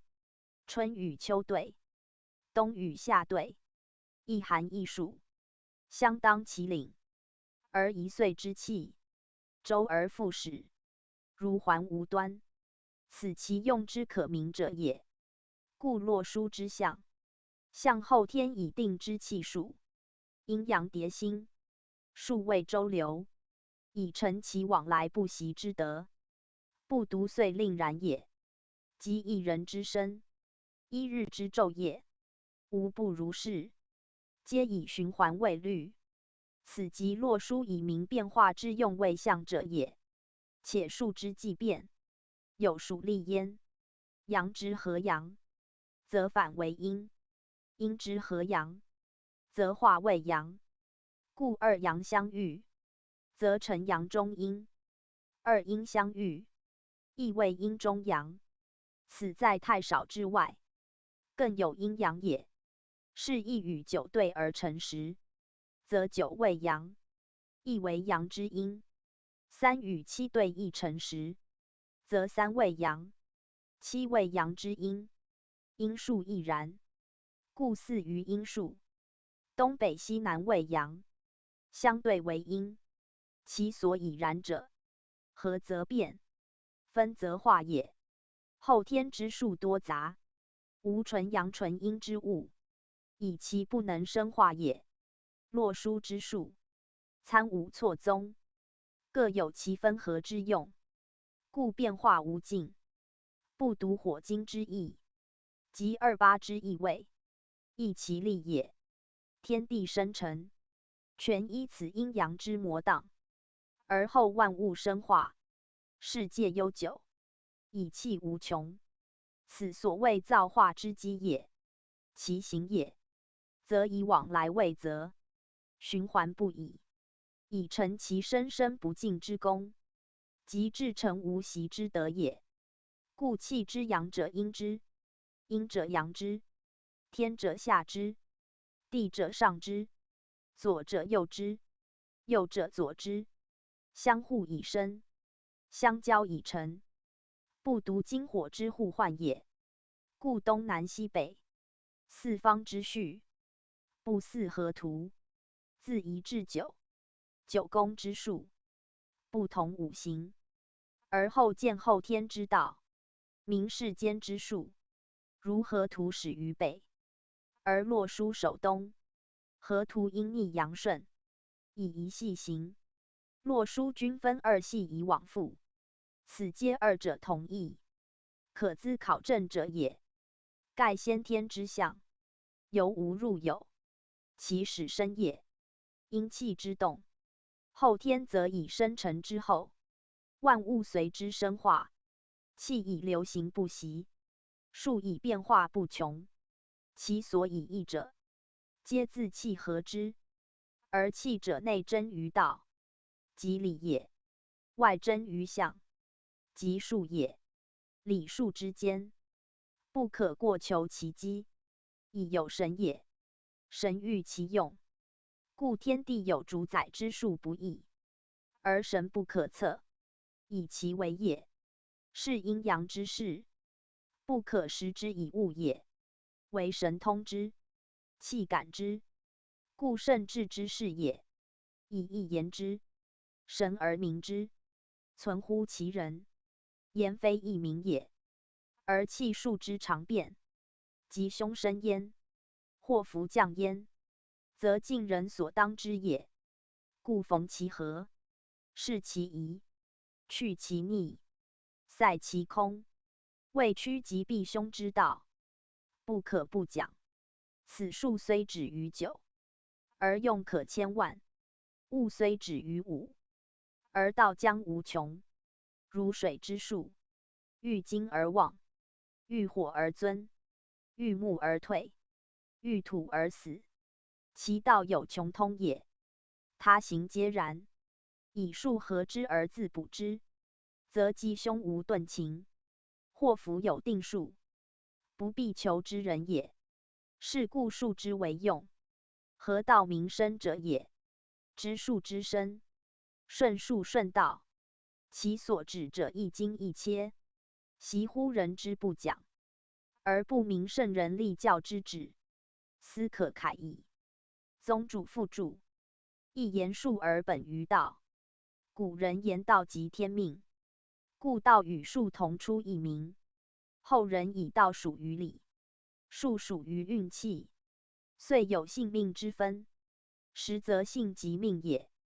古书性命二字无二义，天命之谓性，中庸守皆之告人，而使人之身所自来，不明性命，即不知其身，此以性自从身也。若何言之？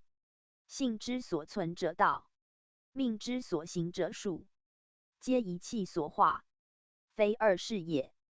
故言道即有术在，言命即有性存，一行一存，原不可分。分则命亡而性亦失，术逆而道亦为。此古人言一必该二也。亦之言术莫外乎道，道始于阴阳，则术本于二五。合络者名二五之推移，象阴阳之生化，谓术言，亦谓道言也。苟得其意，而了然于心，则行合乎术，亦存乎道，内外大小，亦以贯之，无所疑惑。此圣人拈出立教之旨也。夫子以人为希思义，于图书所向，淡然视之，不以为神怪难机，则以为术属乖正，而攻讦之，抛弃之，等于无用之物，遂使道术不明，性命徒讲，此可慨矣。故命复甚就前之讲义，引而生之，以导后人而明义教。读者故当细心玩味之也。弘教附注：复圣所讲合络图像变化之理，理、气、术三者一元，明此方之人修道通神，能知天命，亦使神鬼，延伸不老之道，无足其意。以洛书以明白指点，只是人不注意也。及后来6人遁甲，8正9功，一切术数都从此出。人知术数之妙，而忘合络之精，所谓逐末忘本者也。要知一切术数，皆从五行生化，9功往复，合络指向其大力，为演其变化，故人不能明其用。后世合络理数一书，推演颇精，习人乎之，而不知合络图像自然变化，无可依者。果从合络二图，悉心推演，自知推不知理，与术数之用，且无不合乎道功者也。又复甚此文，重在说明术用之例，而指出后人之疑惑。要知数自气成，凡吉凶祸福，皆气所感。人求顺数，必先习道，以养气为本。气之在空中，天人痛之，一变异常，无非气所合，此谓数之本。不明此理，不可言数也。宗圣讲数，古时象数，西本河图洛书，是谓意象之源。河图附于龙马，洛书成于文龟，皆天地自然之象数，而圣人则之以演绎。盖所由来者远矣。在天成象，在的成文，天地之象数，即由天地自成于人前，神道之感应，为人道所昭彰，故上世常见之事，以地天由通，神人识气，人习于道，无不通神，则神亦降其灵，滋人以智，发人以道，非可易也。故图书出，而人文以创；天地之道见，而人道以明。人之有文化教育，皆始于天地自然之象数文章，虽神而明之，存乎其人，而溯源探本，则有所自矣。故图书者，意象之祖，欲明意象，必明图书。如木本水源，不得其故，则之流莫可救节。是以夫子曰：“50学艺，言由图书以穷象数也。”天五的时，50为天地中心，天地之道由此见，人道由此立，故50为图书之中数，由义之太极也。太极在数曰一，在位曰中，在性曰至善，在气曰纯阳，谓无始之始，万有之宗，老世之天下母，即指此也。而其大包无外，广尽万类，故属天地之中，亦天地所自成也。数虽自1至9，而其宗则5与10，50分裂，则乾坤定位；50合用，则大衍成形。故曰5曰10，或50，皆数之本体。其他则用也。乾用9，坤用6，96为乾坤之用。干数集于99，坤数包于66。人之数7，艮也，其数尽于77。此大衍之用49，指人道也。天地之道，由人而明；天地之数，由人而用。故大衍之数，以77为用，而天地之数在其中矣。合则成用，分则为位，交错则变化身，乘除则盈虚见，而其本是，莫外乎图书之数也。河图洛书之象数，谓自然象数；义之象数，则本图书而推其变化之象数也。义与图书有同义，但天地象数，终不外图书所有者，至其变化，虽推之无尽，仍不能有违于图书之力，则由天地生成之数定，不可越也。自上而下，则25复形，而万物以生；自下而上，则万有归一，由形反神。故图书之数，是一中9，50在中，而二气五行备具，其化生万物，则以用言，以25互交，推演位数，所谓25构经是也。故其数阳5阴5，阳以顺行，阴以逆行，相交以生，相克以变，而孤阴独阳，则不生不变，亦以乾坤交用。坎离相至，以成深刻，而行变化，由数之用言，则阳者1379顺行，使义中9，其位在西；阴者4286逆行，使4中6，其位始于西北。阳以9中交阴6，故阳数用9，阴数用6，9、6相中，使循环以生成变化，而5时主于中央，为天地终极，万物枢纽。此图书象数之大概，即为一所本者。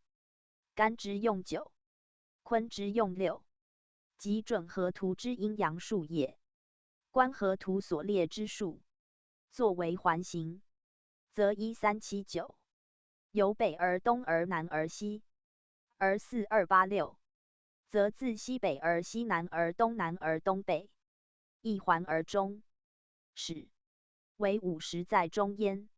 洛书亦然，不过其用有异，由方圆不同也。由北之1，东之3，则以皆西之7，南之9，皆阳数也。其阴数则西北6，东北8，西南2，东南4，亦由东南之4，西南之2，皆东北之8，西北之6，相环以中始，正如河图，而5在中焉。其不同者，图属先天，书属后天，一体一用，一位一时，故洛书之数，以相交而行，而河图则相贯也。洛书之位，以东南与西北易数，而河图则顺逆依序也。宗主书数，河图之数，本于天地生成之象，盖自无入有，首位太极，一气既动，两仪已分，两气相当，五行已具，故河图象之。其数自1至10，分为阴阳，阳其阴偶，各得其半，而生化之本，必基于2气之和，五行之分，即由于阴阳之变，其生化也，以一阴一阳相合而成，乃于世数中，以阴合阳，以阳合阴，天生则地成之，地生则天成之，故1至5为生数，6至10为成数，生成2数，各居阴阳之半。如将筹比算之，自左设阳筹，右设阴筹，则左数为1、3、5、7、9，右数为2、4、6、8、10，左右各半也。更将其配合之，为左设生数，右设成数，则左为1、2、3、4、5，右为6、7、8、9、10，亦各半也。皆以相得而合，而后有物生焉。故自左之1阳，和右之6阴，而水生成；左之3阳，和右之8阴，而木生成；自右之2阴，和左之7阳，而火生成；自右之4阴，和左之9阳，而金生成；更于阳之5，和阴之10，而土生成。此为五行生成之次序也，其生与成，恰为相当之位，故其数相得。如1居左手，6居右手，故恰相得。有子与5对也，是谓配偶之定例也。因其位相当，而数相得，使有合，而见其生成之功。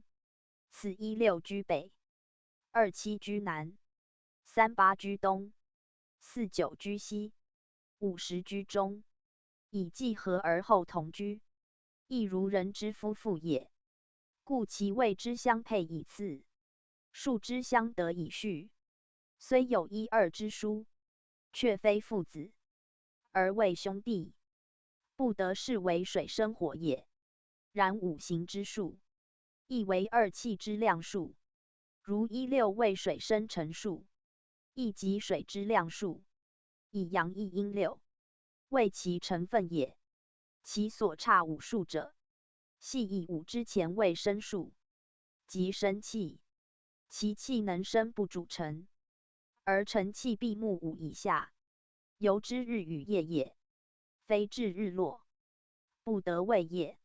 以生气为尽，不见成气，故一必与6合，不能与2、3、4、5合也。16既合，其次则属2与7。2为阴，7为阳。2属生，7属辰，阳多阴少，乃为火之成分，亦如水之16合也。以下皆同。盖5行之数字，包括数义，一是阴阳之成分，一是生成之先后次序，一是5行之量数，一是2气之分合总数，一是2、5之化成元数，其义甚广，而无不相通，实天地间之数，不得一义者也。如天一地2，谓之为阳阴次序可，谓之为天地气分量数亦可。论5行生成，则次序也；论5行成分，则量数也。论生成次序，兼是阴阳量数，而以计2、5之精气所行，与天地之行气所积，莫不一致。故河图总数55，即由16、27、38、49、50相加之积，其属天者25，即阳数之积，为最清清之神，故居上而名天。其属地者30，即阴数之积，为重浊之精气，故居下而名地。其实一阴一阳耳，其间所差者5，此为元气之谓化者，虽在天地之中，却非55数之内。盖可以名而无名，可以数而无数，故谓中气，即阴阳之间所差之数。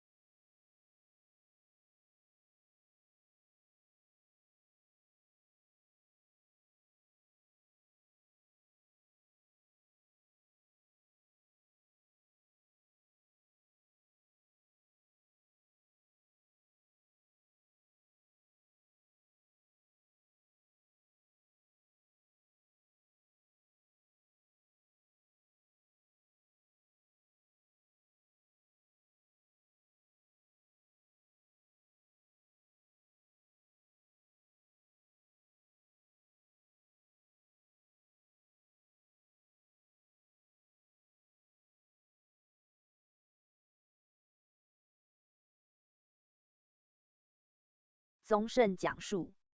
图像者，意之所以是其物类与气之消长变化也。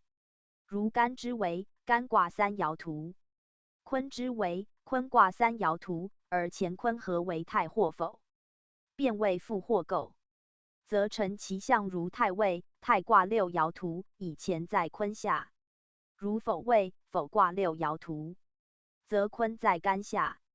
观此象，则知二卦皆乾坤各半合成者也。又如复位，复卦六爻图，以震在坤下，震位长南，一阳出生，干交坤而成震。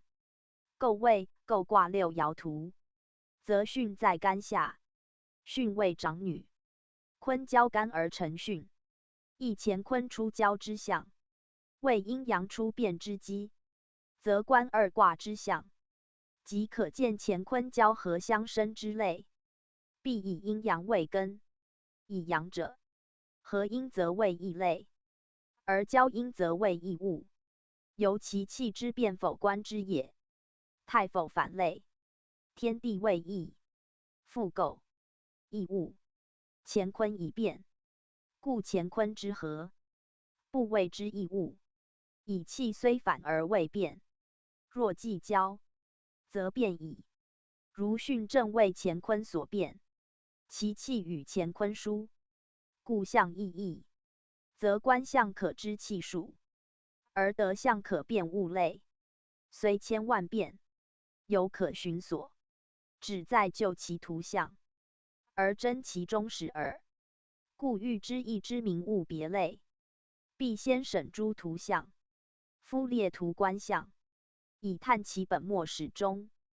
必先察其体用及其变化，而由大及细，由卦及爻，由内及外，由出及中，必求其所生成消长之数，盈虚变异之气，而更比类及物，观其中爻，校其互卦，以与本卦参，而后可得其故焉。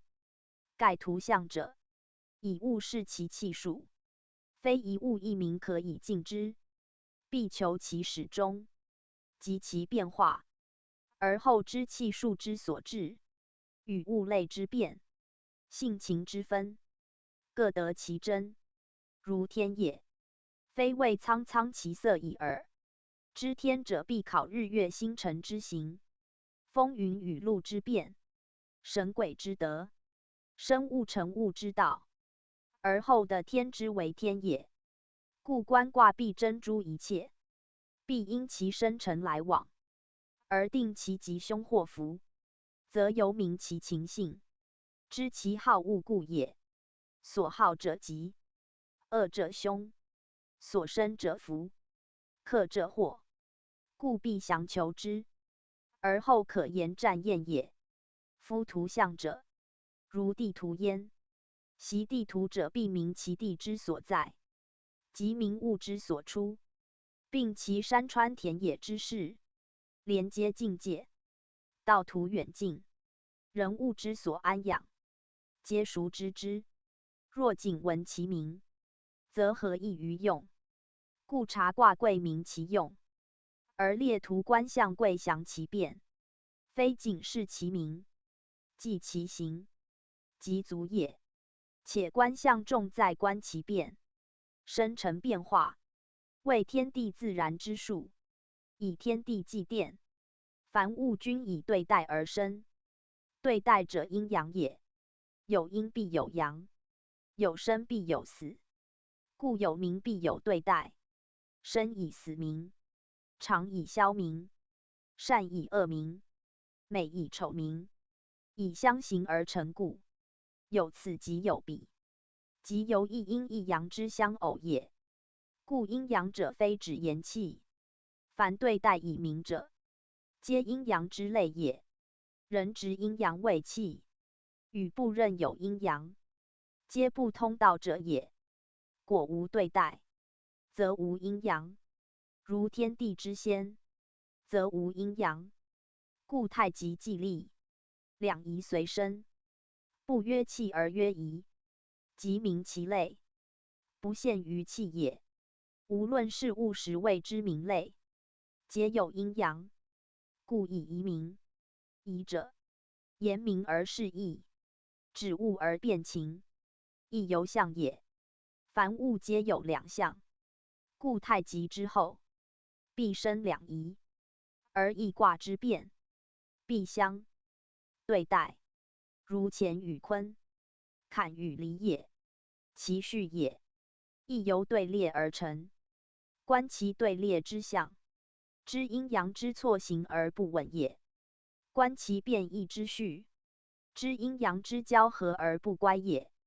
大知立天地世界之生成始终，小知立人物日用之起居作息，其数不可议，其气有必至者，故必列图以观，详其始终变化，而后得其性情物类，以治其用，绝非昧昧者。图于一卦一爻之辞可求者也。亦以乾坤终始，而溯源太极。乾坤为两仪之最大者，亦为万物之最先者，故能始终万物，无不包容。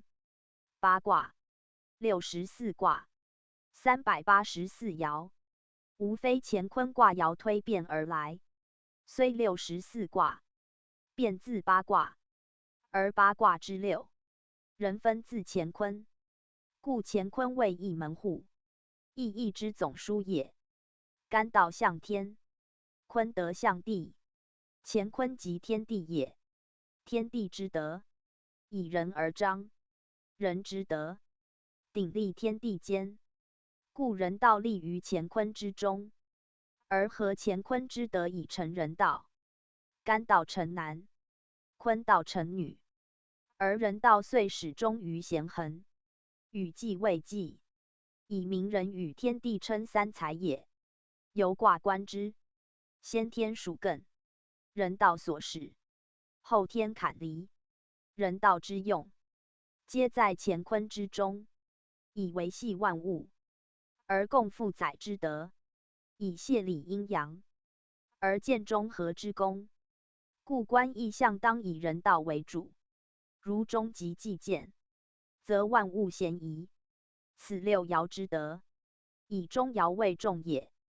大地圣人以义世交，守重人道，虽尊天地，兼万物，而以人终始之，故曰：天地大义，人终始。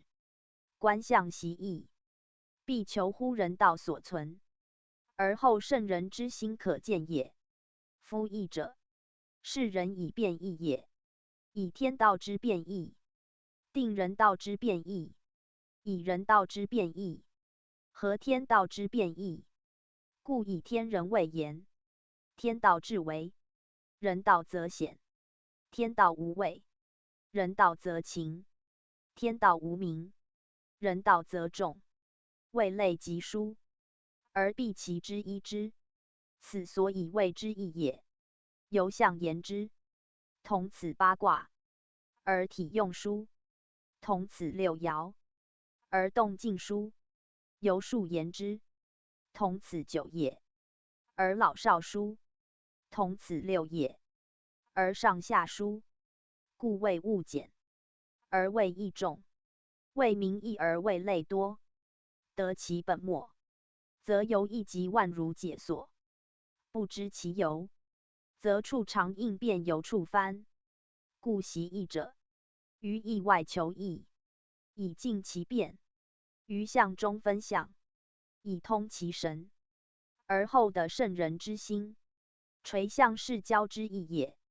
观象也，必观其来往动定，必辨其分合交错，必类物以别名，审情以辨性，而不失其中极焉。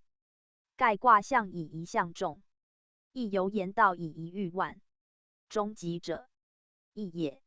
义以贯之，方谓之通。故变化者本于不变，动由不动，生由无生，必先明其故，方可以直象用义也。夫直象观义，辟之观其合者生，合者死，合者进，合者退，皆因了然胸中，动明目下，使得其深刻变化之用。如乾坤二象，原属阴阳大用，而干之大始，坤之成物，一生一成，一始一终，皆在象中见之。盖阳生阴成，阳始阴终，此气之自然者。阳数用9，阴数用6。9为天数之中，6为地数之始，合图之力也。以阴代阳，以始至终，循环往复，以成其用。此数之自然者，合气属观之，则知象之生死进退，分合消长，无不明了。故曰观象之术，观数之气，数成于气，象见于数。由上言之，明气出于道，得道之事，不言数象；由下言之，则气无形，复数以形；数无执，复象以成，不求于象。安知气数？亦逆数也。由下推上，有以知求谓之，故必自象始。此圣人教人观义之道，以中人之志，必如是也。若不明象，何以探义？又何以探天地之妙，万物之则哉？故观象贵精，悉亦一系也。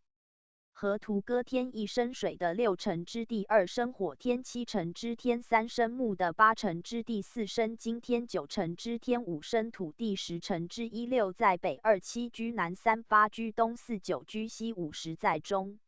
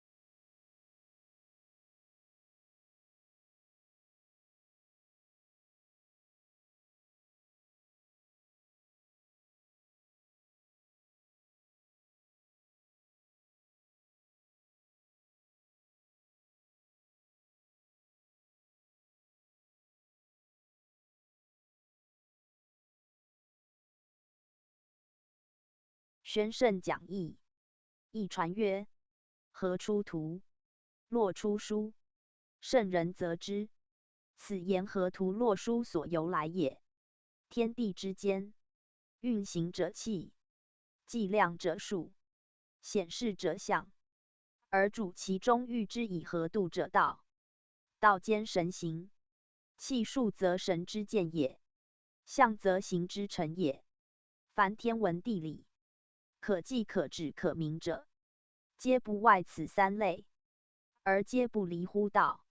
合图者，天地自然气数所赋，而成其自然之象也。盖天地既变，神形全具，有其气者有其数，有其数者有其象。合图之初，以象之显也，其象之所示，则数也。其数之所在，则气也。气有阴阳，名曰两仪。言既生成之后，必有此两者之值，以为其成物之本也。两仪化合，遂分为水火木金土5者之气，名曰五行。言两仪既化，必有是5者流行其间，以辨其性，而别其类。亦物之始成所秉者也。两仪既见，五行乃明。二五构精，万有始生，此属天地万物生之本。莫之能外者也。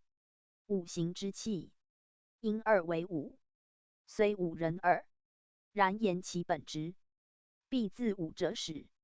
后人或云为四，或云为三，其义大同，就不若别之为五。是合天地自然之气与数，是正之合图，可见其旨意。合图之中，点化成象，自一至十，各相连而不混，相离而不乖，其数之自然，足见其气之自在也。气之动也，以二气之分合而后化，故生成之数，必属于天地。天地者，二气之所主也。物之生化，以五者为类，而水火木金土以变以明，以成其五行。水火木金土者，五行之所主也。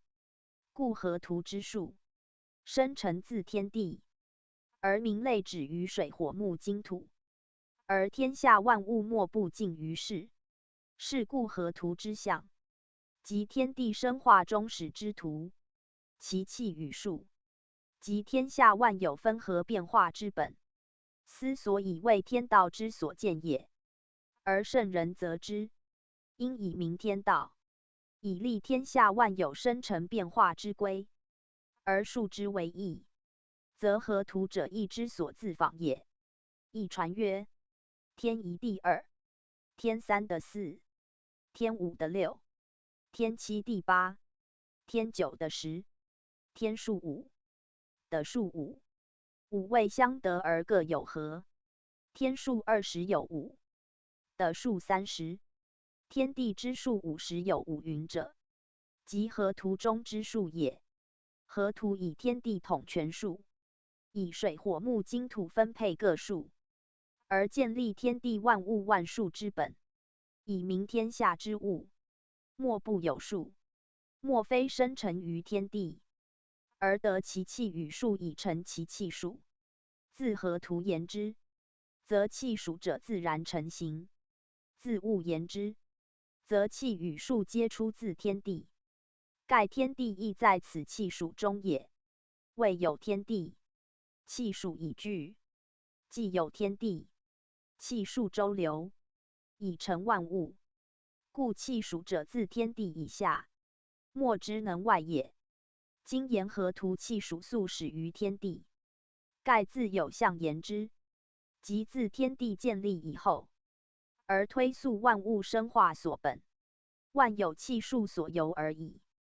图中自天一至的时，谓数之根本，亦生成之根源。天亦生水的六成之，则言水之生成之由来，以天之一，合的之六，而后水之生成始全。分之则水者得天之一以生的之六以成，天生的成，是其气之备天地也。天一地六，是其数之该天地也。而水已成，此五行之一。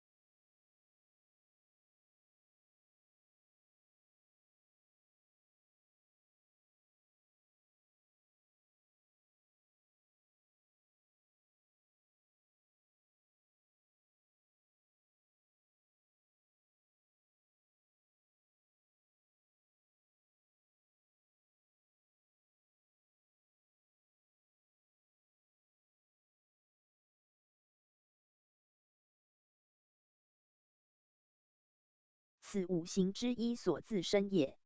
火也木也金土也亦然，而土为其中心，故五十在中。水火木金四者，皆依乎土以立也。如一加5为6，故水为16。2加5为7，故火为27。3加5为8，故木为38。4加5为9，故金为49。土则5加5为10，故土为50。此数所自何也？天之数5。1、3、5、7、9。的之数5。2、4、6、8、10。生之数5。1、2、3、4、5。成之数5。6、7、8、9、10。其分也皆5。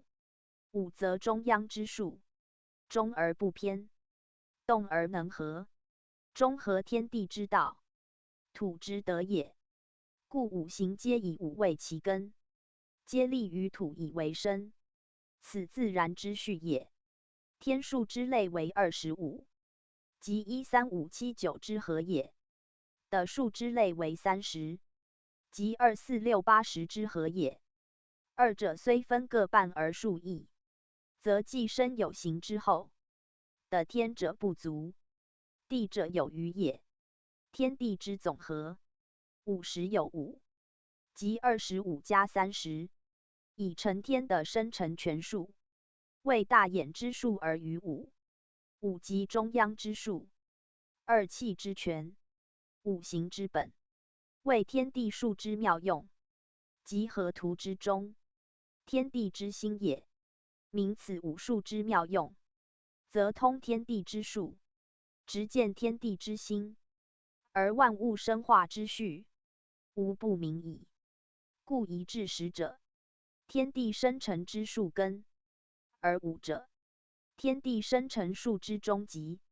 此河图4列各数，而独以50建立终极，其旨趣之为妙，有不尽矣。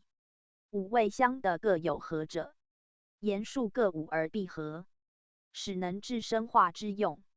如1天数也，生数也。6的数也，成数也。2数合而后水已成，以合则前数化，心数成。1、6既合，天地之气已化，而水乃成，此由数之和也。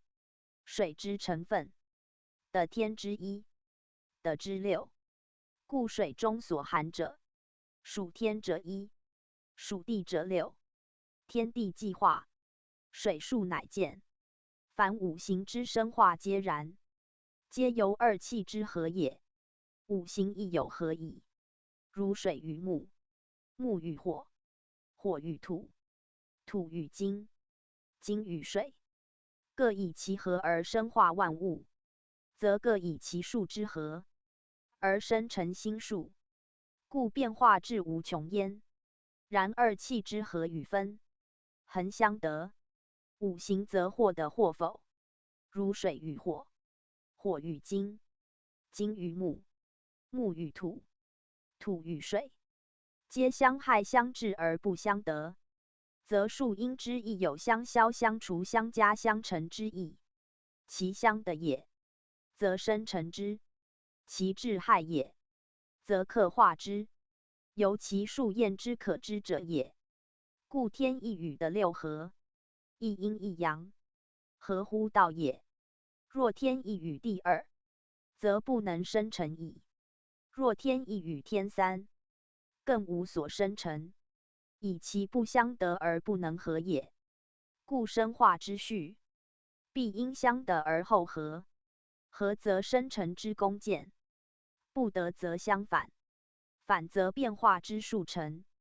故天一致的10之数，10包举天下生成变化之数，以至无尽，不可计及，而莫外于合否2字。由是可见天地造化之源，万物生成变化之序，皆在河图中，辗转推求，以穷其气数所致，则无不知之。如天一地10之数，10数之根。2气者，气之本；五行者，万物生成之本，皆造化之始基，天地人物之原直。由1而2而3，而后万物以生以成，其道故昭昭矣。二者两仪，三者两仪合化五行是也。二五构精，妙合而凝，天地应运，万物化纯，此由三而生万物也。故合图天地之数，生成之本数也。五行分合之数，万物所自生化之本也。由其未言之，则按乎天地之定序，南北东西方位而相得者也。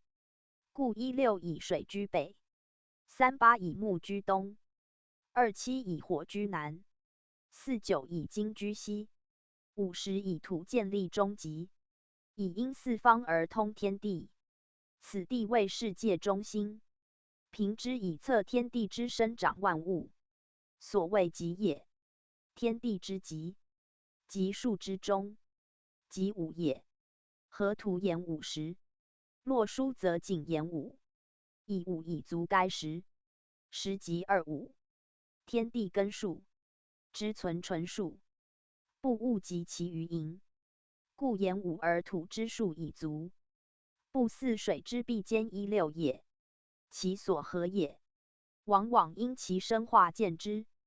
故16之合，27之合，皆符自然之序，而5与25之时，犹可见矣。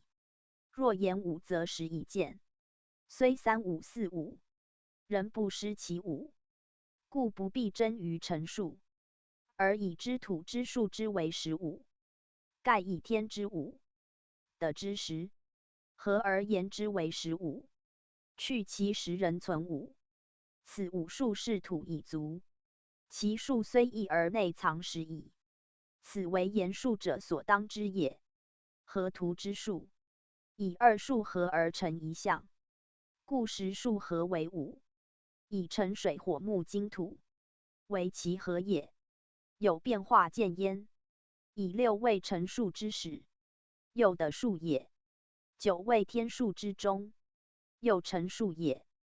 2数识天地之主数，故义乾用9，坤用6。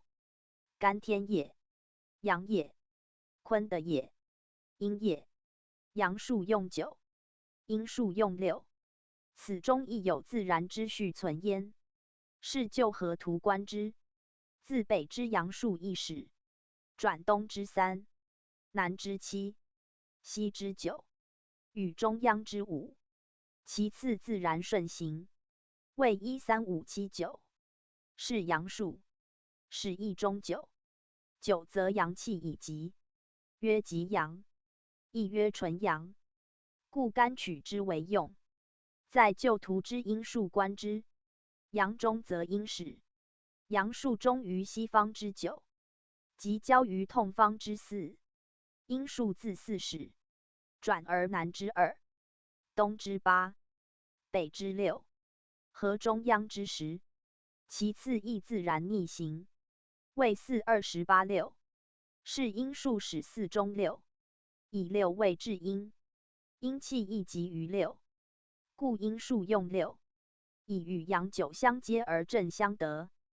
盖以图平列其数观之，阳之数自1至9，阴之数自4至6，自成一环，不待一意。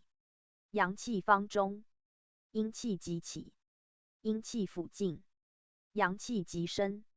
阳老于西而阴即始于西，阴极于北而阳即始于北，二者相环相合，以成五行，周流无尽，以遂其生生不息之道。而天地以立，万有以生，一切物事予以循环变化，此则大气自然之序，大道自存之规。莫之为而为，莫之至而至者也。为圣人则之，而至为义以象其度。而因阴阳之境，知乾坤之用在9与6，故取9、6以代乾坤。权益无非由乾坤生，则权益之数无非自9、6出。9在一极阳爻图，6在一极阴爻图，阳爻图与阴爻图及9与6，故卦中有阳爻图者，名曰九。如初九、九二、九三、九四、九五，上九是也。卦中有阴爻图者，名曰六。如初六、六二、六三、六四、六五，上六是也。人不知九六之来自何图之数，而不明。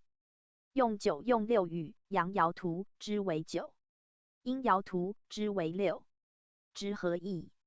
时犹不习何图，遂不解九六之为阳阴主数。阳主九，阴主六，为何图中以明示之。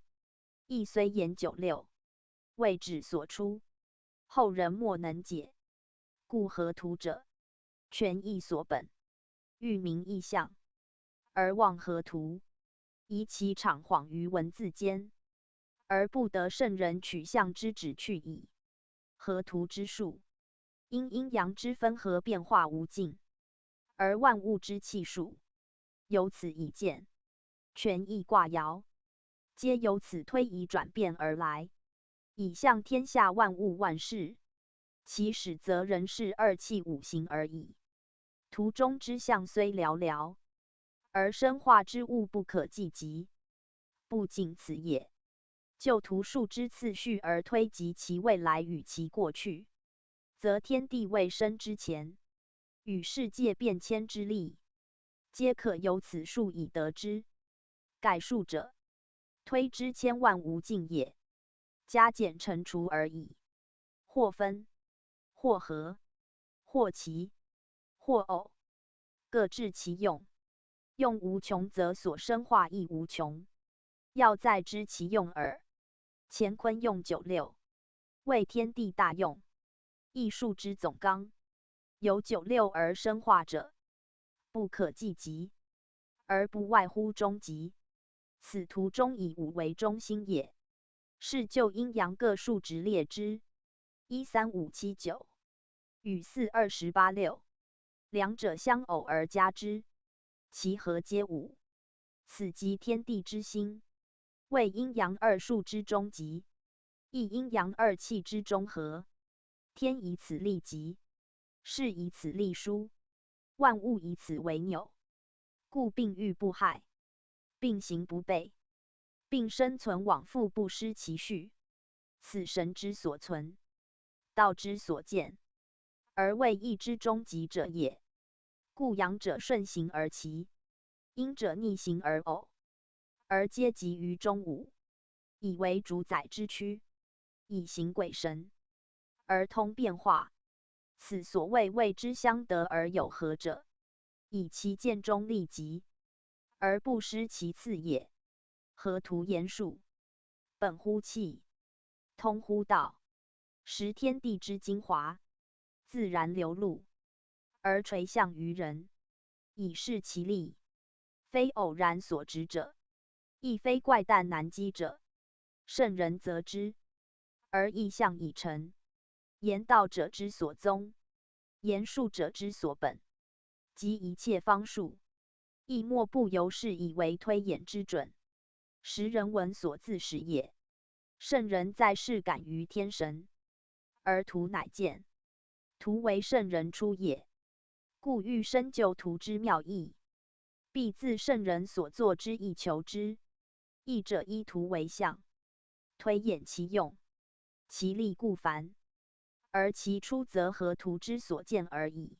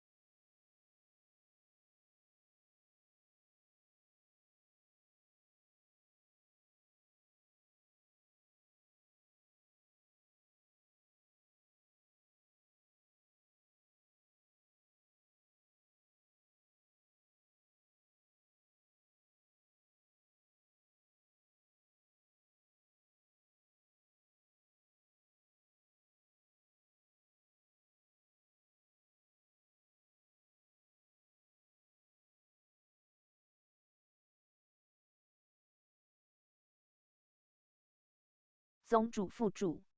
夫子言至精详，盖阴阳二数相报相接，而合化以成诸数。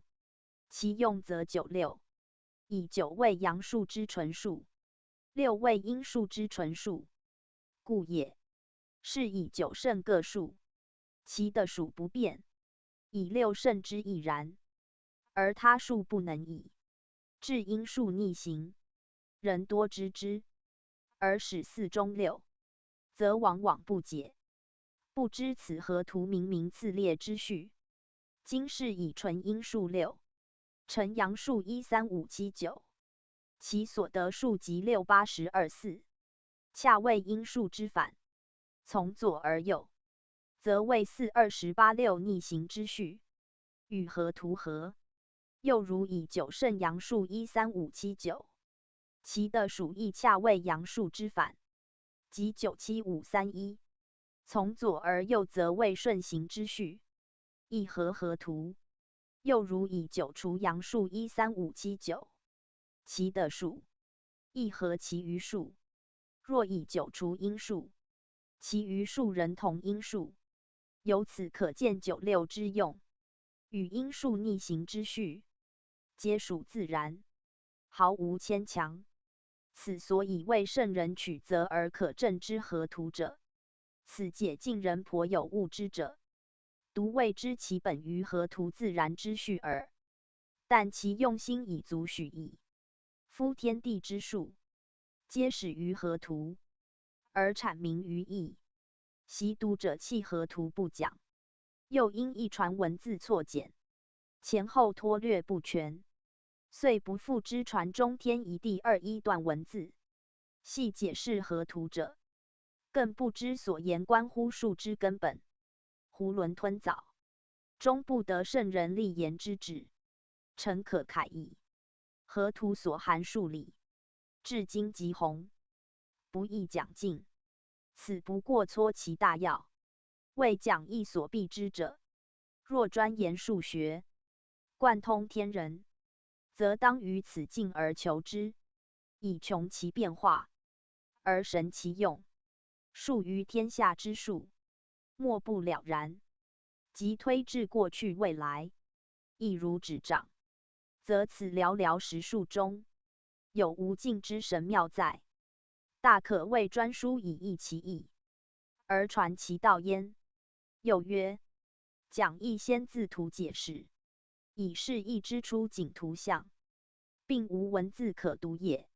然图像者非机械之类，含有深微妙用，亦如文字之变化迷境也。故观图像而能会通，则全部易经文义已在中矣。由之太极图明二气之始终动静，以生成万物，虽万言不尽其运，而图则皆在此圆圈中，一览无遗。此其神妙之用，实非圣人莫能谓之，莫能知之。人苟从而穷究其故，以深会其微妙，方知古人图像之不虚作，更见易经文字之不呆言也。今时人昧于道，忘其性，以经为之教，是为荒渺之谈，而造成乱世末节，形同禽兽，以陷于苦海，莫之拔度。思其圣人所及料哉！大节且临，至教将绝，大道不复，人类希存。有心救世者，要从义中推原治乱之故，而得其挽回之途。是则无人讲义，不仅为习古明经已耳，又曰夫子所讲五行相的有何之理，及土数用五之故，实为中国文化根本，亦即探索造化之源，指明气数之用，为一切言数者之所本。盖二气虽分，未成形也，必再分为五行，而后化成万物。五行之成，在天有寒暑风燥湿之令，在时有春夏秋冬四季之后，在味有酸苦辛咸甘之变，在色有青赤白黑黄之分，皆以五为例，即五行也。由之二气曰阴阳，曰柔刚，曰仁义，曰天地，曰乾坤，曰寒热，曰日夜，曰正反，曰善恶，曰是非，皆以两相对，是故曰两仪，而不限于气。五行亦然，曰五行者，是其周流无尽，合乎道之运行也。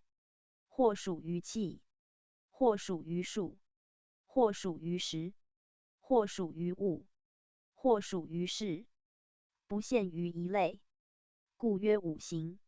两仪总其纲，五行任其目，为天地万物一切之母体。凡有生有成有形有名有类者，皆不得外事以生存常育，变化推迁，以遂其造化之用。二气五行者，即造化之枢纽，万物之胚胎，为天下之祖气，万有之特性也。二气以简而不能及生化之用，而即五行以成其错综变化之妙。五行以化，见疑其初始之真，故人托于二气，以成其主宰之神。故二五为生生之源，天下万物，莫不以之相为相系，并育不害，并行不乱，以成其生化之序。而世界一切于是出焉，乃曰二五构精，万物化身。此河图所指，必以五行配二气，以见天地之生成，气数之相得，而各有合也。至于五行之数，大都用成数，而土则用生数，是观月令，即之谓土主中央，五为中数，而成数之时，人生数之倍。二五无异一时，用五即足，且天地妙用，常藏时不用，故数老于久。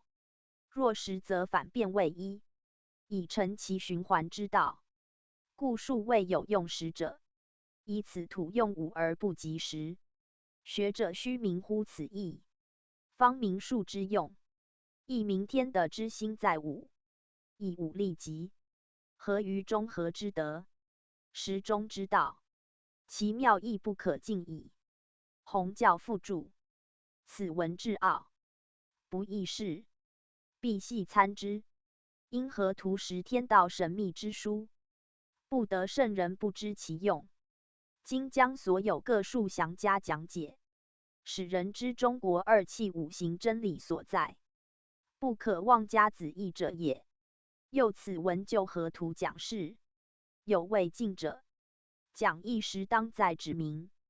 古人精通天道，洞明气数，国家兴亡，皆早知之，即由义得来。今人不讲义，是为迷信，遂不审吉凶，而忘趋避，就不知孰迷孰绝也。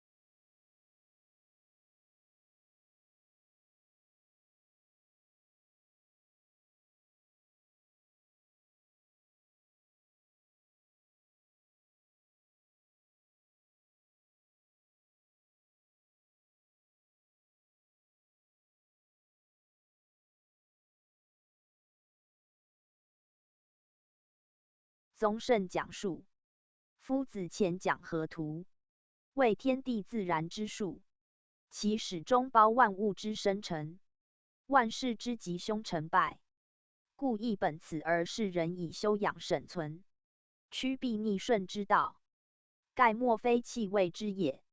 天地为万物父母，言万物必自天地始。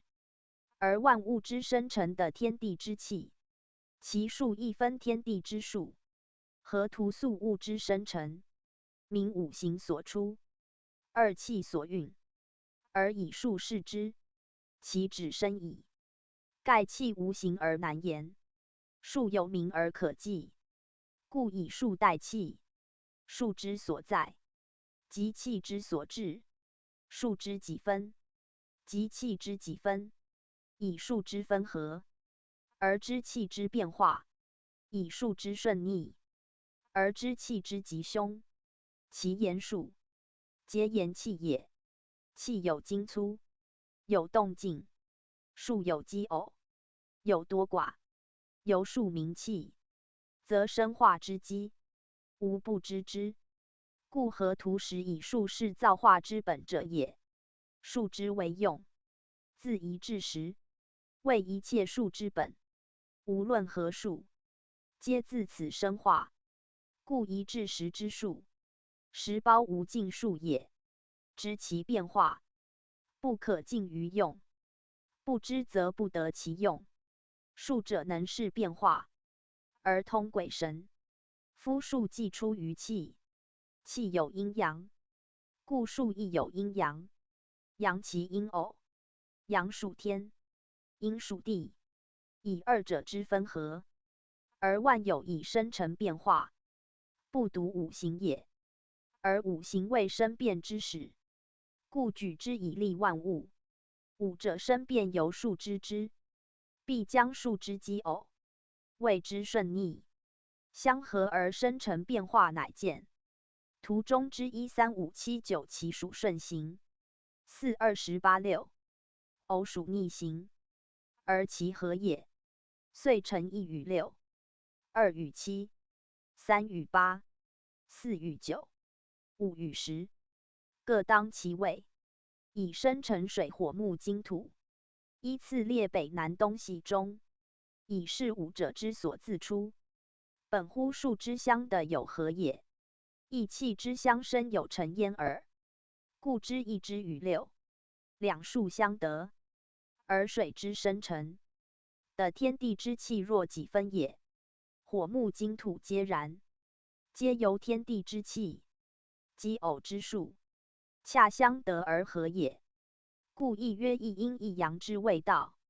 数之顺逆邪行，以循环中始，于是生化之道见焉。以奇偶之数，一阴一阳由男女也。而夫妇之道，即人生之始，人以男女配偶，而生息无尽；数以奇偶配合，而生化无穷。此即天地造化之妙也。故数之1、3、5、7、9，皆阳而齐；2、4、6、8、10，皆阴而偶。二者相得有合，而五行生成。阳道虚，阴道实，阴统于阳，阳包其阴，皆自然配偶，各有其序。故其属合偶属，人为其；其属合其属，反为偶。偶属合偶属，人为偶。以见阳之统摄阴而不可抗，阴之顺承阳而不可离。抗则害，离则乖，为相得有合，而后成其生化也。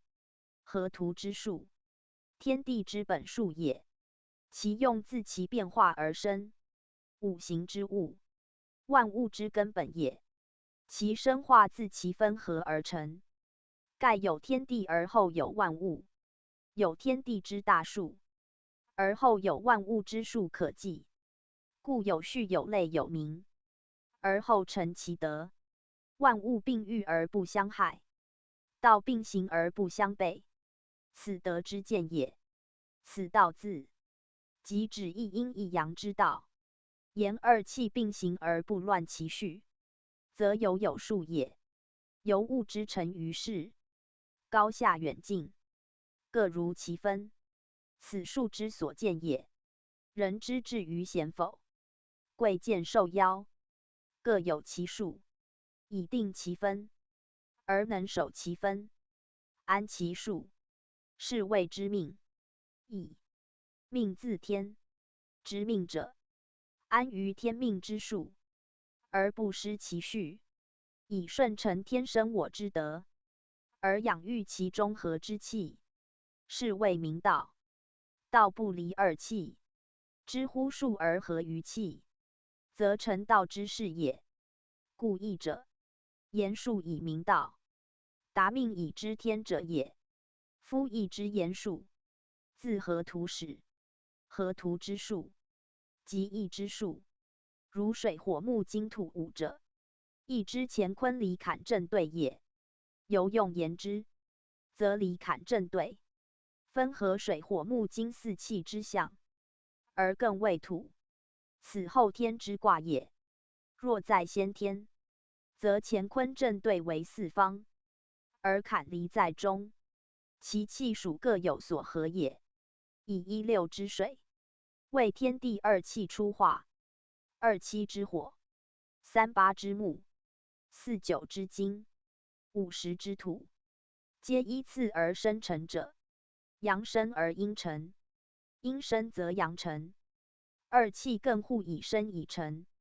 五行于是出，万物于是生，其生化之道，不离乎此图之序，其赋予之命，不外乎此图之数，数之所在，即二五之所分合。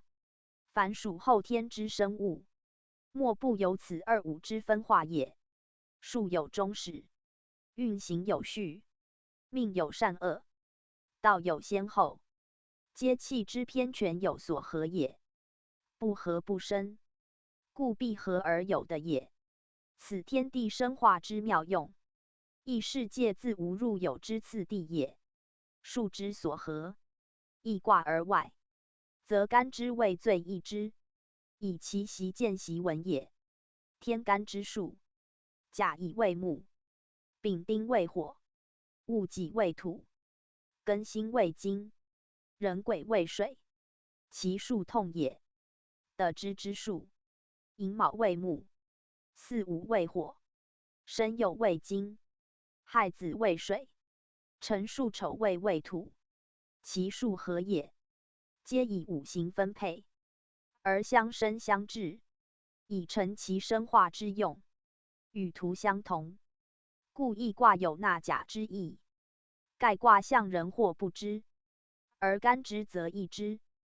干之故无异于卦，皆以视气数之运行，二五之化合，或以卦视其象，或以干之系其名，其实皆出合图，亦由数算之代名也。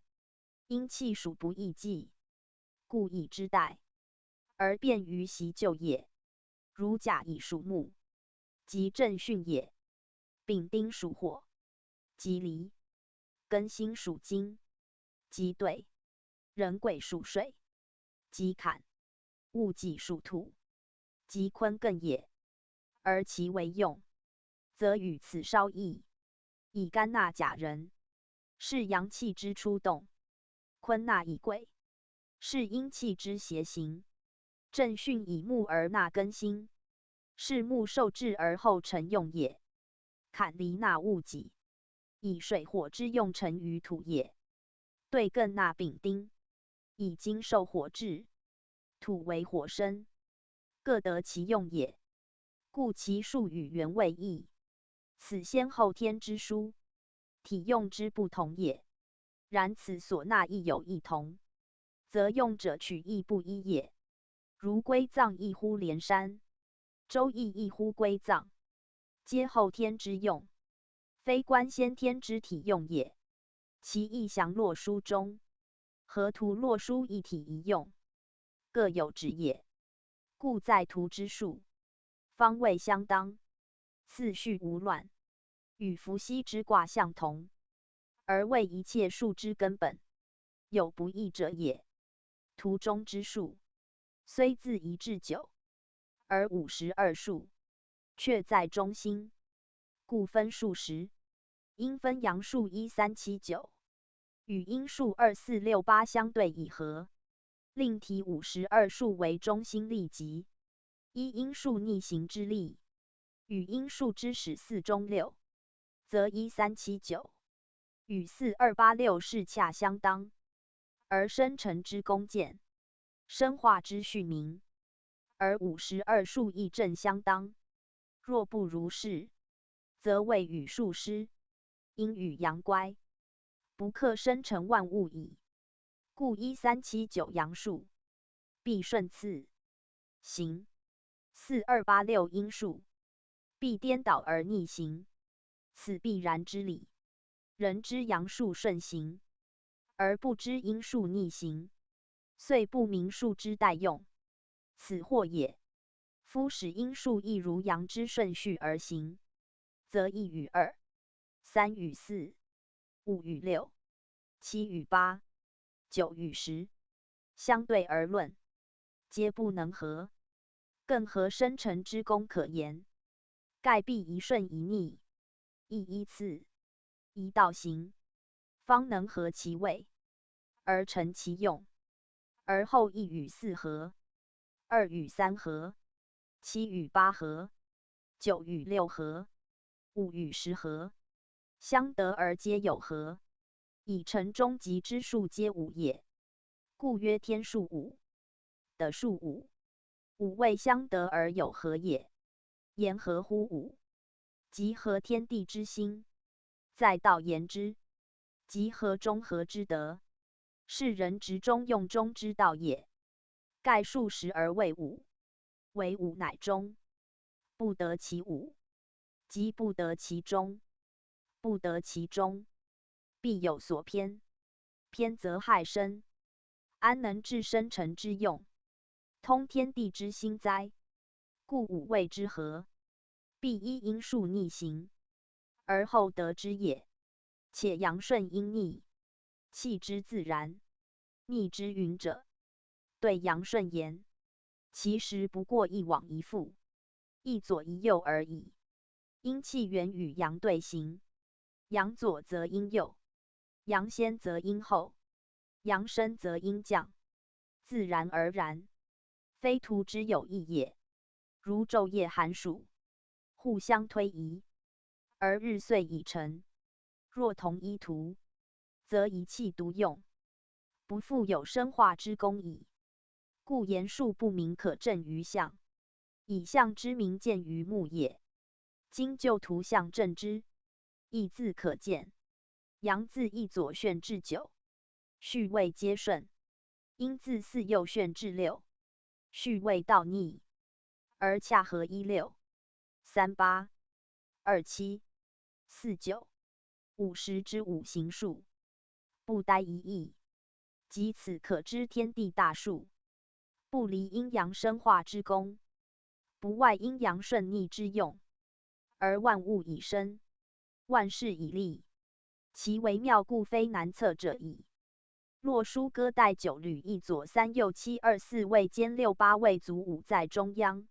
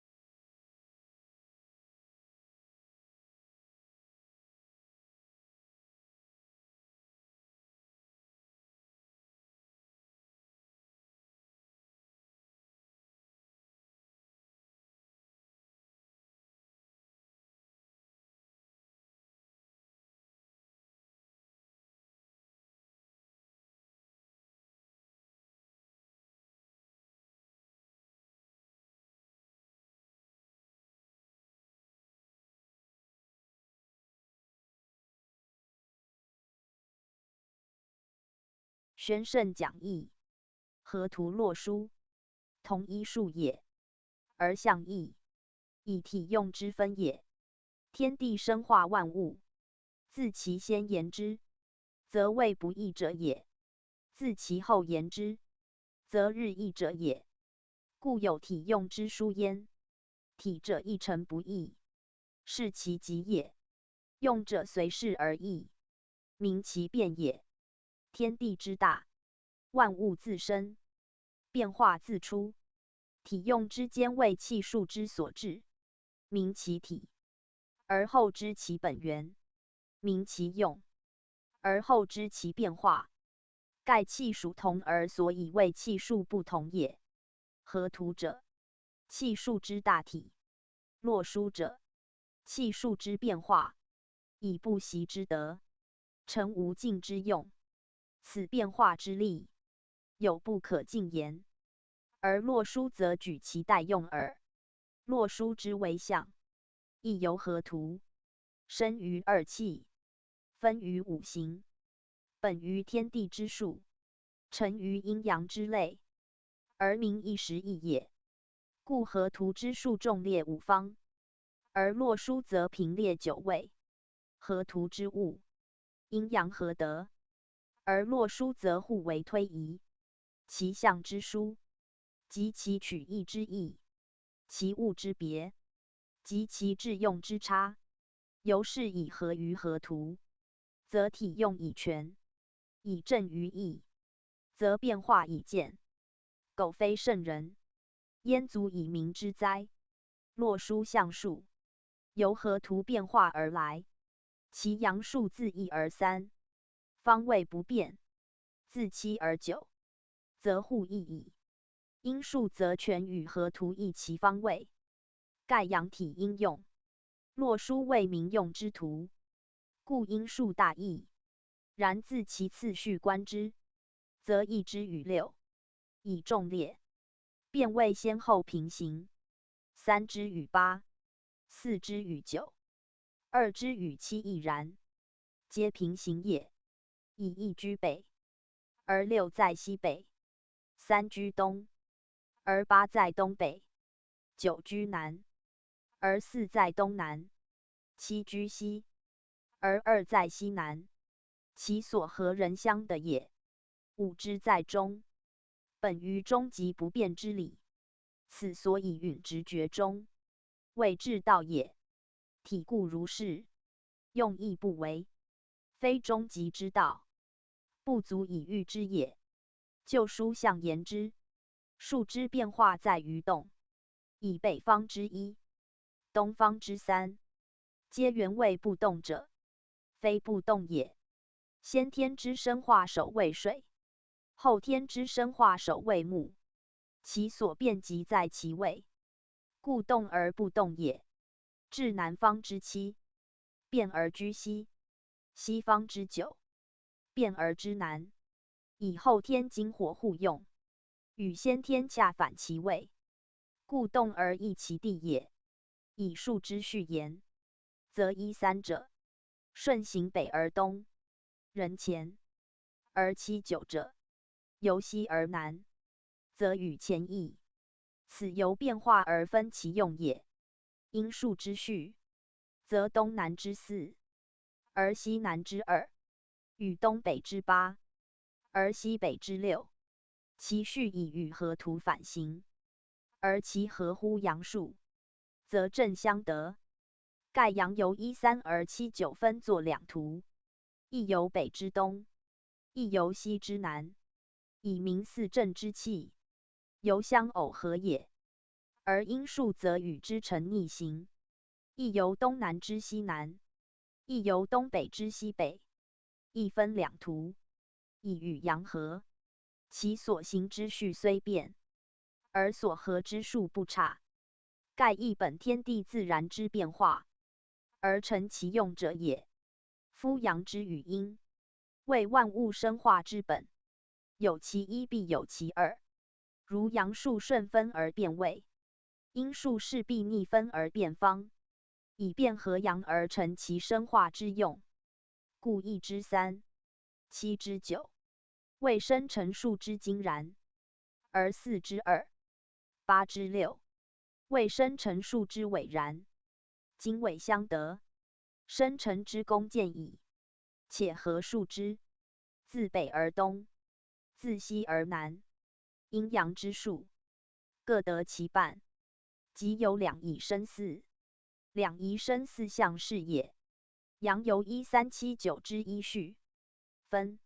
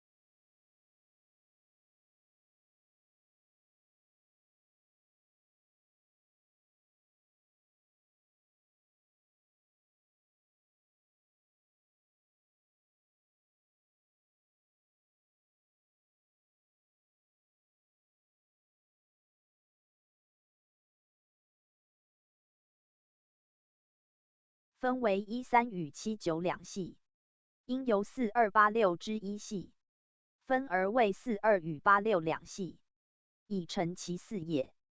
故阳有太阳少阳，阴有太阴少阴，则1与9为太阳，3与7为少阳，4与6为太阴，2与8为少阴，以在数之始终为太，终为少也。以此相分合，而变化生成见，万物自是出，万数自是成矣。合此两系之数观之，谓1834。此自北而止于东南也，谓6729。此由西北而止于南也。两数相错而正相得，以服天地生成之用，阴阳均平之数故也。盖左右两行，亦阴阳之道路，二者必求其平均。左之8与3，右之7与2，虽原来火木生成之数，而2与8则互换其位以相合。若不换位，则3与2、7与8皆相失，而生成之功不能见矣。故28易位而后阴阳之数已平，生成之功不改。此则天地自然之妙，不可不知者也。因此互换，如是相对之位，皆合而成实，即1与9、3与7、2与8、4与6，莫不成土之成数。洛书中央用5，而不见10，不知10之数，恰藏于八方，以相合而后得之。河图之和皆5，洛书之和皆10。名50为天地之心，土为天地之中，万物之本，其意至深切矣。夫洛书之象，民用者也，天地大用，在此图中见之。即义之卦象，亦于此图明之。南9北1，由乾坤变为离坎也。东3西7，由离坎变为正对也。东北之8，西南之2，由正巽变为艮坤也。而艮坤亦其位焉。东南之4，西北之6，由对艮变为巽乾也。而巽干守明其用焉。此皆意象所自仿也。盖合图者体，合伏羲之卦，而含文王之卦之变者也。洛书者用，合文王之卦，而存伏羲之卦之体者也。二者必互观之，方明其意。以天地之生化万物，由易而众，故由太极，而两仪，而四象，而八卦，即由2气而5行，而9宫，皆由1而2、3而4、自少分多，自寡化众，此生化自然之象，而图书所示之力也。以生化之始，不离于一，故生化之众，不失其中。有此终极，则千万变化不乱其序，此中央之五，永不异者也。而其他象数，则随气数所致，二五分合而成其变，变成而天地之代用见，万物之生化出，其理其事，故显然如指掌矣。洛书言数，有名用者，有名变者，有与道同者，有与人事同者。大别之有三：一、图中之数，与合图异。合图为55，洛书则45，此由天地生化，阴阳消长之数使然也。合图言体，阴阳平均，此合乎道者也。洛书则重在用，用者以阴从阳，以阳统阴，阳主阴从，天包的而生化方就其序，故阳数25不变，阴数以30变为20，名阳道长长，阴道长消，而以立天地之极，正阴阳之位。彼下无见上，小无临大，并欲不害，并生不贼，而全其用，以致无穷也。乃为阳位者5，为阴位者4，阳居4正，阴居4偶，阳正位中宫，阴环行4极，而后名正事顺，体见用周。虽阴阳4失其平衡，实则如是方得其平衡也。盖阴气不可长，终极不可乱，以5之阳正立中宫，而4为二气，人自平均，未尝偏颇。此其为数以45位制也。一、洛书之数，阴阳平列，而与合图为异序书，与合图数同而象二者合也，则合图明天的生成者，所生成为五行，其位限于五；又合图明天的偶合者，其合以顺逆，故序为一阳顺阴逆之力。洛书则由合图而推其变化，以及其用，所象在生成之后，自五行推至九宫，以明生化之序，由二五而可推至无穷也。故数位分而为九。又洛书明生化之力，本于二气之交错，二气分合，生化以众，则数序之行，亦循环往复以至无尽，而其序或顺或逆，或以彼就此，或分此合彼，互相推移，成其变化。此亦天地生化自然之序，万类消长一定之力，有不易而易，不变而变，而变人不失，亦人不乱之道存焉，故与合图有同义也。如阳数东北原位，以水木之生成，先后天之所示，言先天之生成者守水，以天之一气出化也；言后天之生成者守木，以天之二气在化也。故卦象以六位坤之用，定爻之数，以三位卦之数，以八之自成，为全卦之数，皆取乎水木之数，以领先后天一切生成之象也。若西南之七九，则先天后天之生化各异。先天之火在南，数为七；金在西，数为九。而后天之九属火非金，七属金非火，二者恰异其数，故变其位。盖火之与金，本相克也，非同水木之相生。既克则有胜有负，火之胜金于先天，则金必负于后天；若胜而不负，则生化将穷，更何后天变化可言哉？故在洛书火退而西，经进而南，恰得其反，以成其序。盖五行之身，火必因土而后生金，既互益其位。人的受中央之土气，而后不相克而相生，生克之间，即在此异位数耳。且因变化之力，必二气之平衡，且相的有何也？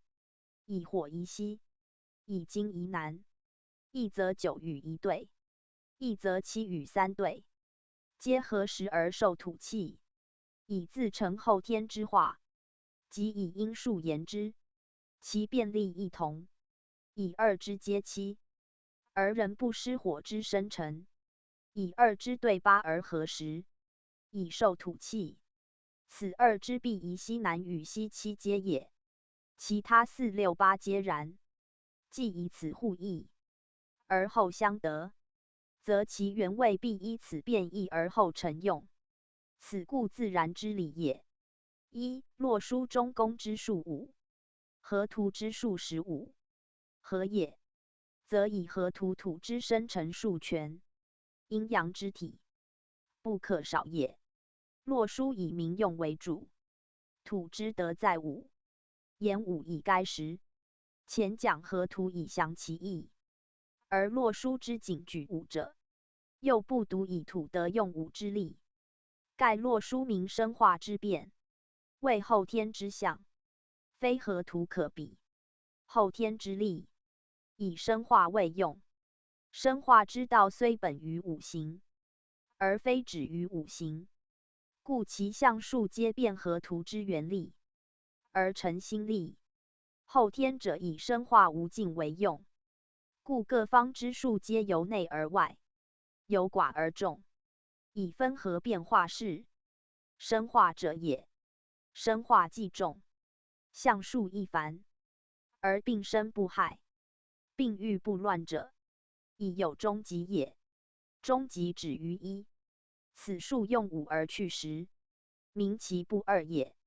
天地之道一言可尽，谓物不二则生物不测，此即尧舜执中之道，以本于天地之用，而见于洛书者也。天地以5为中心，五行以土为根本，万物万事以中以为立极，皆自此象见之。以天道言之，则一切生化之术，不离于中5，而用以广，得以大。万物所以，万数所持，皆此5也。故曰天地心，亦阴阳之中气，五行之中道也。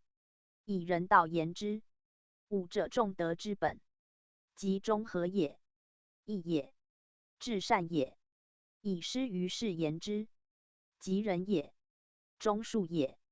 为人生不可失者，故圣人数之为交，以直中用中，为万行之先。亦传曰显诸人，藏诸用，此二语即是洛书者也。洛书之中5，即人也。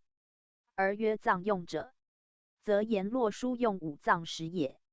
夫阴阳二道，相以而成用，而阴必藏，阳必显，一藏一显，其用始大。5与10皆土数，即土德也，亦属于人；阳也，亦属于智；阴也，用人而藏智，人显而智不显。藏也者，非去而不用，言藏之于内，不以显也。盖天下之道，必守德行。人为人之全德，亦天地之全德也。若智者，以成人之用也，不可独用。人显其德，而智全其用，则用不显而自大，是中庸成己成物之功。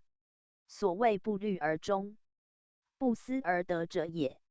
为圣与至诚则之，以人之身本乎人，人之德无不全也，而至诚之，即阴阳之道也。显人藏智，智在人中，即扶阳一阴之道也。此义则本于洛书。洛书显无而藏实，非无实也。四正四余，所合皆实，即所谓藏也。藏之于内，而独显无，以明利极之意，实为天地微妙之道所见者也。天地之功，见于生成皆人得也，不见其志，而功莫与大。此即能藏其志以成其用也。人若忘乎此义，不显其人而用志焉，是背天逆道，无不败矣。上何成哉？故洛书用武之意，至深切矣。洛书明变化之力，是生化之用，其所包者广，此略举其大者耳。要将河图之象数，与之一一对参，而求其变化之机，则可见悟天地生物之则。圣人亦教之心矣夫！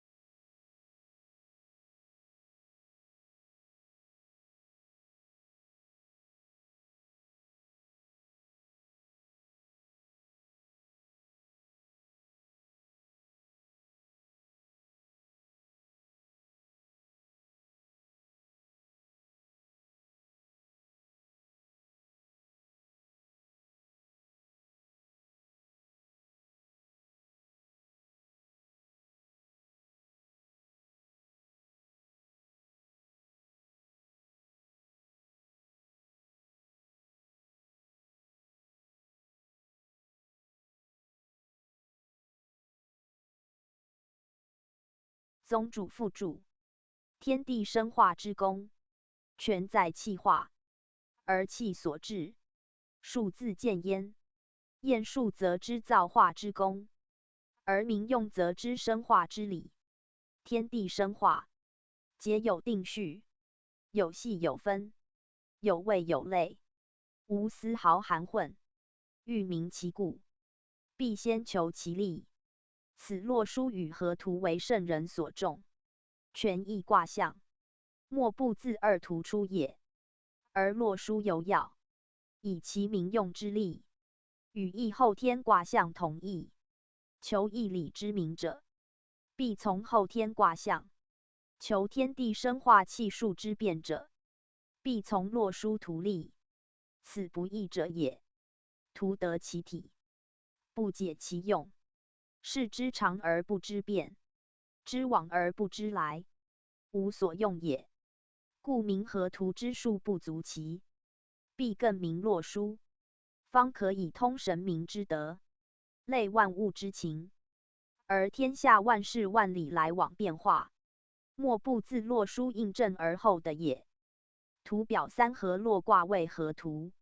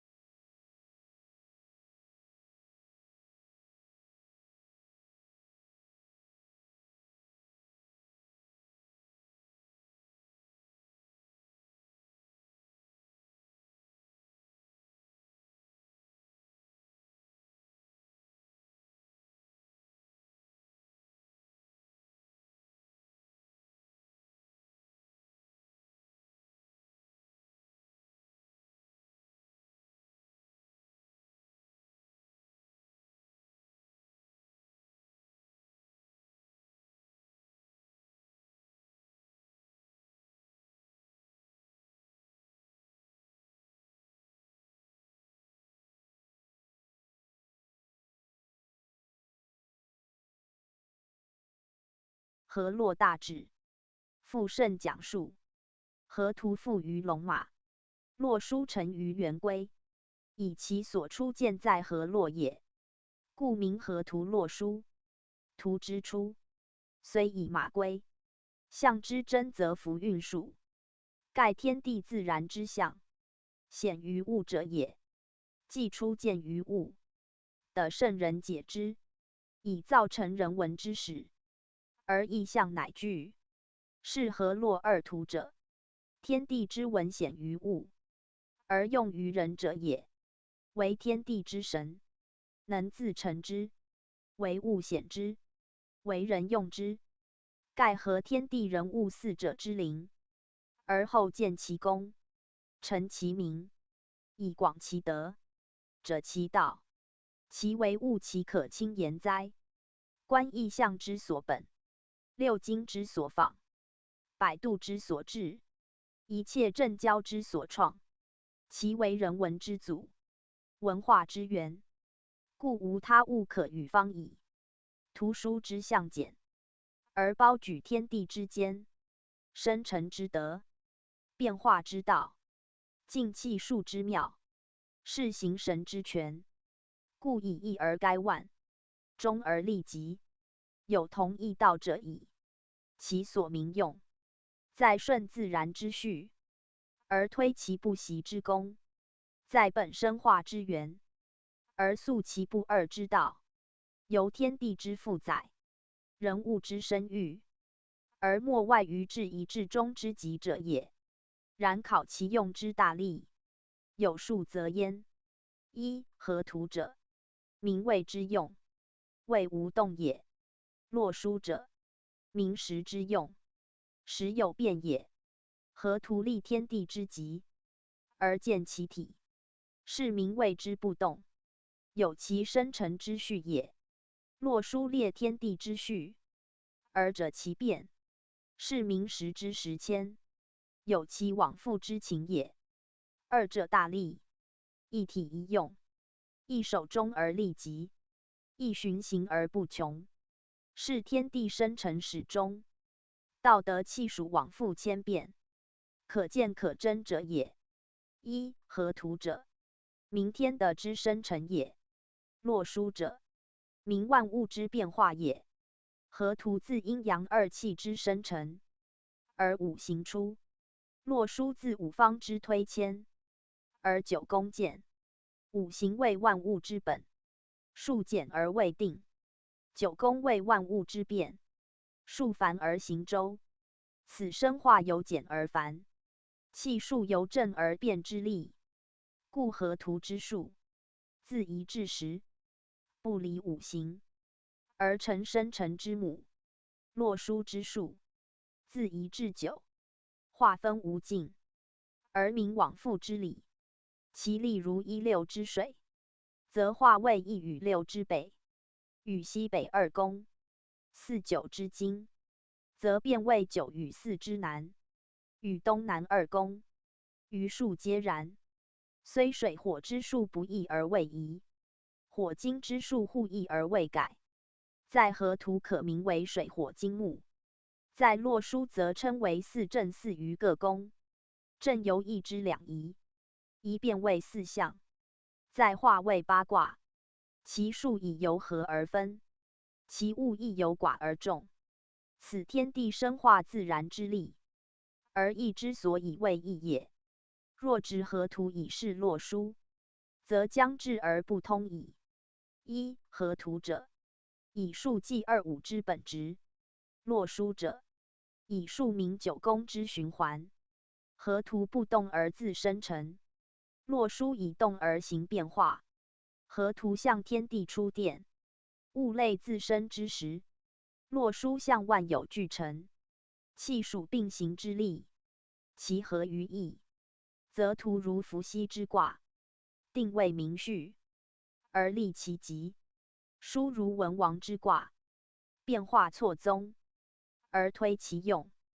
二者各有其所向，亦不外造化自然之理数，可真于物，可验于形，可后于时令，可证于天地之文。可通于人物之身欲千变者也。故河图之象，不义而异，如天地之道也；洛书之象，义而不义，如天地之德也。就河图推而上之，可明天地之自始；就洛书推而化之，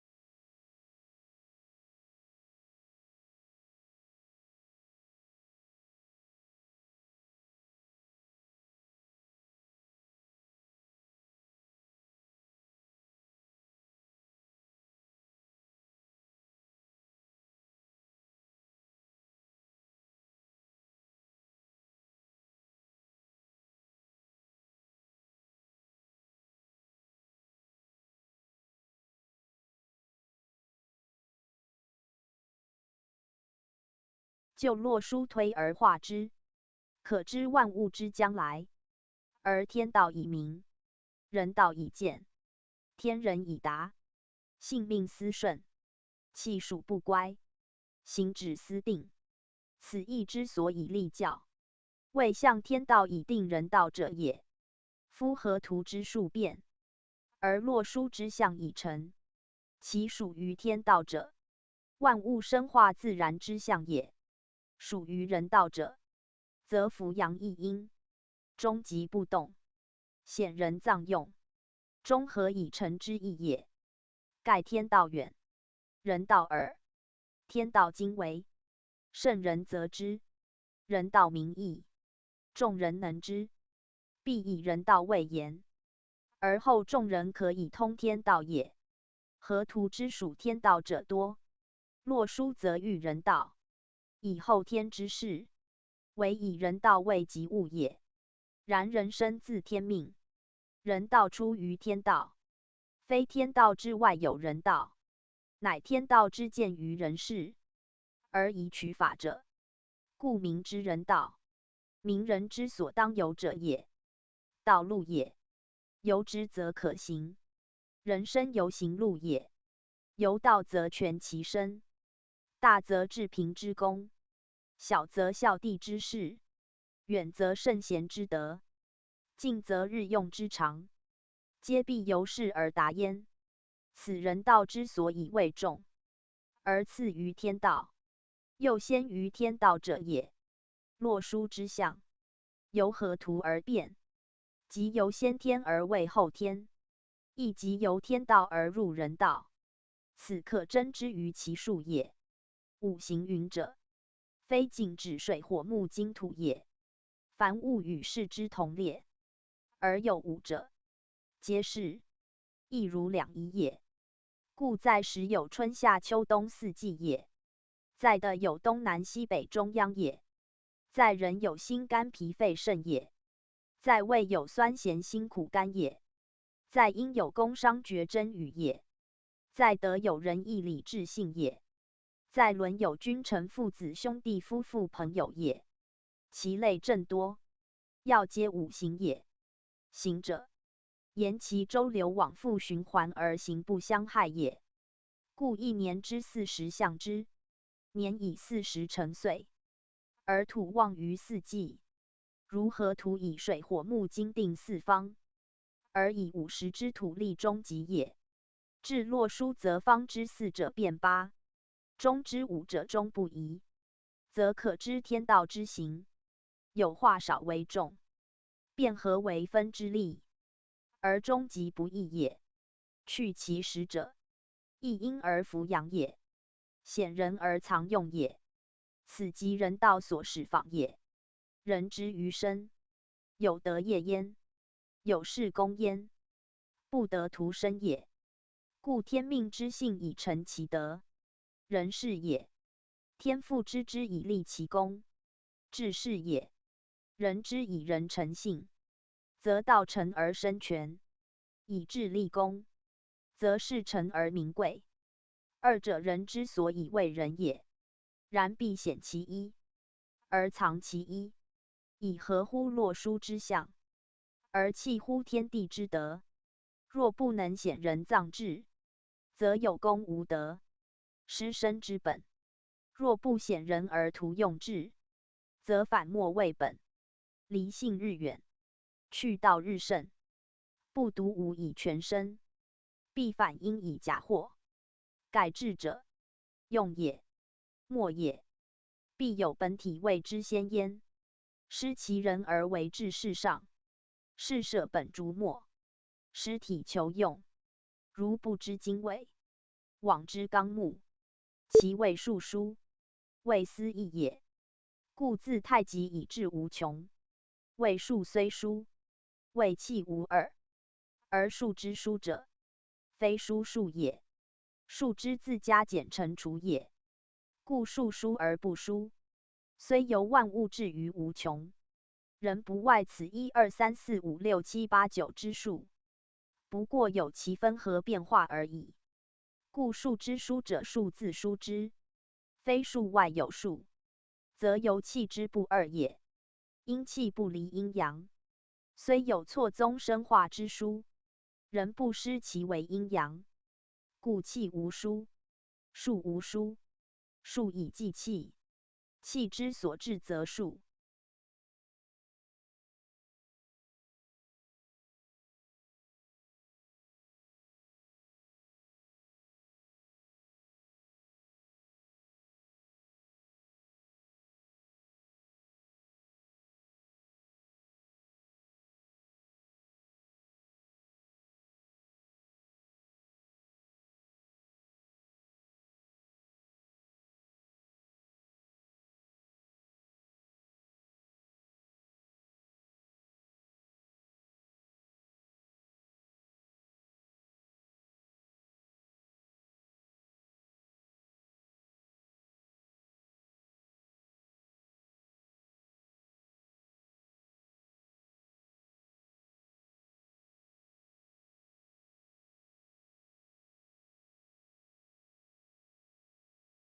气之所至则数成，数之所见则气达。气数无殊用也。河洛者，名气数之用，是天地万物之始终者也。果明其变利，则天下之气数，皆可推而知之，以其用因变而后见也。设无所变，即无所用；果无变无用，天地已归斯灭。更何河洛之徒存哉？唯其变多则用神，用神则天地无极，人物无尽，莫不在此气数之中，即莫能出此图象之外。而后河洛二图，乃为人之所必明，事之所必重者矣。河图与洛书异同之处，即气数变化之机，与天地万物生化之力。其所列虽仅此九宫之位，五行之名，而其类推，可至无尽。欲明其变，可就意象正之也。所须知者，河洛之变何自来？其气数分何所本？此则求明天的生成之序，人物生化之术，所必留意者也。兹是论之。洛书之术，因河图而来，即万物之生化，本天地五行所出。如五行生自二气，即天地也，以见河图；而九宫变自五行，即五方金木水火土也，则见洛书。而九宫云者，非言九物，或九事也，以数尽于九。九宫足以包数之权，天下之物，尽在九数中，则莫逃乎九宫之外。故九宫者，万物万事之所立数，而万数之所循环者也。无论生化之无尽，所推所演，莫不尽于九数之中。由九而内，则反于一；由九而外，则推至无量数。数虽无量，人不外此九也。干之用九，以尽天下生生之道；而大衍之用49，以及天下往来之数。其曰大衍者，由中数之5，而10倍之也。衍者，推衍也，推其数之所至，而足以包举一切数，故曰大衍。以数之老阳在9，老阴在6，6、9、54，去中5，而得49，即大衍之用。此亦河图洛书所有之数也。以其数之众在变也，则河图之象变为洛书，所使在金火互异位也。以金之9，为先天数，若已变，则属火，离代前用，离为火，而干为金，故其位随前离而异。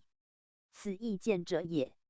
其间上含深意，即以数之成，乃因气之行，气之行也，非至于一方而不动，必周流八方而无习，以谓言之，则河图之火与水对，金与木对，数随五行之气，而定其方，无所异也。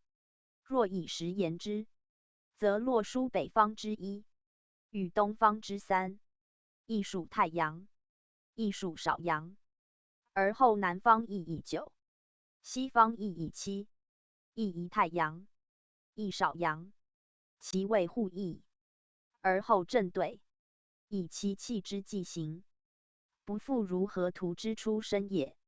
河图之气，以阳生阴，以阴继阳，故阳老于西方之九，而阴四继之；阴老于北方之六，而阳亦成之。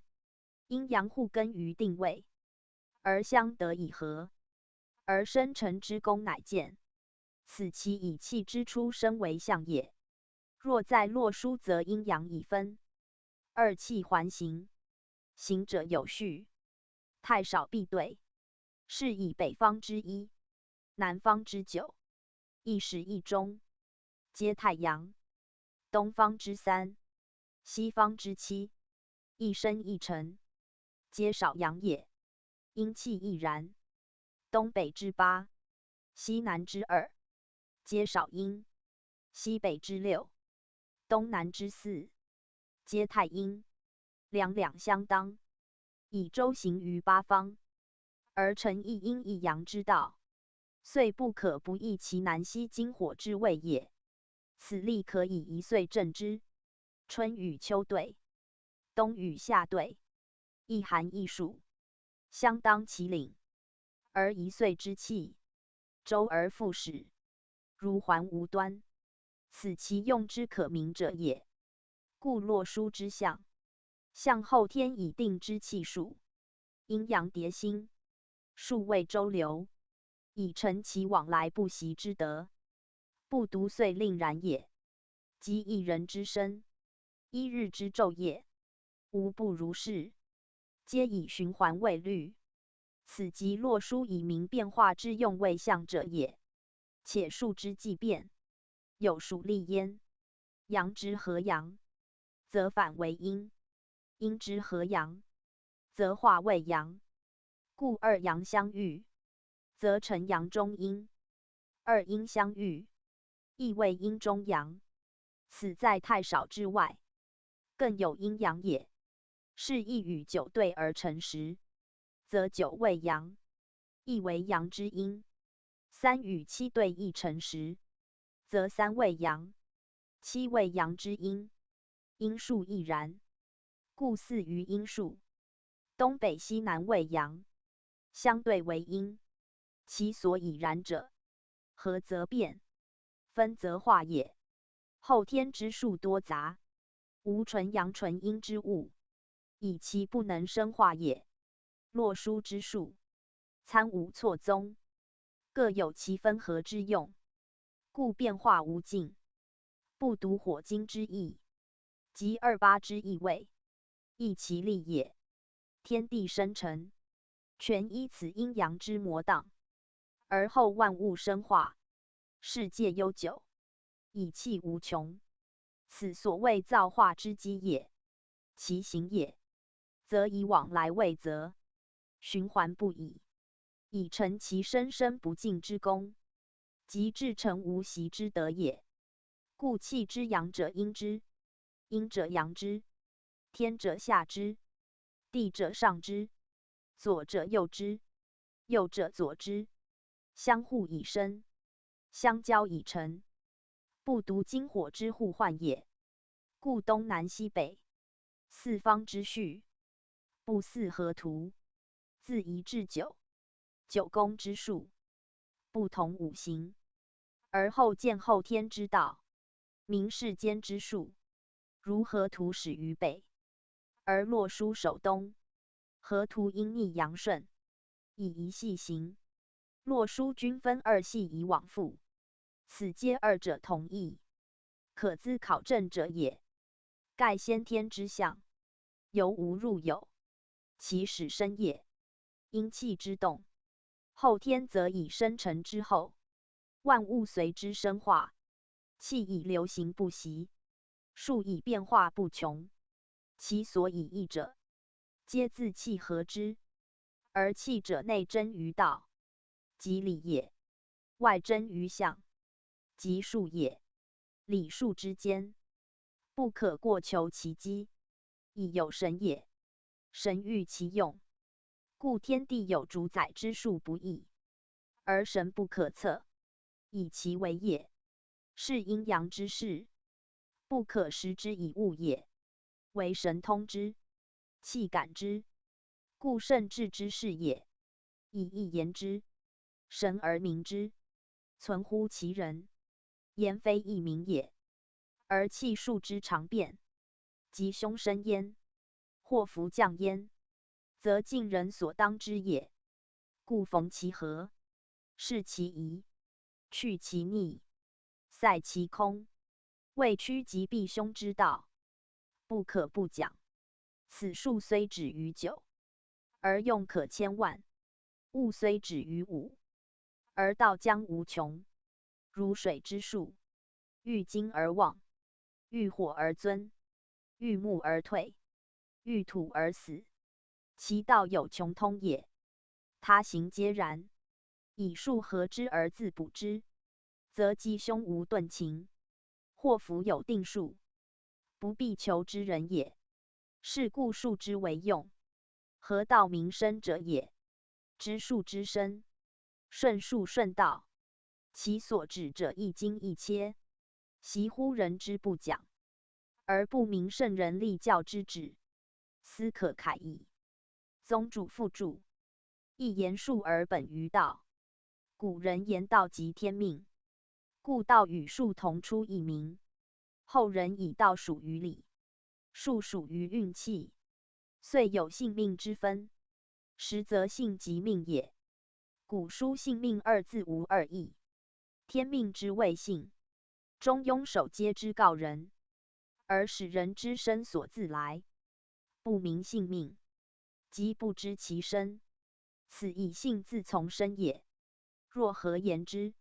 性之所存者道，命之所行者术，皆一气所化，非二事也。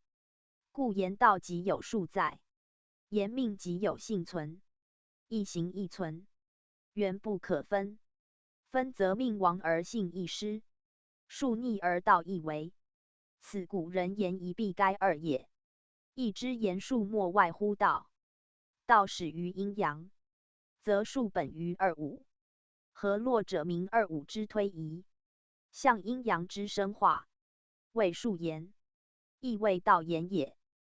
苟得其意，而了然于心，则行合乎数，亦存乎道，内外大小，一以贯之，无所疑惑。此圣人拈出立教之旨也。夫子以人为希思义，于图书所向，淡然视之，不以为神怪难机，则以为数属乖正，而攻讦之，抛弃之，等于无用之物，遂使道术不明，性命徒讲，此可慨矣。故命复甚就前之讲义，引而深之，以导后人而明义教。读者故当细心玩味之也。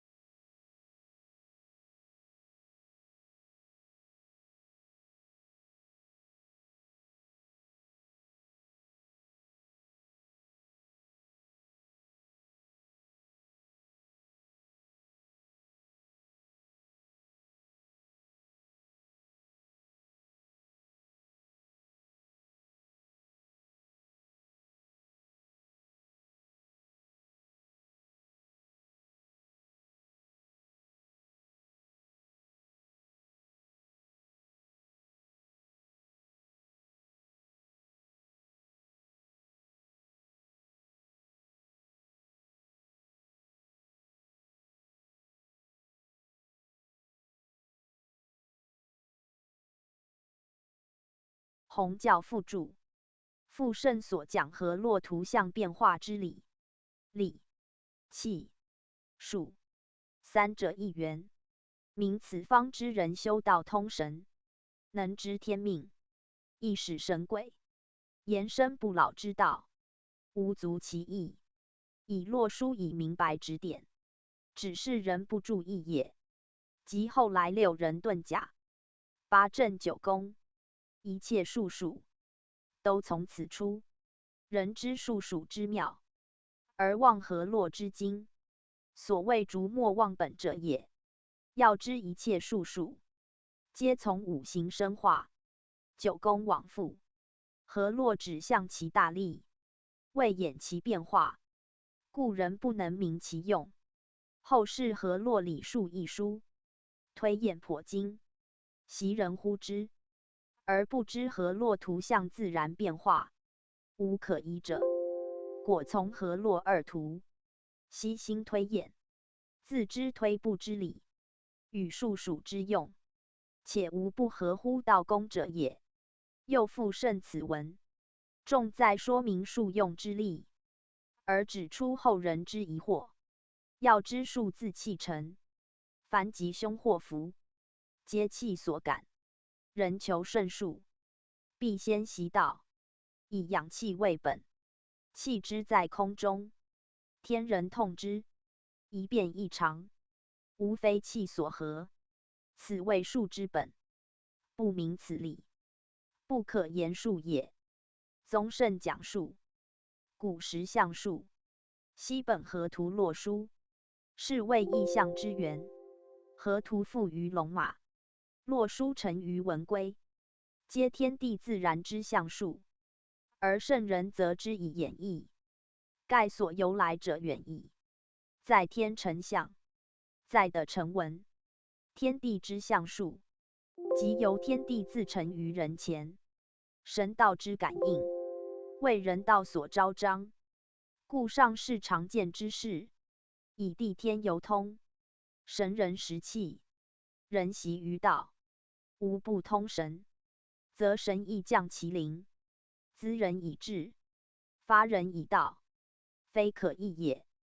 故图书出，而人文以创，天地之道见，而人道以明。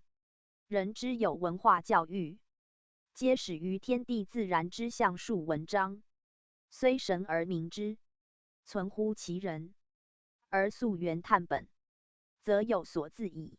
故图书者，意象之祖，欲明意象，必明图书。如木本水源，不得其故，则之流莫可救节。是以夫子曰：“50学艺，言由图书以穷象数也。”天5的10，50为天地中心，天地之道由此见，人道由此立，故50为图书之中数，由义之太极也。太极在数曰一，在位曰中，在性曰至善，在气曰纯阳，谓无始之始，万有之宗，老世之天下母，即指此也。而其大包无外，广尽万类，故属天地之中，亦天地所自成也。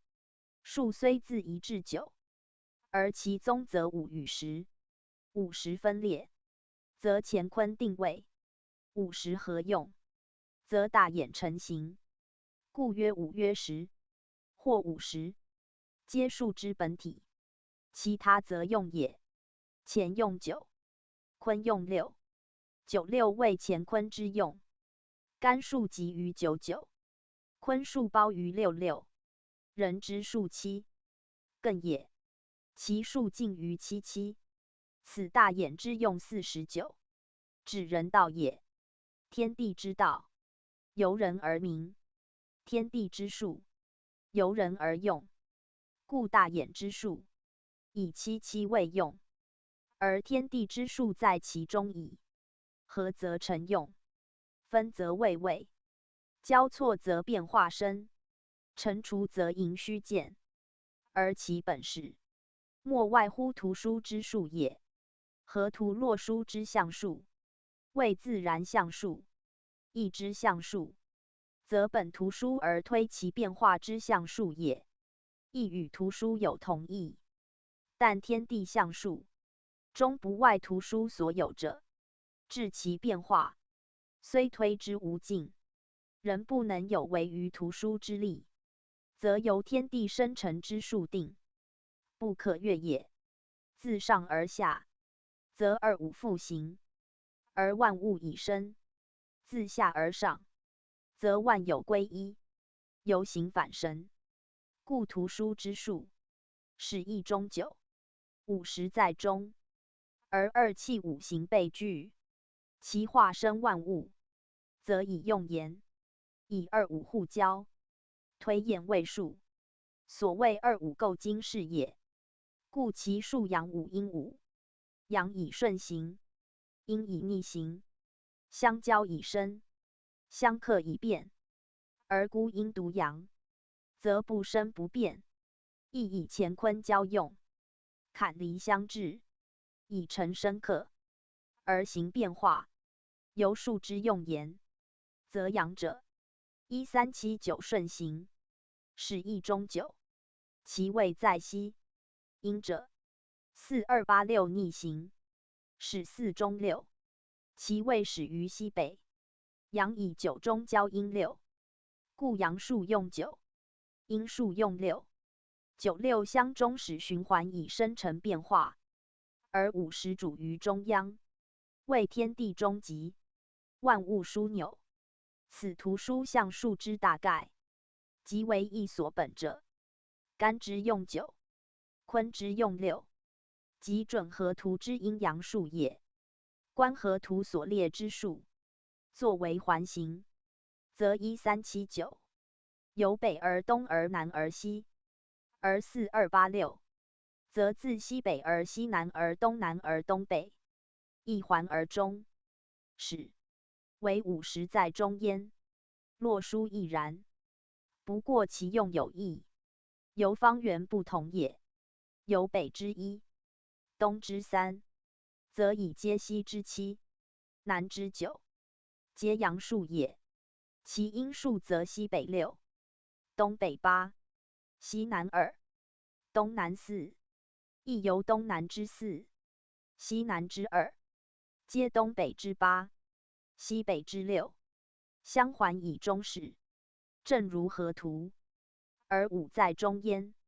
其不同者，图属先天，书属后天，一体一用，一位一时，故洛书之数，以相交而行，而河图则相贯也。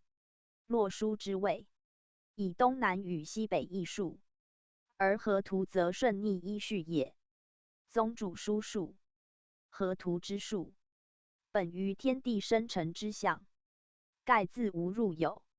首位太极，一气既动，两仪已分，两气相当，五行已具，故河图象之。其数自1至10，分为阴阳，阳其阴偶，各得其半，而生化之本，必基于二气之和，五行之分，即由于阴阳之变，其生化也。以一阴一阳相合而成，乃于世数中，以阴合阳，以阳合阴。天生则地成之，地生则天成之。故1至5为生数，6至10为成数，生成二数，各居阴阳之半。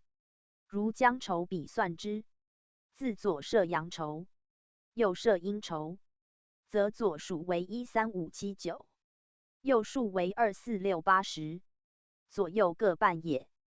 更将其配合之，为左设生数，右设成数，则左为1、2、3、4、5，右为6、7、8、9、10，亦各半也。皆以相得而合，而后有物生焉。故自左之1阳，合右之6阴，而水生成；左之3阳，合右之8阴，而木生成；自右之2阴，合左之七阳，而火生成，自右之四阴，合左之九阳，而金生成，艮于阳之五，合阴之十，而土生成。此为五行生成之次序也。其生与成，恰位相当之位，故其数相得。如一居左手，六居右手，故恰相得。有子与午对也，是谓配偶之定例也。因其位相当，而数相得，使有合，而见其生成之功。此一六居北，二七居南，三八居东，四九居西，五十居中，以继合而后同居，亦如人之夫妇也。故其位之相配以次，数之相得以序。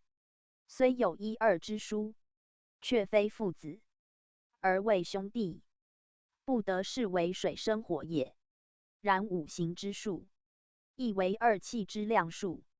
如一六为水生成数，亦即水之量数，以阳一阴六，为其成分也。其所差五数者，系以五之前为生数，即生气。其气能生不主成，而成气必木五以下，由之日与夜也，非至日落，不得为夜。以生气为静，不见成气，故一必与六合，不能与二三四五合也。一六既合，其次则属二与七。二为阴，七为阳，二属生，七属辰，阳多阴少，乃为火之成分，亦如水之一六合也。以下皆同。盖五行之数字，包括数义，一是阴阳之成分，一是生成之先后次序，一是五行之量数，一是二气之分合总数，一是二五之化成元数。其义甚广，而无不相通，实天地间之数，不得一义者也。如天一地二，谓之为阳阴次序可，谓之为天地气分量数亦可。论五行生成，则次序也；论五行成分，则量数也。论生成次序，兼是阴阳量数，而以计二五之精气所行，与天地之行气所积，莫不一致。故河图总数55，即由16、27、38、49、50相加之积，其属天者25，即阳数之积，为最清清之神，故居上而名天。其属地者30，即阴数之积，为重浊之精气，故居下而名地。其实一阴一阳耳，其间所差者5，此为元气之谓化者，虽在天地之中，却非55数之内。盖可以名而无名，可以数而无数，故谓中气，即阴阳之间所差之数。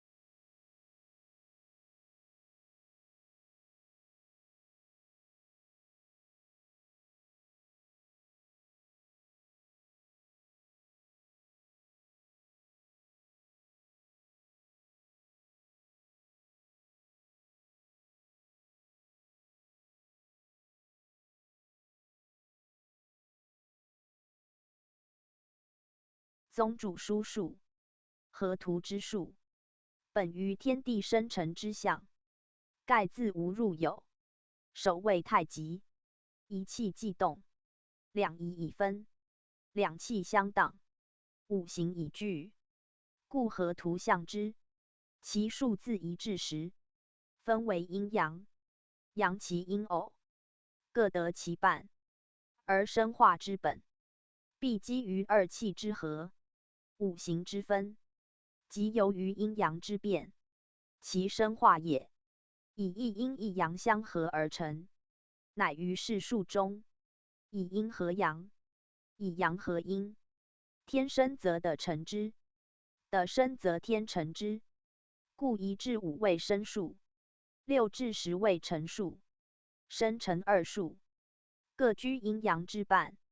如将筹比算之，自左设阳筹，右设阴筹，则左数为1、3、5、7、9。右数为2、4、6、8、10，左右各半也。更将其配合之，为左设生数，右设成数，则左为1、2、3、4、5，右为6、7、8、9、10，亦各半也。皆以相得而合，而后有物生焉。故自左之1阳，合右之6阴，而水生成；左之3阳，合右之8阴，而木生成；自右之2阴，合左之7阳，而火生成；自右之4阴，合左之9阳，而金生成；更于阳之5，合阴之10，而土生成。此为五行生成之次序也。其生与成，恰为相当之谓，故其数相得。如1居左手，6居右手，故恰相得。有子与午对也，是谓配偶之定例也。因其位相当，而数相得，使有合，而见其生成之功。此16居北，27居南，38居东，49居西，50居中，以继合而后同居，亦如人之夫妇也。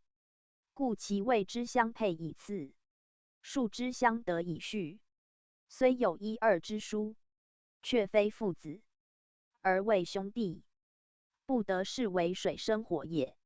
然五行之数，亦为二气之量数。如16为水生成数，亦即水之量数，以阳一阴6，为其成分也。其所差5数者，系以5之前为生数，即生气。其气能生不主成，而成气必木5以下，由之日与夜也，非至日落，不得为夜。以生气为静，不见成气，故一必与6合，不能与2、3、4、5合也。16既合，其次则属2与7。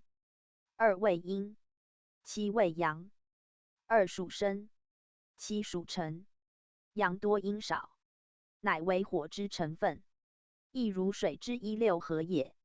以下皆同。盖五行之数字，包括数义，一是阴阳之成分，一是生成之先后次序，一是五行之量数，一是二气之分合总数，一是2、5之化成元数。其义甚广，而无不相通，实天地间之数，不得一义者也。如天一地2，谓之为阳阴次序可，谓之为天地气分量数亦可。论五行生成，则次序也；论五行成分，则量数也。论生成次序，兼是阴阳量数，而以计2、5之精气所行，与天地之行气所积，莫不一致。故河图总数55，即由16、27、38、49、50相加之积，其属天者25，即阳数之积，为最清清之神。故居上而名天。其属地者30，即因数之积为重浊之精气，故居下而名地。其实一阴一阳耳，其间所差者5，此为元气之谓化者，虽在天地之中，却非55数之内。盖可以名而无名，可以数而无数，故谓中气。即阴阳之间所差之数，